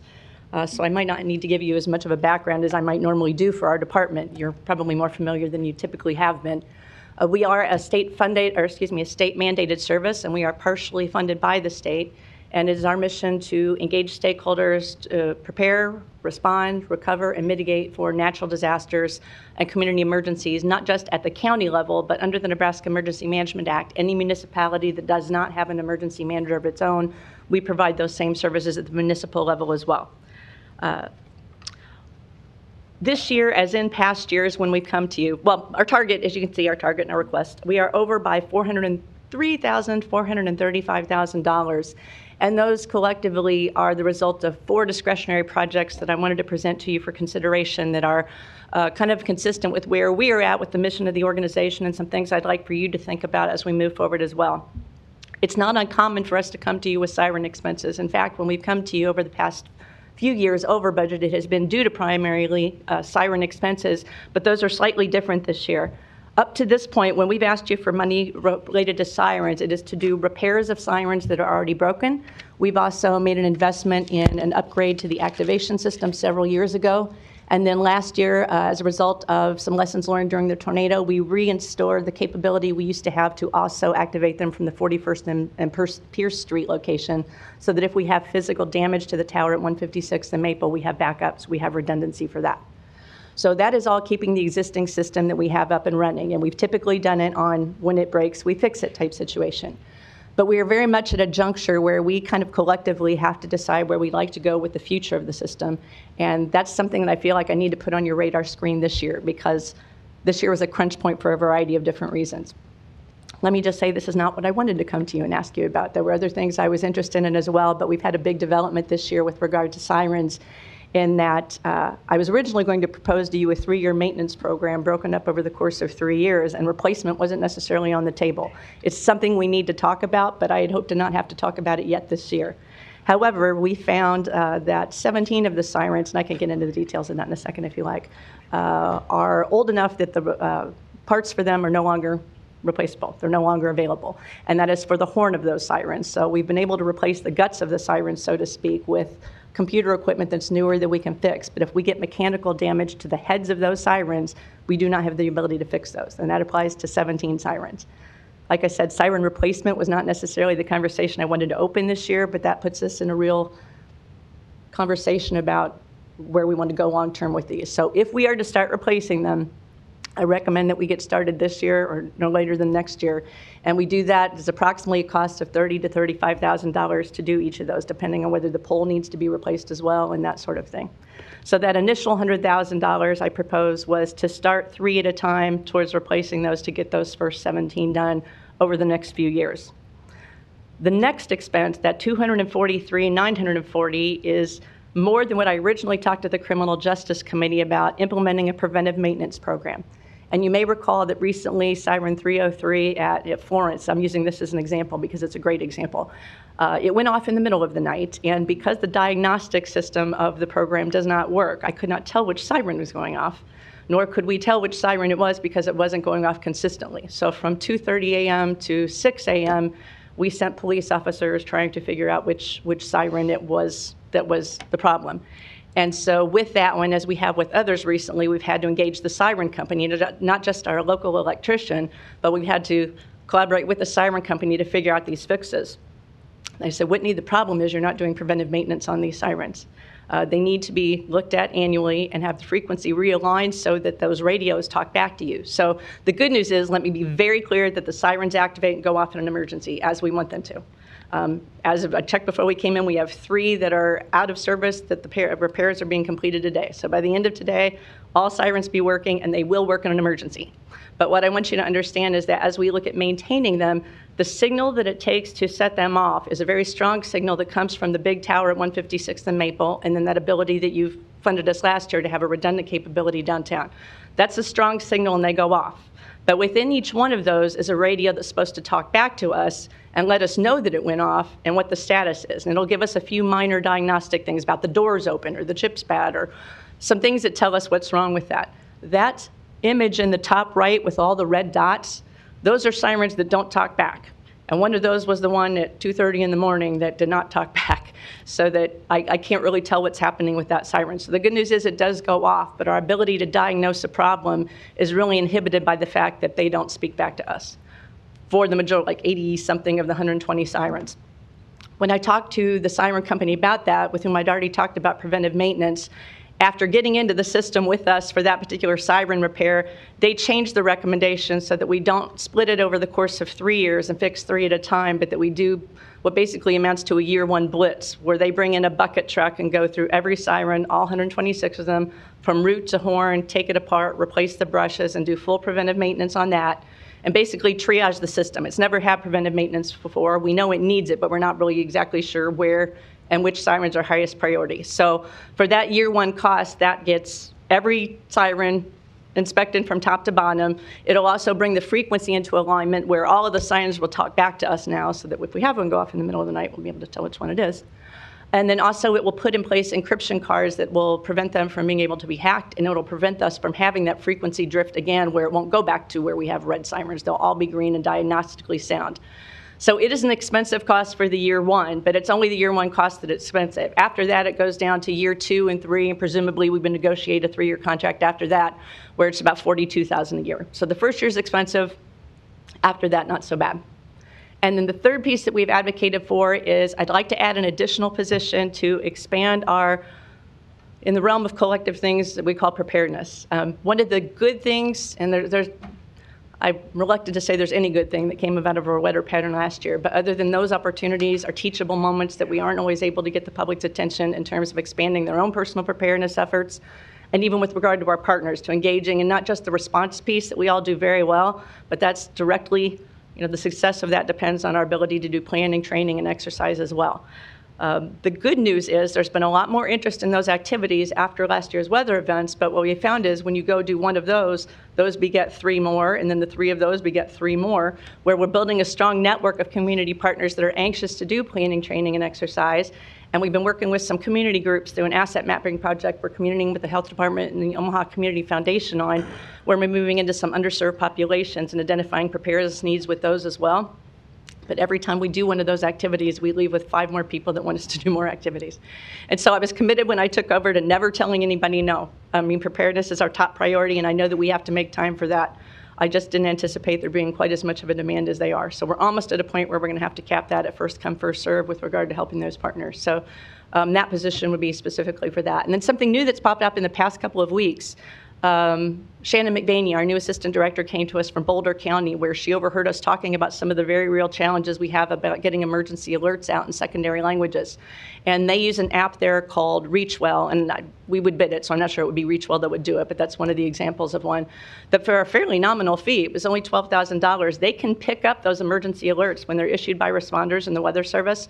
And the public, when we buy the app, they can download the app and subscribe to those alerts in one of 135 different languages. So for us doing nothing more than putting the mechanism in place for them to reach out and grab those, passively we've offered the public the opportunity to opt in and get those messages in different languages. So again, that's an investment where we don't send the alerts. Much of what we do with emergency management is building capacity for other partners within the preparedness system to do that. So the initial alert system through FEMA is an emergency management system, but it's usually the responders that are sending the alerts, and you know the Weather Service does it as well. So it's really more of our building the capacity for our other partners that issue alerts to do it in different languages. So in all cases, those are discretionary. Those aren't things that we do now. Those are expansions of what we do now. And obviously the questions related to sirens are probably related to a bigger one. You know, we have 126 sirens. We have 17 that need to be replaced right away. But ultimately, all of them will need a discussion at some point. So our preventive maintenance folks, as we work through this with them, said that the cost that I have here, if you take the replacement off the table, the $243,940 is an investment we need to make, that if we start with that now and maintain it, we could get another 20 years life out of the sirens. And as I put these together for you initially, it occurred to me, I thought we had one siren that needed to be replaced this year, which was not exactly where I wanted to go, but I've since found out that that particular siren is going to make it. It doesn't have to be replaced. So if we add the $243,940, I mentioned I only need $243 this year. After that, I only need $42. So even if you don't start replacing this year and we leave that $243,940 in, that gives us extra each year we can build for that replacement if that's a better option to you. But basically, that's where it is. That's where I recommend we go with regard to alerting. To be able to do the emergency alerts in the languages where possible, that's a nominal investment that really empowers the community to take the messages that they wish in the languages that they wish. Alerting for warning, of course, sirens has always been one of the strongest components of the community for that, and that is our ability, really our responsibility to maintain that if we're going to continue to do that. And then the $70,000 is a person for more outreach, and I think that probably speaks for itself. It's just a matter of something whether you feel like it can be squeezed into the budget or not. So based on that, I have additional slides for each one of these if you have questions, but I know it's been a long day, and that's kind of it in a nutshell. So if you have further questions, I'll expand on any one of those if you like. Thank you, Whitney, and sorry I had to step out for a minute. Commissioner Kavanaugh. Thank you. Thanks for this. You're welcome. So if I'm reading right, there is one siren from the 1950s? Yeah. Okay, if we do this 100,000 replacement of 3 sirens, what happens to that siren? Oddly enough, that's a dependable siren, and here's why. The computer guts have been replaced with something more current than we can fix. The problem with the 17 that's wrong is that, oh, she took away my ability to share. The 17 federal signal sirens? Yeah, if you look at on the second slide, those are, it's the rotational mechanism of those that's subject to failure. So that one at King Lake, old though it is, doesn't rotate. It's a fixed siren. So the mechanical problems for that are less than you'd think. If it has a problem with the computers, we can, that's the one I wrote. We can fix that one. So ultimately, yes, it probably makes sense as we're going to replace them, just put that one in the.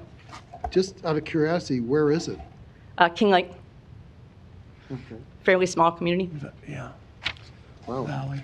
Okay, well, thank you. You're welcome. Thank you, Commissioner Kavanaugh. Any other commissioners? Whitney, and I'm sorry, you may have already said this.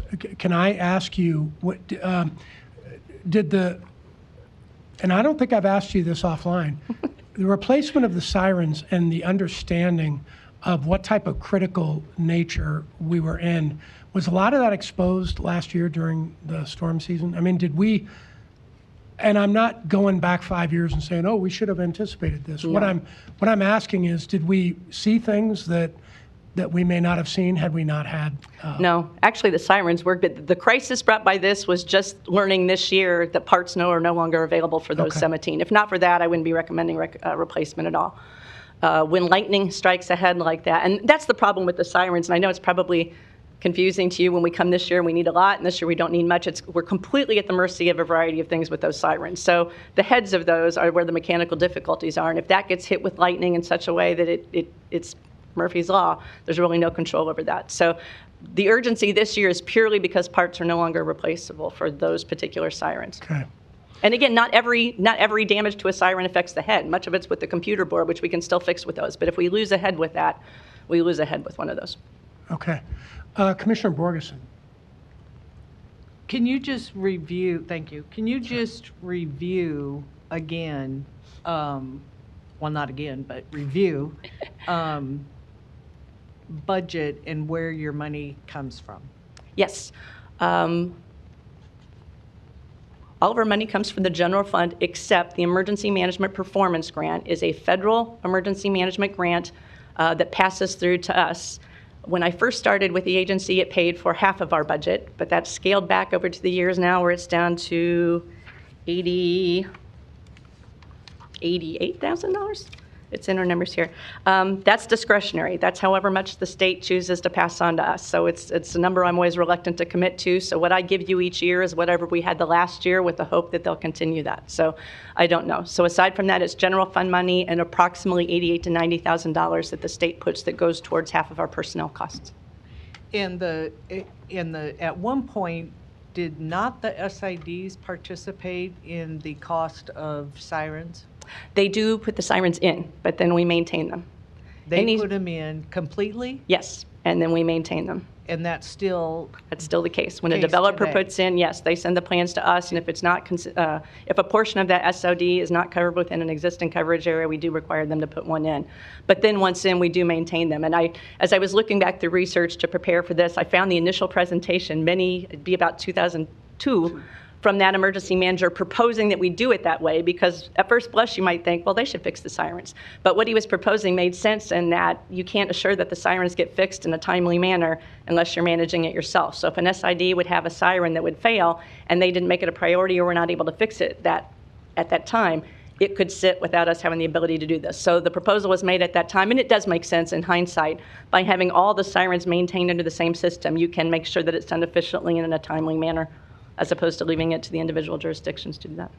And can you just provide a graph of from, maybe, I don't know, however long you have the data, of how many sirens we had like in, 10 years ago to what we have today? I mean, we had, again, SIDs were popping up all over the place I mean, we had a downturn in 2008 when the housing market was crazy. And, but anyway, maybe 10. This is the big pivot point for us was in 2002 because there were Homeland Security funds available at that time, and most of the sirens went in 2002. So I'm probably going to make you dizzy if I keep going back and forth here. This is a picture of our current siren map, and see the density of these sirens just outside of Omaha on the western side? That's when developers started putting them in. But the bulk of these and the core of Omaha are ones that were all put in 2002 with this surge in Homeland Security funds. So these 18 that we have that are kind of oddball that I say they're coming, that's because those belong to the smaller communities, and when we took over the system, we took them into the system. All the ones that we bought in 2002 are American Signal and their standard, but those ones that we acquired from the smaller communities at that time are these older ones, and so those are the ones that are going to come up for replacement first. So we have 126 total. Correct. And the majority of those were installed in 2002. Correct. With 118 of them being installed? No, 83 being installed by the county in 2002. I'm sorry, that's a mistake. The 118 is incorrect. I think about 18 of that's a typo. 83 of them are ones that we put in. All of the rest of them, up to 126, are 18 are ones we took over. The ones by the developer, I got the numbers. No, you're right. Okay, 83 are ones that we put in 2002, plus we took on 18 that we annexed from the communities, and then all of the rest of them have been from developers in the meantime. Okay, so, all right. And ones that go in now, if maintained, are about a 50-year expectancy, 40 to 50 years. They say if we do preventive maintenance, we can get 50 years out of them. Okay. Her time was up. So Okay. Do you want to continue, Commissioner? I Borges? can talk offline. Okay. I was just going to say real quick, before we, it sounds like we're pretty close to wrapping up, but thank you for the information. Is there, you and I have talked about this offline Whitney. There's a lot of jurisdictions around the country who have moved away from the siren dependency. Totally. Some, I wouldn't say a lot, some have. I've been keeping an eye on it. I bet you are. How long does it take to migrate off of a siren system that makes the community feel comfortable? I mean, years? I mean, it would be your educated guess? 2 to 3 years for those that are receptive to do it. Yes, Okay. it takes building a dependency on some other technology. I'm not advocating we do that. No. I'm asking. But it is an option. It has been done with mixed results, and that's one of the things. Had these 17 not failed this, had we not been that, I'd hope to give you that full presentation and research next year. But this kind of forced my hand on that. But Well, they're expensive. yeah, but we can look mean- at other options, and those that have opted out of them have done so because of the cost. And Okay. I know the public's very, as are we, they're a strong piece of the notification system, but they really don't tell you, they're the least informative of all the means available. All they do is tell you that there is a danger. They don't tell where it is, what to do as a result of it, when the danger's over. But we understand that they're a strong component of the notification process. But if you're open to looking at other options, there are other more informative options that have different costs associated with that. But I felt, because of those 17 not having parts, I felt like I needed to put this on your screen today, and then we can discuss more offline about future strategy and what additional research we like to see. It was just an unfortunate time where I have to ask because it's budget time and we've got these 17 to deal with, but Okay. definitely more to Thank you, discuss Whitney. on that. Commissioner Borgeson, you have a further. Historically, just for God rest his soul, Commissioner Boyle and I pushed previous director to go to a different system that did not include sirens, and we were met with complete wall up, no conversation. So what frustrates me, though, is because I think if we would have started that conversation when we brought it up, I would say at least 8 years ago, and over and over and over and over, we would be without the siren system right now. As you Possibly. talked about being able to educate the community about a different system. So what's frustrating to me is now, here we are, we have to spend money to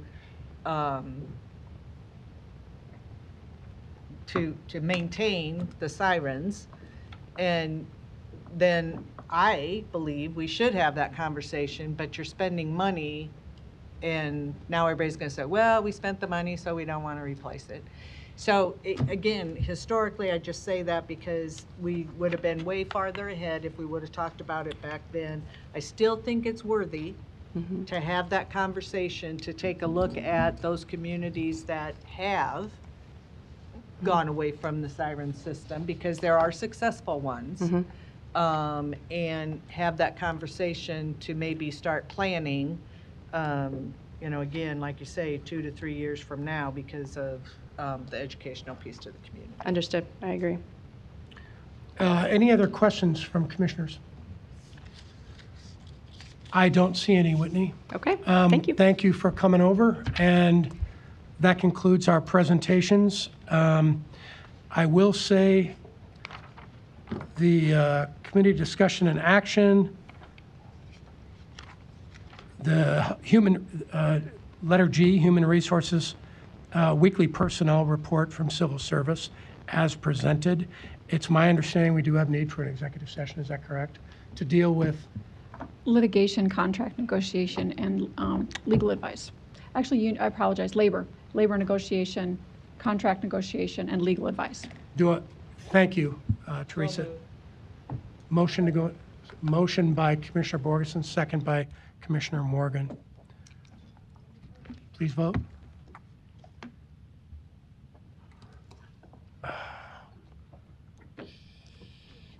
We're adjourned. Well, Vote. if you want. Commissioner Kavanaugh does vote yes. Motion passes to go in executive session 6-0.